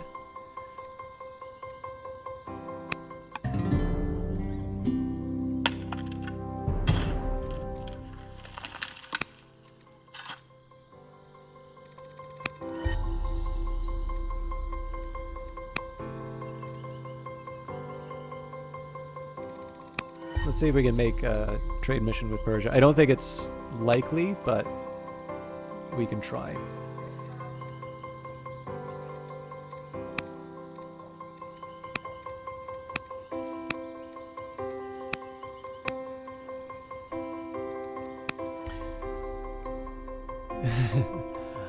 One of the things about that Vanguard Master is I need to find some better rewards to give people, but obviously I try not to let... Like, so it's fun to do little extra things for people.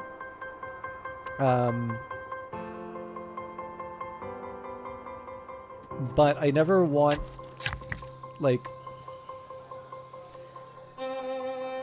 I never want the little prizes and awards and like fun things to do. I never want those to become an interruption to the game. Like I've come to, I think I've made my peace with like the alerts for donations and follows and stuff like that. And that's largely because like that's a way that people get a chance to be part of the stream, and you know, it's obviously nice to acknowledge when people are showing that kind of support. But I'm always reluctant to go a little too far down that road, just because I sometimes feel like it can become something that, like, basically I'd prefer it if the focus can remain on the game. And I sometimes worry a little bit that when you spend a bit too much time on the notes and such, I'm taking focus away from where it should go, which is you know, the games that we're enjoying and playing. So that's usually why there's not as much. But still, like it's not a great excuse. Like I really should put a little bit more thought into that. Okay. This is one where there's actually a good argument to be building more military units, but I do like building lots of archives for the science. Again, the likely war is going to be with Persia, not with Assyria.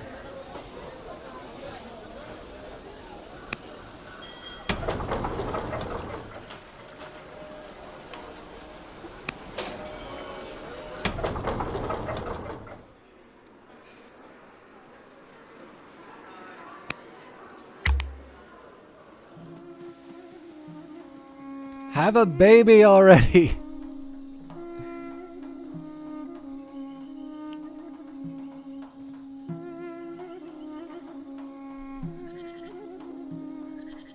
Oh, interesting. So as soon as we build a wonder, we win. General Armalik has converted to Manichaeism, and Governor Eshra Hamat, the minister, is converted. Okay, I am going to take the horse archer.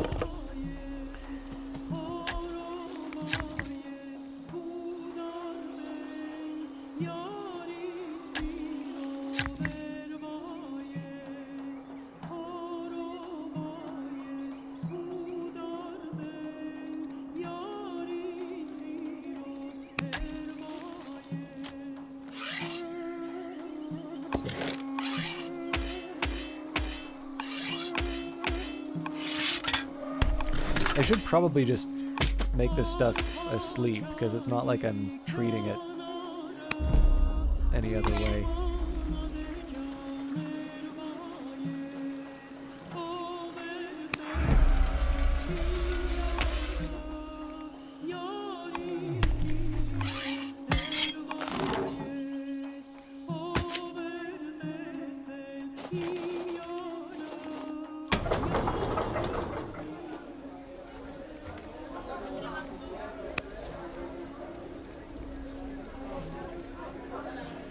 I think I'm actually going to start building some Manichaean disciples. Despite your many responsibilities, you find yourself with several hours of extra time at the end of each day. Consider it a blessing. How will you spend this time? With the Queen Consort making an heir! Establish a school of scholarly study. Invest in training for skilled laborers. Scribe is probably good. Led by the stars. Governor Rabi the minister is worried about the future after a recent trip to Utica. The portents of astrology are so widely believed there that people pay more attention to diviners than to official edicts. The courtier suggests expelling astrology from the city before it becomes even more powerful. Get out of there! As iron sharpens iron, over numerous encounters you have found yourself drawn to Patriarch Shada. Your shared interest in matters of war, glory, and battle proves to be a blood-soaked but victorious battlefield for this militant friendship. How will you strengthen this relationship? Having a baby... No, never mind. Could stand to learn new tactics, or I'll place Shada in my confidence and bind him to me. He's upset, but let's get some new ideas.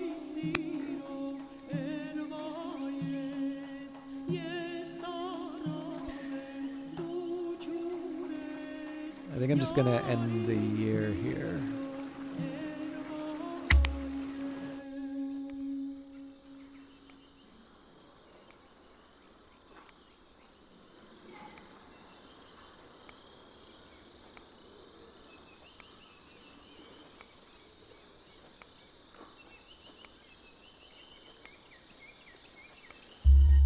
You are now known as Hasdrubal the Mason. Assyria is converted to Zoroastrianism, Confucius the Gracious has died, Prince Iboam of Carthage and Princess Consort Isbal have given birth to a daughter, Duchess Elisar. Excellent.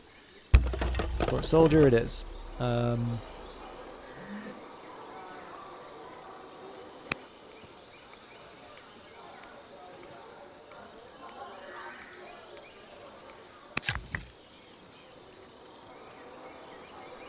Okay, workers free. We'll start with the barracks.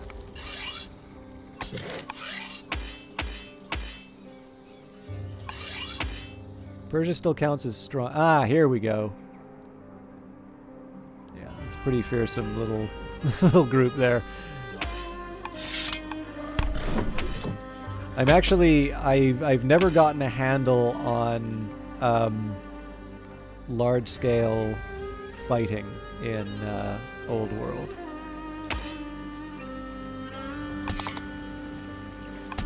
So while it would be a nice education, I kind of want to be careful about that.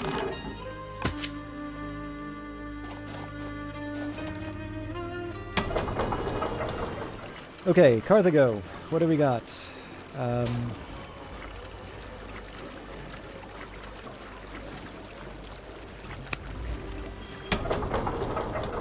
think we're in the same boat we were last time with these guys, so load it is. Salde, we've got a citizen. Let's give you a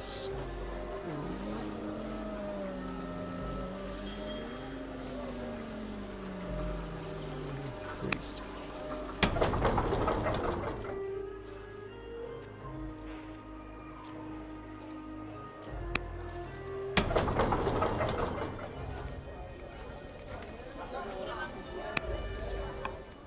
Today we grieve the death of Confucius the Gracious, a member of the Carthaginian court. His spirit will be venerated and his deeds will be remembered. Agent exposed. Your agent, Acerbus of Thapsus, has been living as one of the Assyrians of Resin, eating, sleeping, and working with them.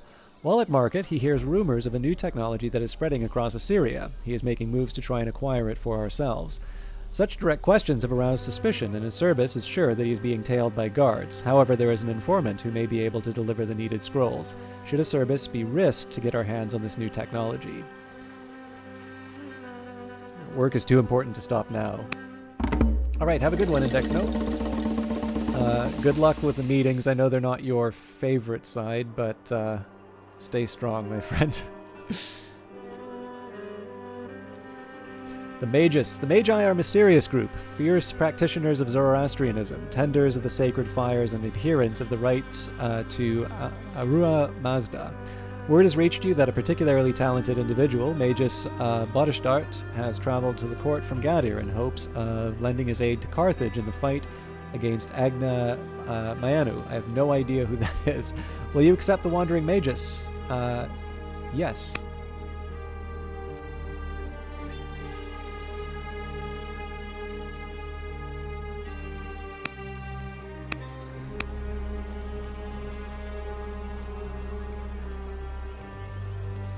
Should probably be trying to win over governors and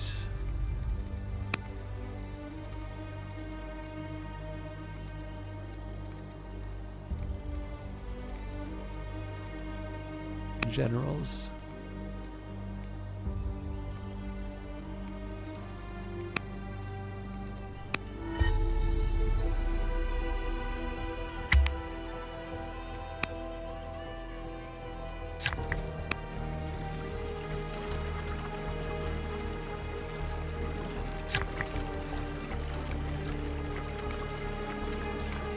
So in 7 years, we win.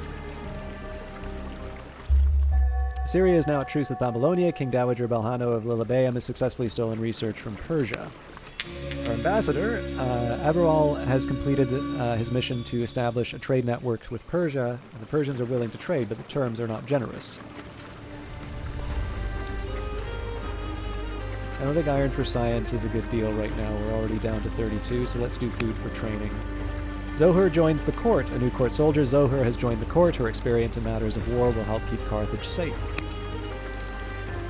So it's recommending Bodkin Arrow. I think that makes a lot of sense. Everything's one year. But show respect. Seeking to improve relations, Sheraton, the Queen of Babylonia, arrives to address the court. During introductions, she insists that members of our court kneel to kiss her feet, as is customary in Babylonia. The heads of our noble houses passionately object to this request. As a grumble of discontent passes through the crowd, Sheraton looks to you for a decision. Our people should not be forced to obey your customs. Agent exposed. Agent Acerbis has managed to retrieve the scrolls. In a stroke of cunning, he changed the meeting location to the site of a large religious gathering taking place in Resin. The informant handed over the secrets, and Acerbis blended back into the crowd, ready to deliver the scrolls and adopt a new identity. His position in Resin is safe. Ha-ha!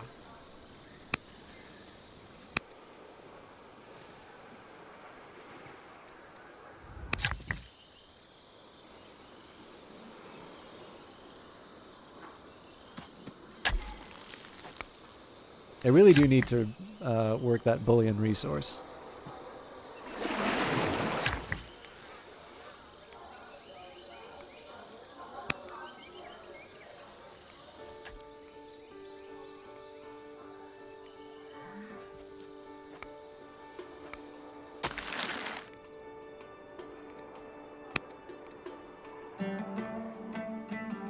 Oh, we don't sacrifice the unit.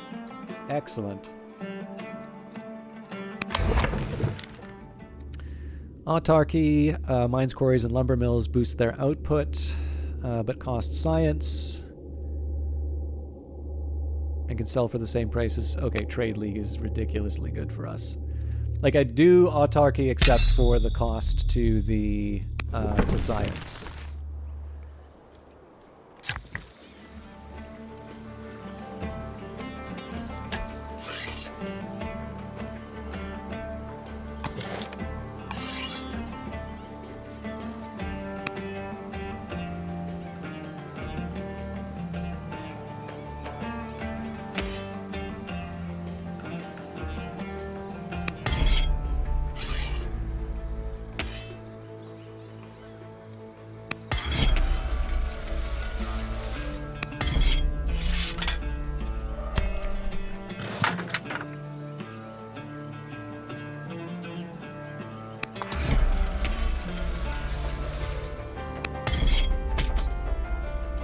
Now I'm going to regret not investing more in iron mines.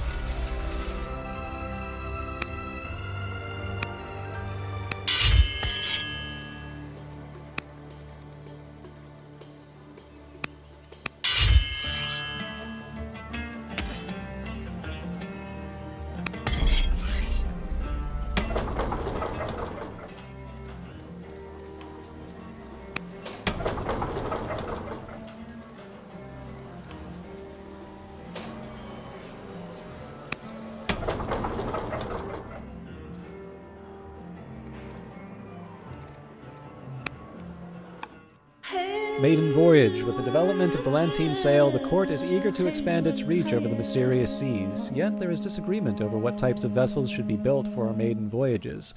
What we choose will show the world how we plan to utilize this powerful new technology. Build supply boats for laborers and traders, pleasure yachts for noble families, or crude warships to train in combat. We're doing okay for training, so let's build the supply boats.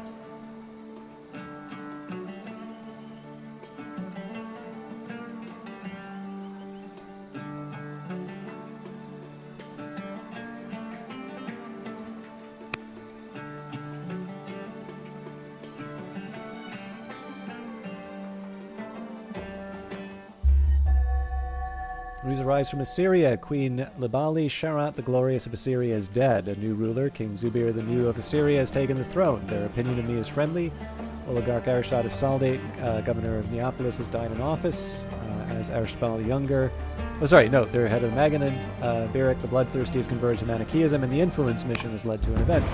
Influence inflicted. Patriarch Shada of Salde charges into the hall, fully armed and ready for battle. Where is he? He roars, brandishing his weapons at the stunned surrounding servants. Eyes finally aligning on you, Shada surges forward. Enough with all these words and messages to try and influence me. Meet me in combat and we will finally reach an understanding. Fighting is the only language he will understand. Let's take the Droman. With the death of Queen Libali Sharat, the Glorious of Assyria, rule of Assyria is passed to King Zubir the New of Assyria. The new ruler sends you a message soon after his ascension, asking you for guidance on the best way to rule. Will you assist the new leader of Assyria? Help however I can. My minister can serve or help however I can. The attacks against Carthaginian pagan followers have been brutal and effective. Many of the religion's leaders and their writings have burnt in flames. Continue the persecutions. Choose a new governor.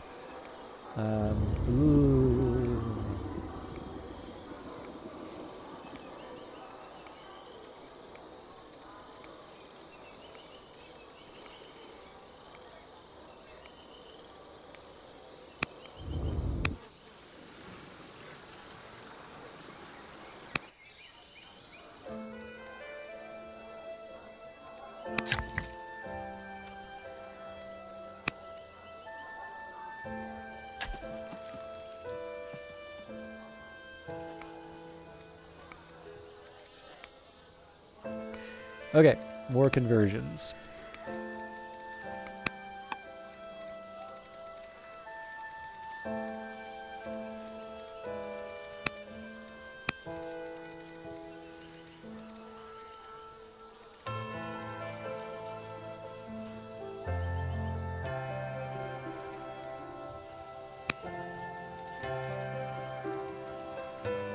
Oh, hang on. I guess I'm not on good terms with the head of the religion.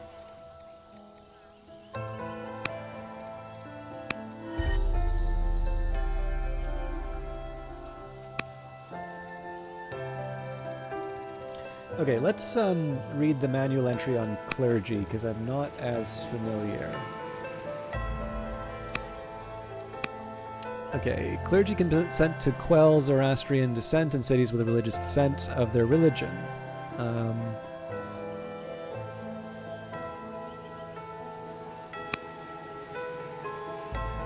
That was probably more effective than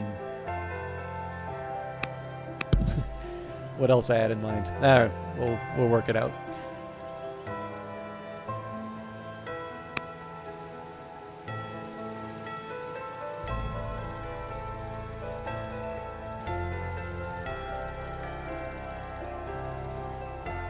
What I am curious about, though, is if this is a way for me to get rid of...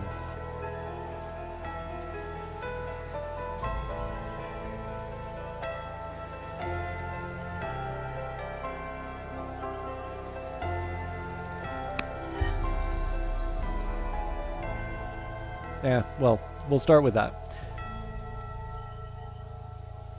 The other thing I want to see is heated baths.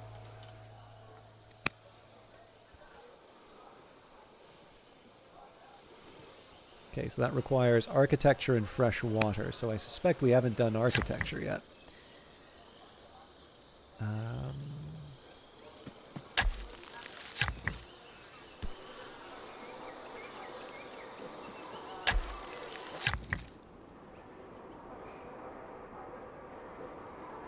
Hard to argue with more stone.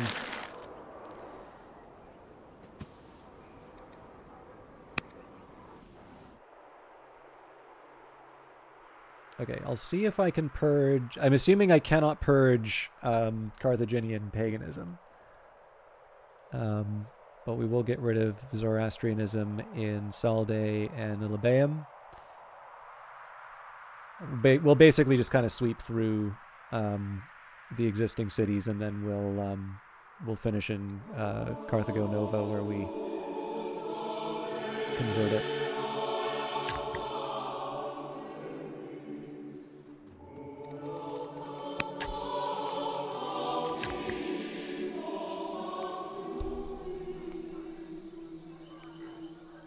Well, if I want the mausoleum...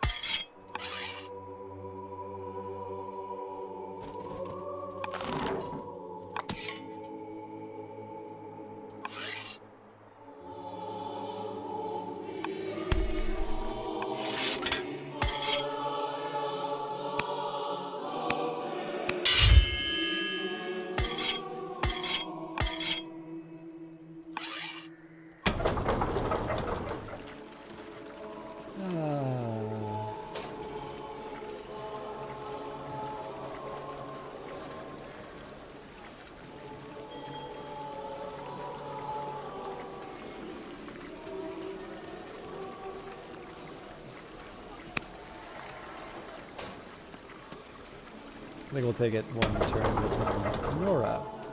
We've got citizens, but... Well, no, we've also got woodcutter. There we go.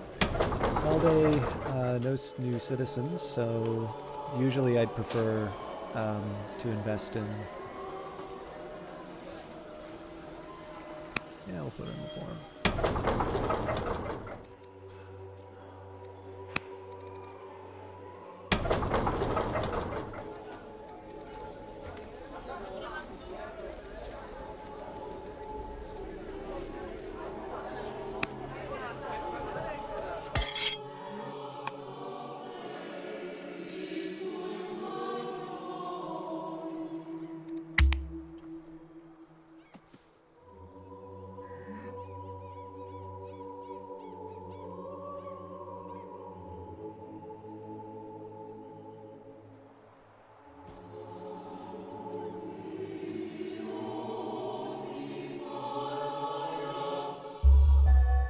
Inspired by Jewish descent, Magonid rebels in Tarsa have taken up arms for their religion and formed an axeman near the city. Governor Navoel of Utica has died in office. All right, grab a longbowman.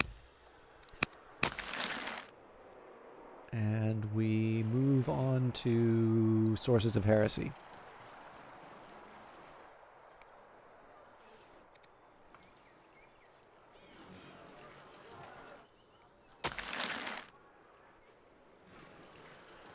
Actually, we're going to beat them to the heresy. Haha!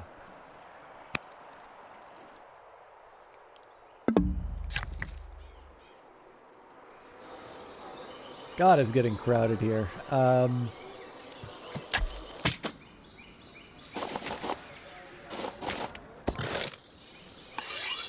Oops, these guys are ready for promotion.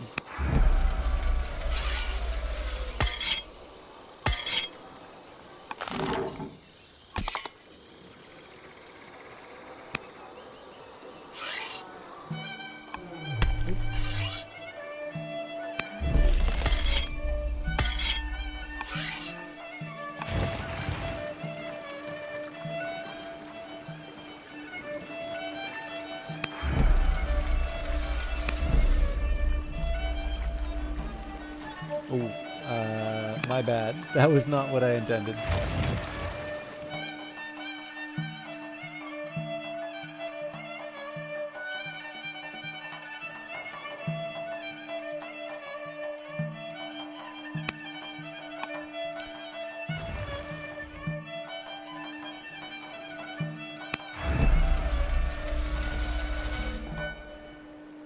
This is gonna suck for a little bit, just while I,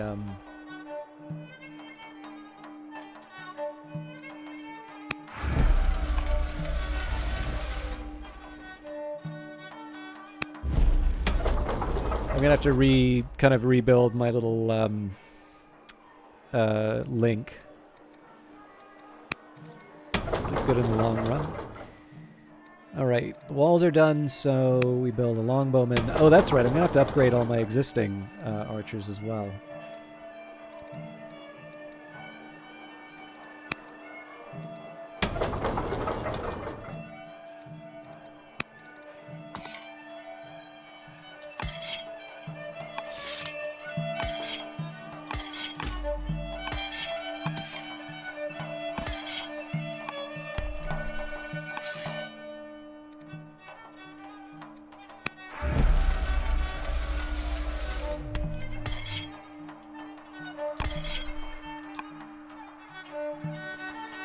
Okay, I think I'm going to leave the training for a bit, and yeah, we really do need to work on our iron mines.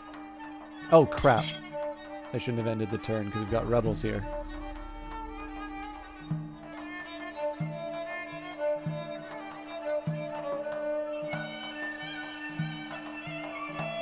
I was wondering where they went.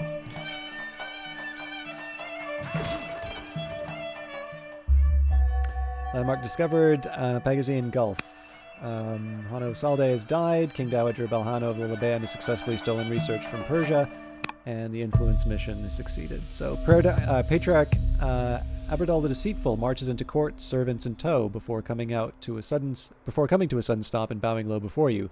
His voice rings out, "Your Majesty seeks my support. I will aid you upon one condition: remove Ambassador Birik and give me her position as ambassador."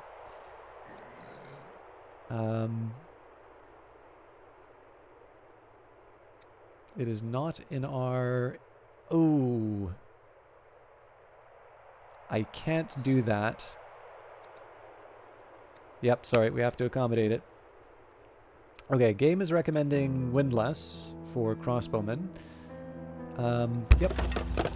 Hunting grounds dispute. The Meganid family hunting party has been arrested for trespassing on land belonging to the Persians, with whom we are at peace. Persia now is ranked as similar in power to us, incidentally.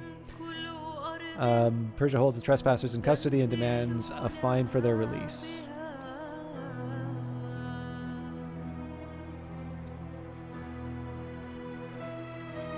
Remind them of the favor. Mostly for the legitimacy.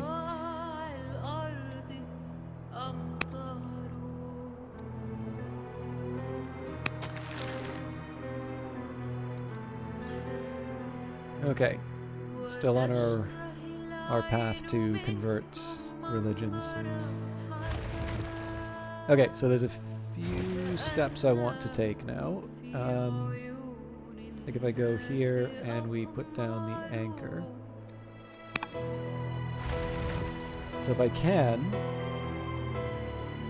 Alright, that makes a gap, so...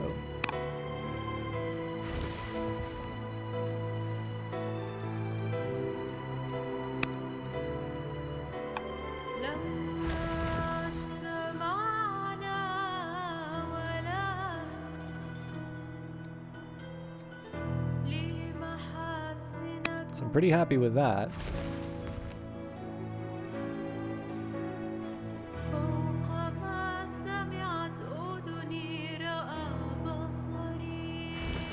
I'm going to use this as a trial balloon.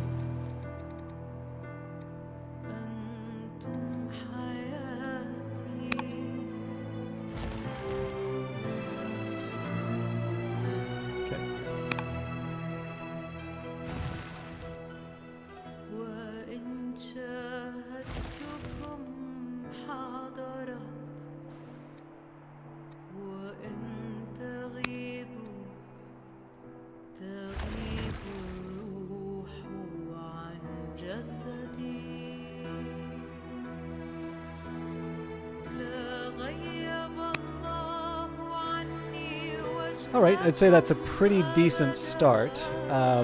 So essentially what this does is this connects all of my coasts. So in theory I can be running units sort of around my little realm.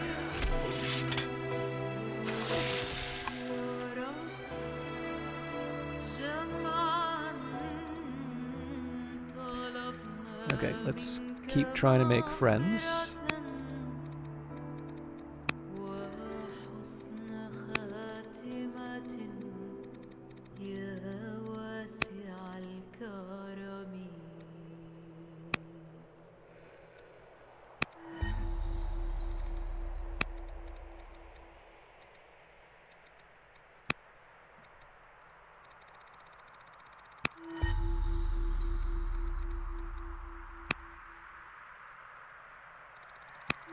Yeah, we can keep stealing research from the Persians. So if we look at the comparison between our nations, similar power. I don't quite know what competent means in terms of knowledge. I don't know if that's comparable or above.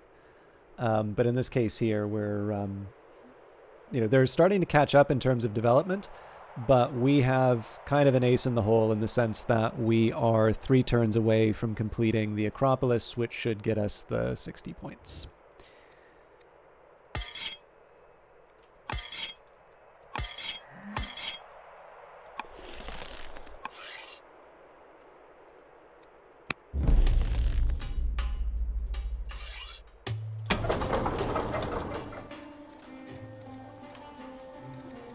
Okay, in this case, I'm going to continue to invest in the infrastructure.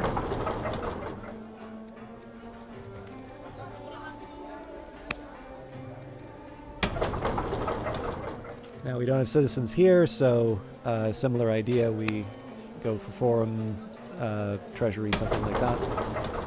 This one, we do have citizens, so... but I think an officer makes more sense here. Okay, I'm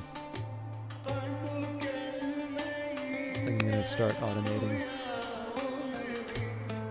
There's a couple cases where I'd like to start building some roads, just for lack of connections. So like these should be connected to the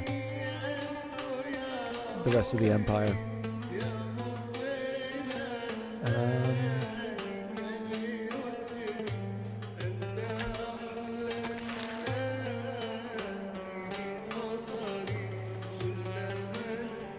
Start by purging Zoroastrianism. Actually, I should have purged Christianity first.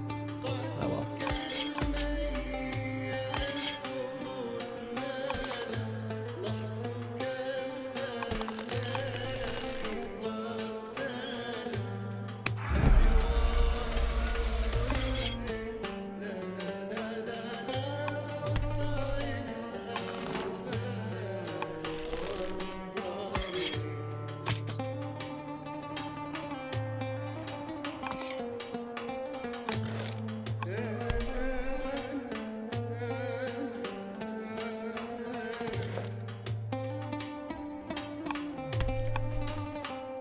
Okay, I'm going to do something a little unusual here now, and that is the cities that have...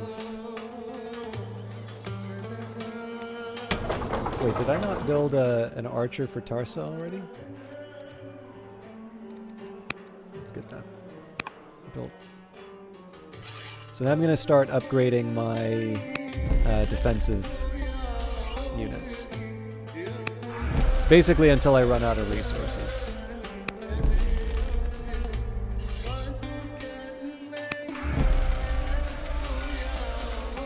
Which is now.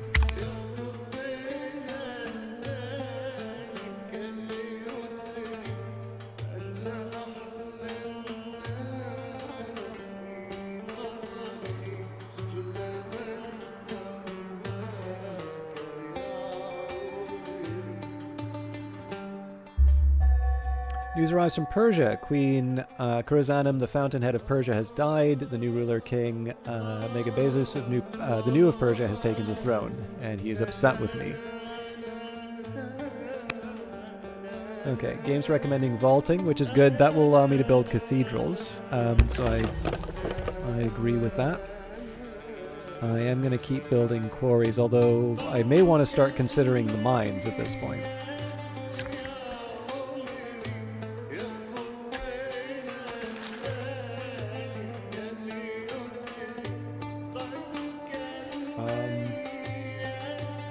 I think I'm going to automate this one.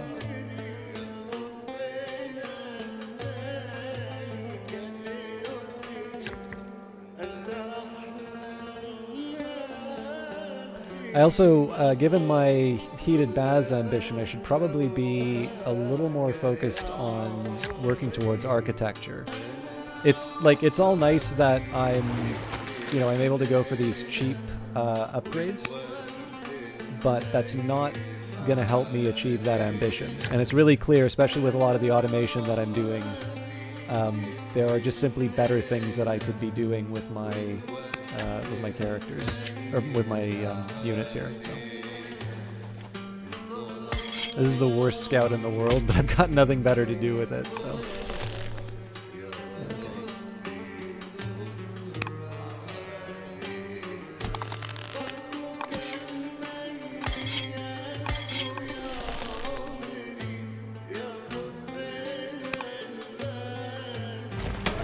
Oops. Oh, interesting. Okay, so I've got another trireme to...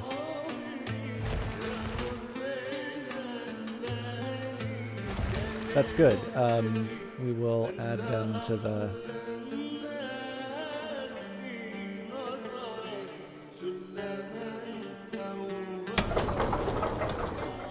Okay, ranchers are nice. They give me orders. Musica and an archive. So, well, we have a citizen to run with, so let's go...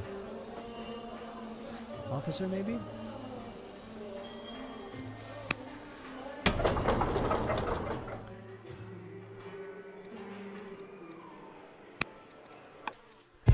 The emissaries of Megabazus. With the death of Queen Kuranazm, the fountainhead of Persia, rule of Persia has passed to King Megabazus the New of Persia. There are rumors that King Megabazus the New of Persia is a strong supporter of Zoroastrianism. These are proved true when religious emissaries start arriving in Gadir soon after he takes leadership of Persia. The leader of the emissaries comes before you and expresses his hope that you will be accepting of Zoroastrianism as King Megabazus the New of Persia. Throw these emissaries out of Carthage. At death's door, ambassadors from Babylonia seek a private audience. Behind closed doors, they deliver the somber news that Sheratum, the daughter, has taken ill on a trip to Marad and is dying. We've had our differences, she explains in the letter, but I request your aid in this difficult time. How will you reply? Do not fear, I will send my royal healer.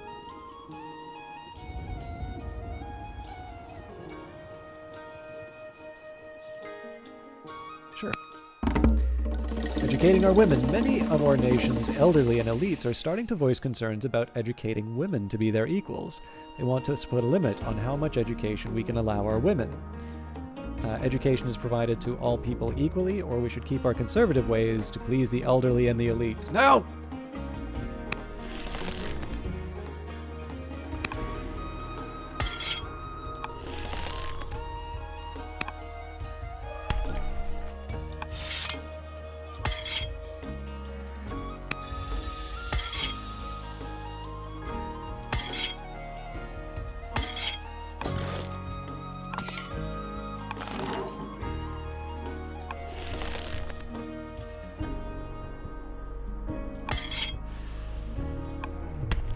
I really should just put these things to sleep if I'm not gonna pay all that close attention to it, but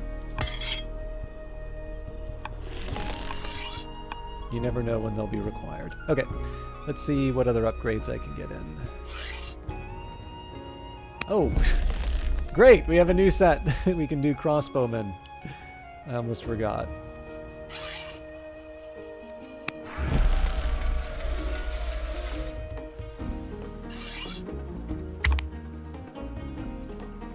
Oh, and we're now down on iron.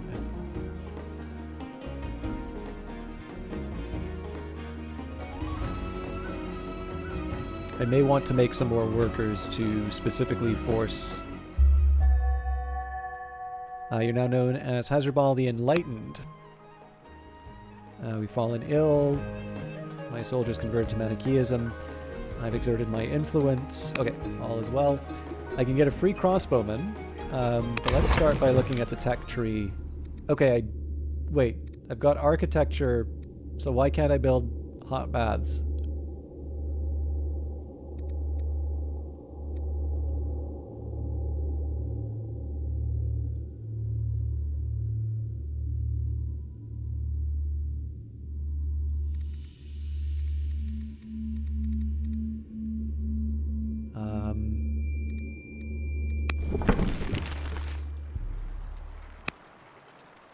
Okay, it's an improvement. Requires legendary culture. So I will go for the free crossbowman after And we are 1 turn away. Calligraphy, extra culture for a library, or iconography, monastery. Ooh. It's a tough call, but culture helps us win right now, so calligraphy it is.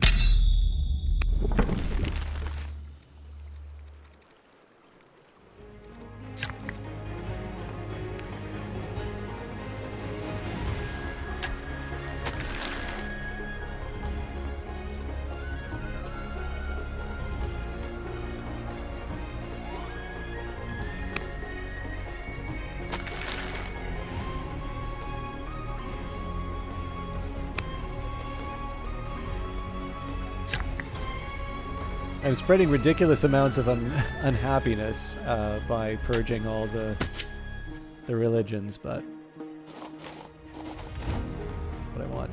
My God, I really need to get on top of military matters in this game because I know it says that we're similar, but I would get clobbered by Persia.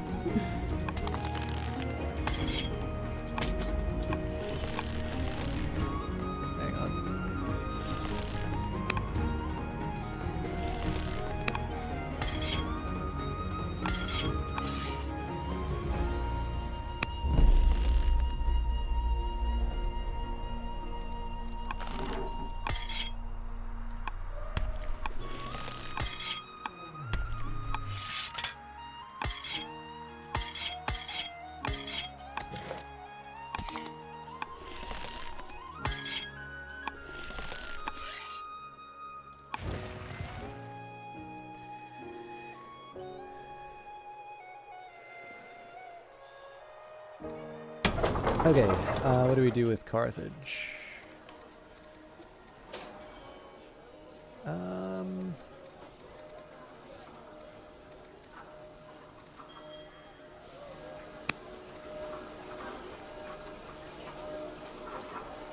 Figure a miner will probably help us with some of the shortfall. Okay, we've got lots of citizens but no jobs for them, which is a problem.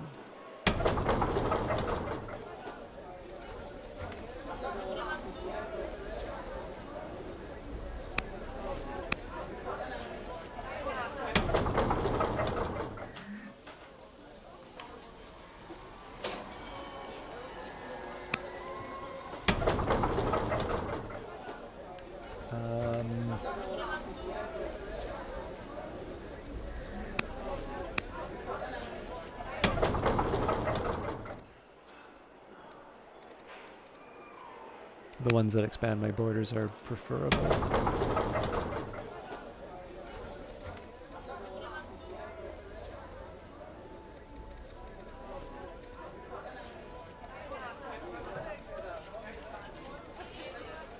I don't think it really matters which one I go for at this point.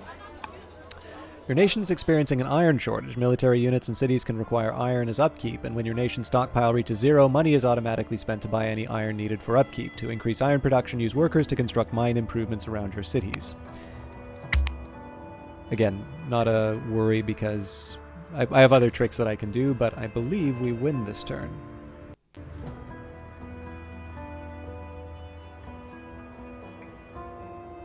It's one of the reasons I've gone later tonight.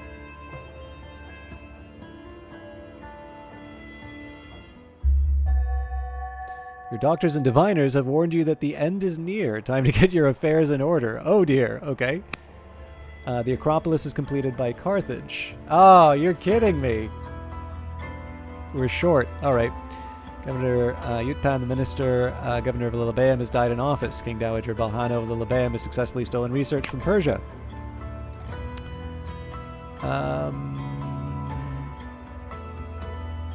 Sure.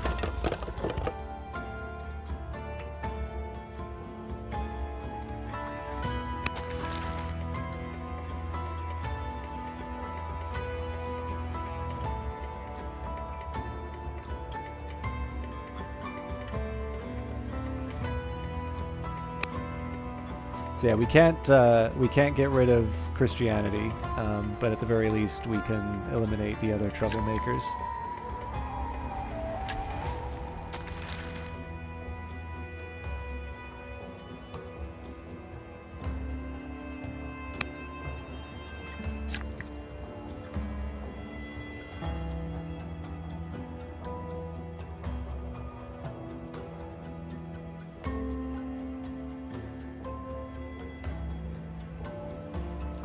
God, okay, so now I gotta think.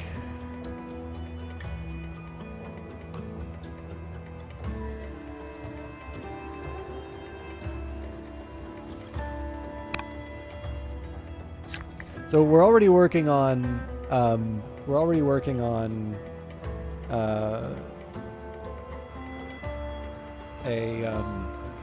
a wonder. Oh, that's right. It's 2 for a wonder, not 4. I'm trying to find where the fresh water sources are.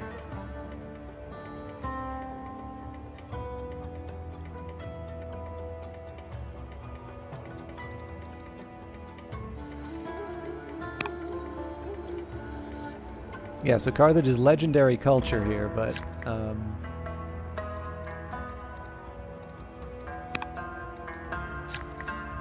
until I find a way of getting... Oh, hang on.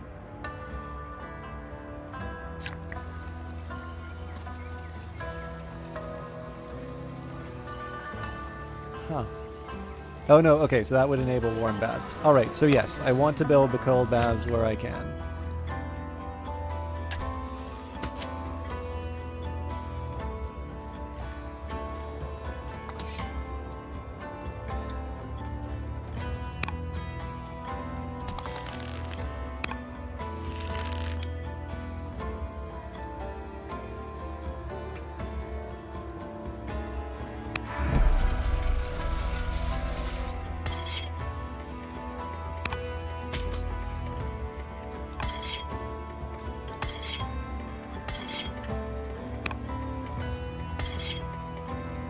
So this means all that stuff that I was ignoring, I actually have to worry about now.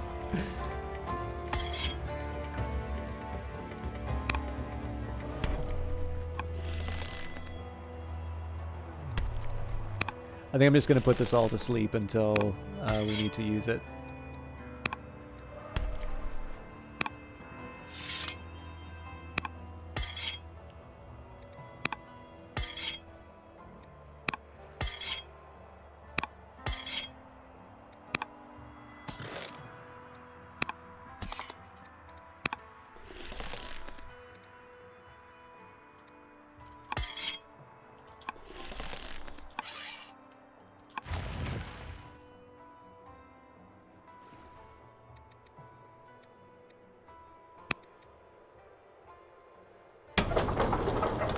Okay.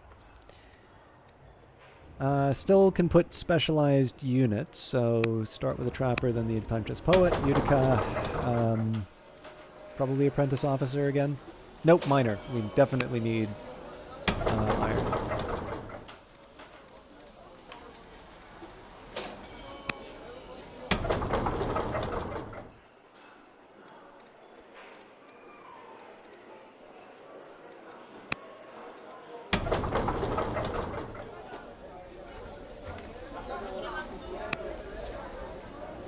I can be a little smarter than that. Nope, nope, neither of these. Never mind. The court mourns. Today we grieve the death of Yutpan the minister, a member of the Carthaginian court. His spirit will be venerated and his deeds will be remembered. He served us well. Unexpected personal connections have opened up a direct channel to the leaders of Babylonia or Persia. The court seeks to improve relations with both nations, but we should proceed with caution. Let's not enhance Persia. The Acropolis. It is done. Rising above the Carthagos skyline, the Acropolis stands as a powerful symbol of the Carthaginian world. The rocky outcrops' walls of stone serve as a natural protection against attackers, protecting the center of governance. Such a prominent position lends a natural association with the divine, and the Acropolis has become a home of the gods, with temples to the gods of Carthage adorning the ridge. This symbolic bastion will stand as a testament to our people for all time, a symbol for our accomplishments today and the glories yet to come. Princess Consort Isbal has found a number of potential recruits for the court. She presents you the most promising two before you. I think we're going to go for more soldiers.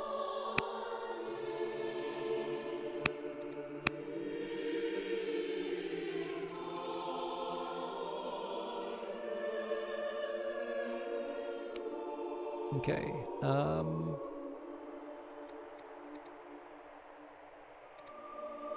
Valhalla will continue to rob the... Oh. Why can't we do that? We do not have the civics for it, and we're actually losing civics. So this is what I get for not paying attention to my my empire.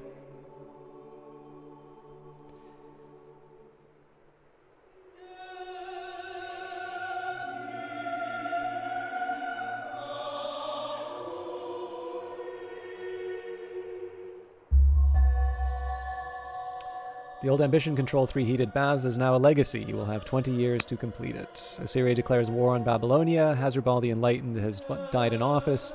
Kodmush is now the head of the Hanoid family. Fairuz the Younger of the Paltan cavalry has died in the field. Asurbis has died while serving. And Amatic of Gadir has converted to Manichaeism. Okay. At this point, I think I'm going to go for what the game recommends.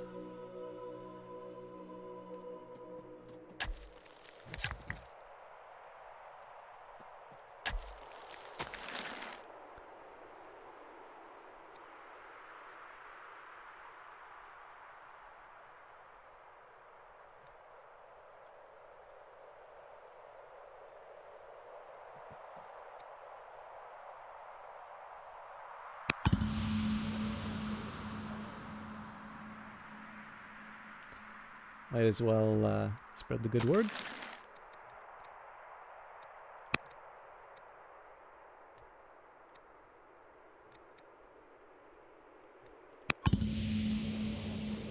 The final favor. At the funeral of King Hasdrubal the Enlightened, you are approached by Queen Sheraton the Beloved of Babylonia. I owed a debt to Hasdrubal and was not able to repay it. Allow me to repay you his honor instead. Will you accept it? Accept a sizable donation to the national coffers. Self-reflection. The day of your coronation is at hand. Before the ceremony, you take some time to reflect on the responsibilities that come with the throne. It makes you question, what type of ruler do you aspire to be? I will focus on attaining righteousness. I should surround myself with brilliant artists. I should lead a quiet life of philosophical study, and I am already a perfect ruler. Okay, so my discipline leaves much to be desired. So I will lead a quiet life of philosophical study. The artisans of Neapolis are becoming known far and wide for their sheer intricacy of their work, of detailing that seems to progress toward the very edge of human sight. We should recruit these artisans throughout Carthage. Oh, there we go. We've won a points victory. I was figuring we were close to that, so.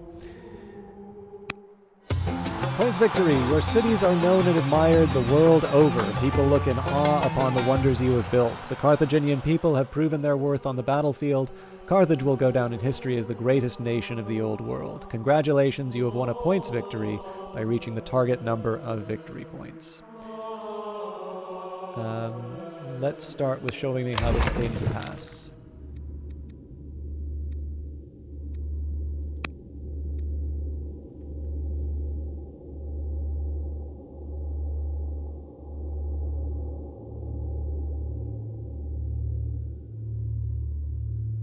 I wonder if it's more interesting to... Yeah, it's probably more interesting to see how the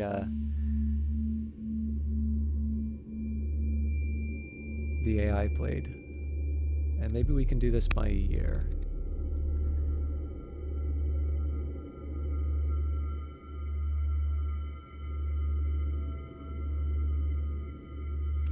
So there's a couple things I'm looking at. Number one is my ability to spread. Did I get boxed in too early? I don't think that happened. It's clear that I fell behind in terms of my military, and that's not something that's going to be reflected on the map, unfortunately.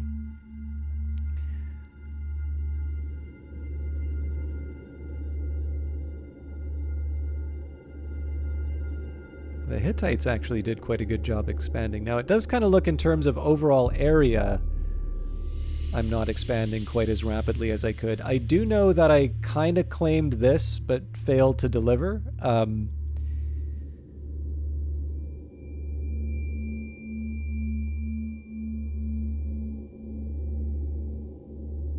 yeah, I think Persia has about 8 cities at this point, so I'm a little bit behind, but not like appallingly so. And then I think this is where I started to kind of become a bit of a warmonger to... Oh, wow, yeah. The Hittites just fell apart. So it looks like Persia, really it was through conquest that they got so big.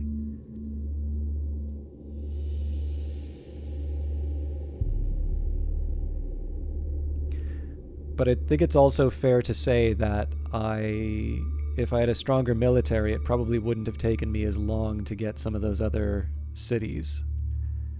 The other thing that's interesting is I do think by the end of this, there wasn't a single city site occupied. Nope, that's not true. There is a small island up in the corner here.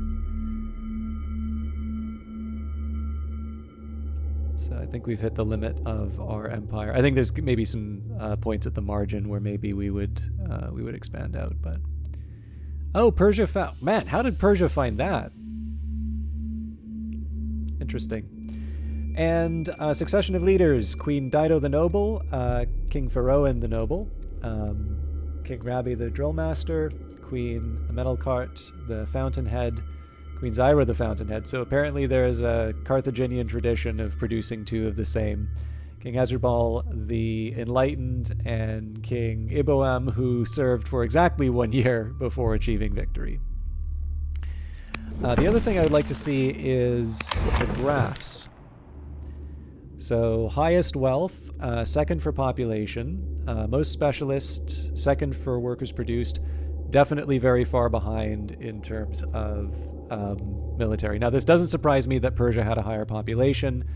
Wow, Persia just crushed us in terms of workers produced. So that's going to be something for me to keep in mind in the future. Yeah, so this is... Okay, so I suppose I maybe let off the hook a little bit because the military units I had were purchased and the product of special events. But Hatti, which was destroyed, had more units than me. This should be a really big signal to me that I need to focus more on building units. Like I say this every single time I play Old World, but it is so blindingly obvious by the way the scoring works, or what it tells me, that I still am not focusing enough on the military side of the game. Now, I'm reasonably happy to say that I lost fewer units. I mean, it is fair to say I also got in fewer fights because, again, I suspect this reflects the fact that I'm a bit more conflict averse. Now, interestingly enough, I did kill more units than Persia, but Babylonia and Assyria, I think it was also because they were at war for quite a while, killed more than me. We definitely cleared more barbarian camps by quite a bit. More laws, although only by 1. So Persia was ahead of us by technologies, but we started to close that gap by stealing from them.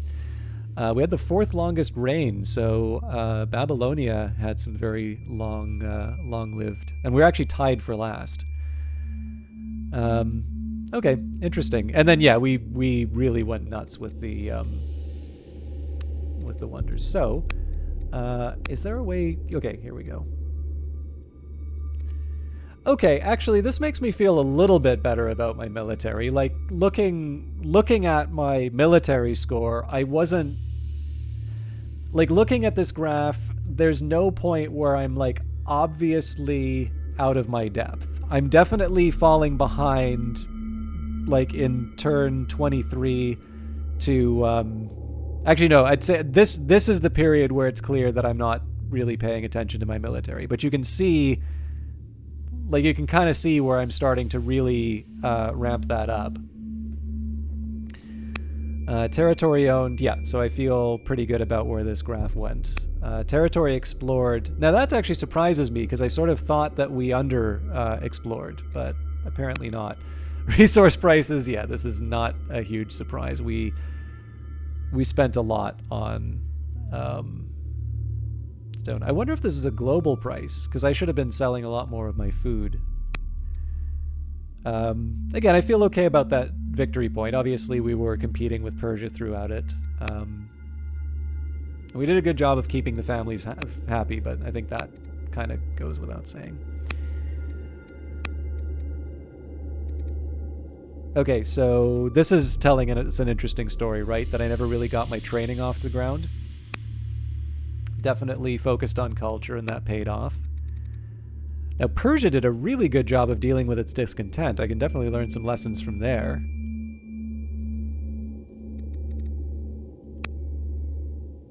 Yeah, again, I should feel good about science. I wonder what happened here in terms of the big drop-off, though. This should not surprise me as Carthage. Another lesson I should look at is what's the deal with Persia's orders, because I don't think this is just a technology thing. I've never really had a problem with food. Iron was a huge problem, but that was for, I think if I'd paid closer attention to my military. Okay, I feel a little bit, I'll be honest, I feel a little bit better about this game after looking at the graphs. But I do think for Old World, I need to focus a little bit more on though, actually, sorry, there is one other thing I wanted to say, which is I would have liked to I actually really would have liked to do an ambition victory, and we were very close to it. I don't know if it would have been realistic for us to try and attack Persia for the religious centers, but I feel like it's something we might have been able to do, and it was actually how I was planning on finishing it. I also really like looking at the family tree. Oh, cool.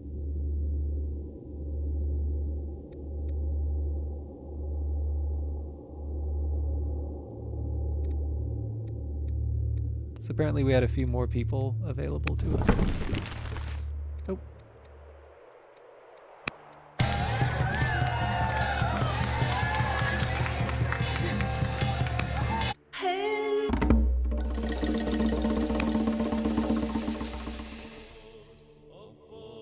So it's interesting that I only had one person in the line of succession. It felt like there were more people in the family tree, but... Anyways, that was the Sacred and the Profane for Old World. I actually really liked a lot of the events that they added inside of this.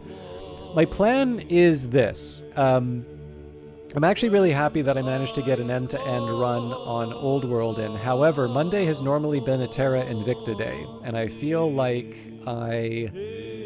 I'd like to get back to that, especially because, you know, there's some, like, I'd like to see some serious progress on that, especially given that I had to reset the run partway through. So I think I'm going to put Old World away for a little while, not for lack of interest, but just because I feel like I owe Terra Invicta a little bit more attention than it's currently gotten. So that's my plan for next week. I probably won't be as late as this one, but if you would like to see more Old World, please speak up. And that doesn't have to be now. Obviously, the people who are going to be watching at the end of an extended cast are going to be big Old World fans. But if this is something that you really like, I would like to be, like, I'd like to play this more than just when there's a new DLC out or something like that. But Hooded Horse is doing a lot of really interesting stuff, and I want to cover all of it. They have, you know, been very generous in terms of sending out the keys, so you know, I'm happy to give them a dedicated day on the channel. But I obviously need to pick where that time goes in terms of you know, in terms of what I play. So Terra Invicta feels like the right choice right now, but that doesn't mean that always has to be that case. So. There's definitely a few more things I'd like to try and do with Old World. It is also worth mentioning that as far as scenarios are concerned, I've done bits of the run. Oh, wow. I forgot. Okay, yes. Because I reset my computer,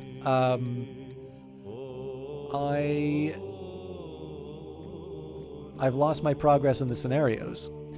So this might be interesting. Rise of Rome is not an easy one for me to deal with, but there is another option here where I could do some of the scenarios as well, especially because that will force me to do more military matters. Anyways, let's find somebody to host tonight.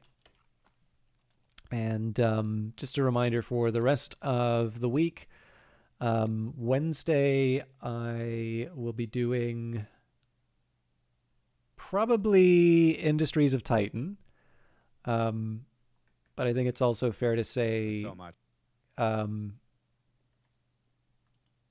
Phantom Brigade is due for some release reasonably soon. Who else is streaming tonight?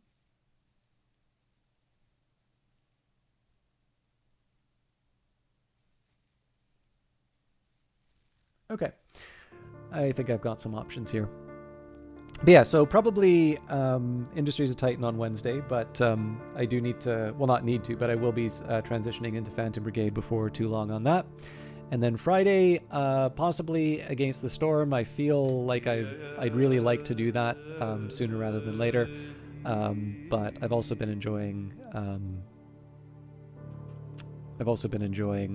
Cyberpunk, so we'll figure that out. Anyways, I am a little... This is one of the ones that I'll feel quite... I'm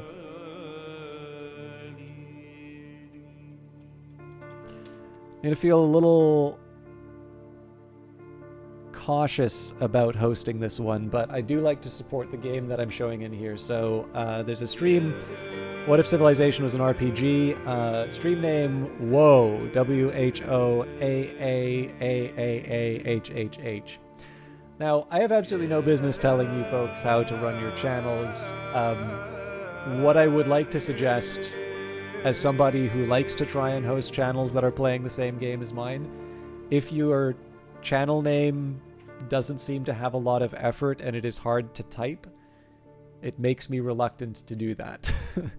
And the worry here, right, is that normally when I do this sort of stuff, the broadcaster sometimes winds up not being nice.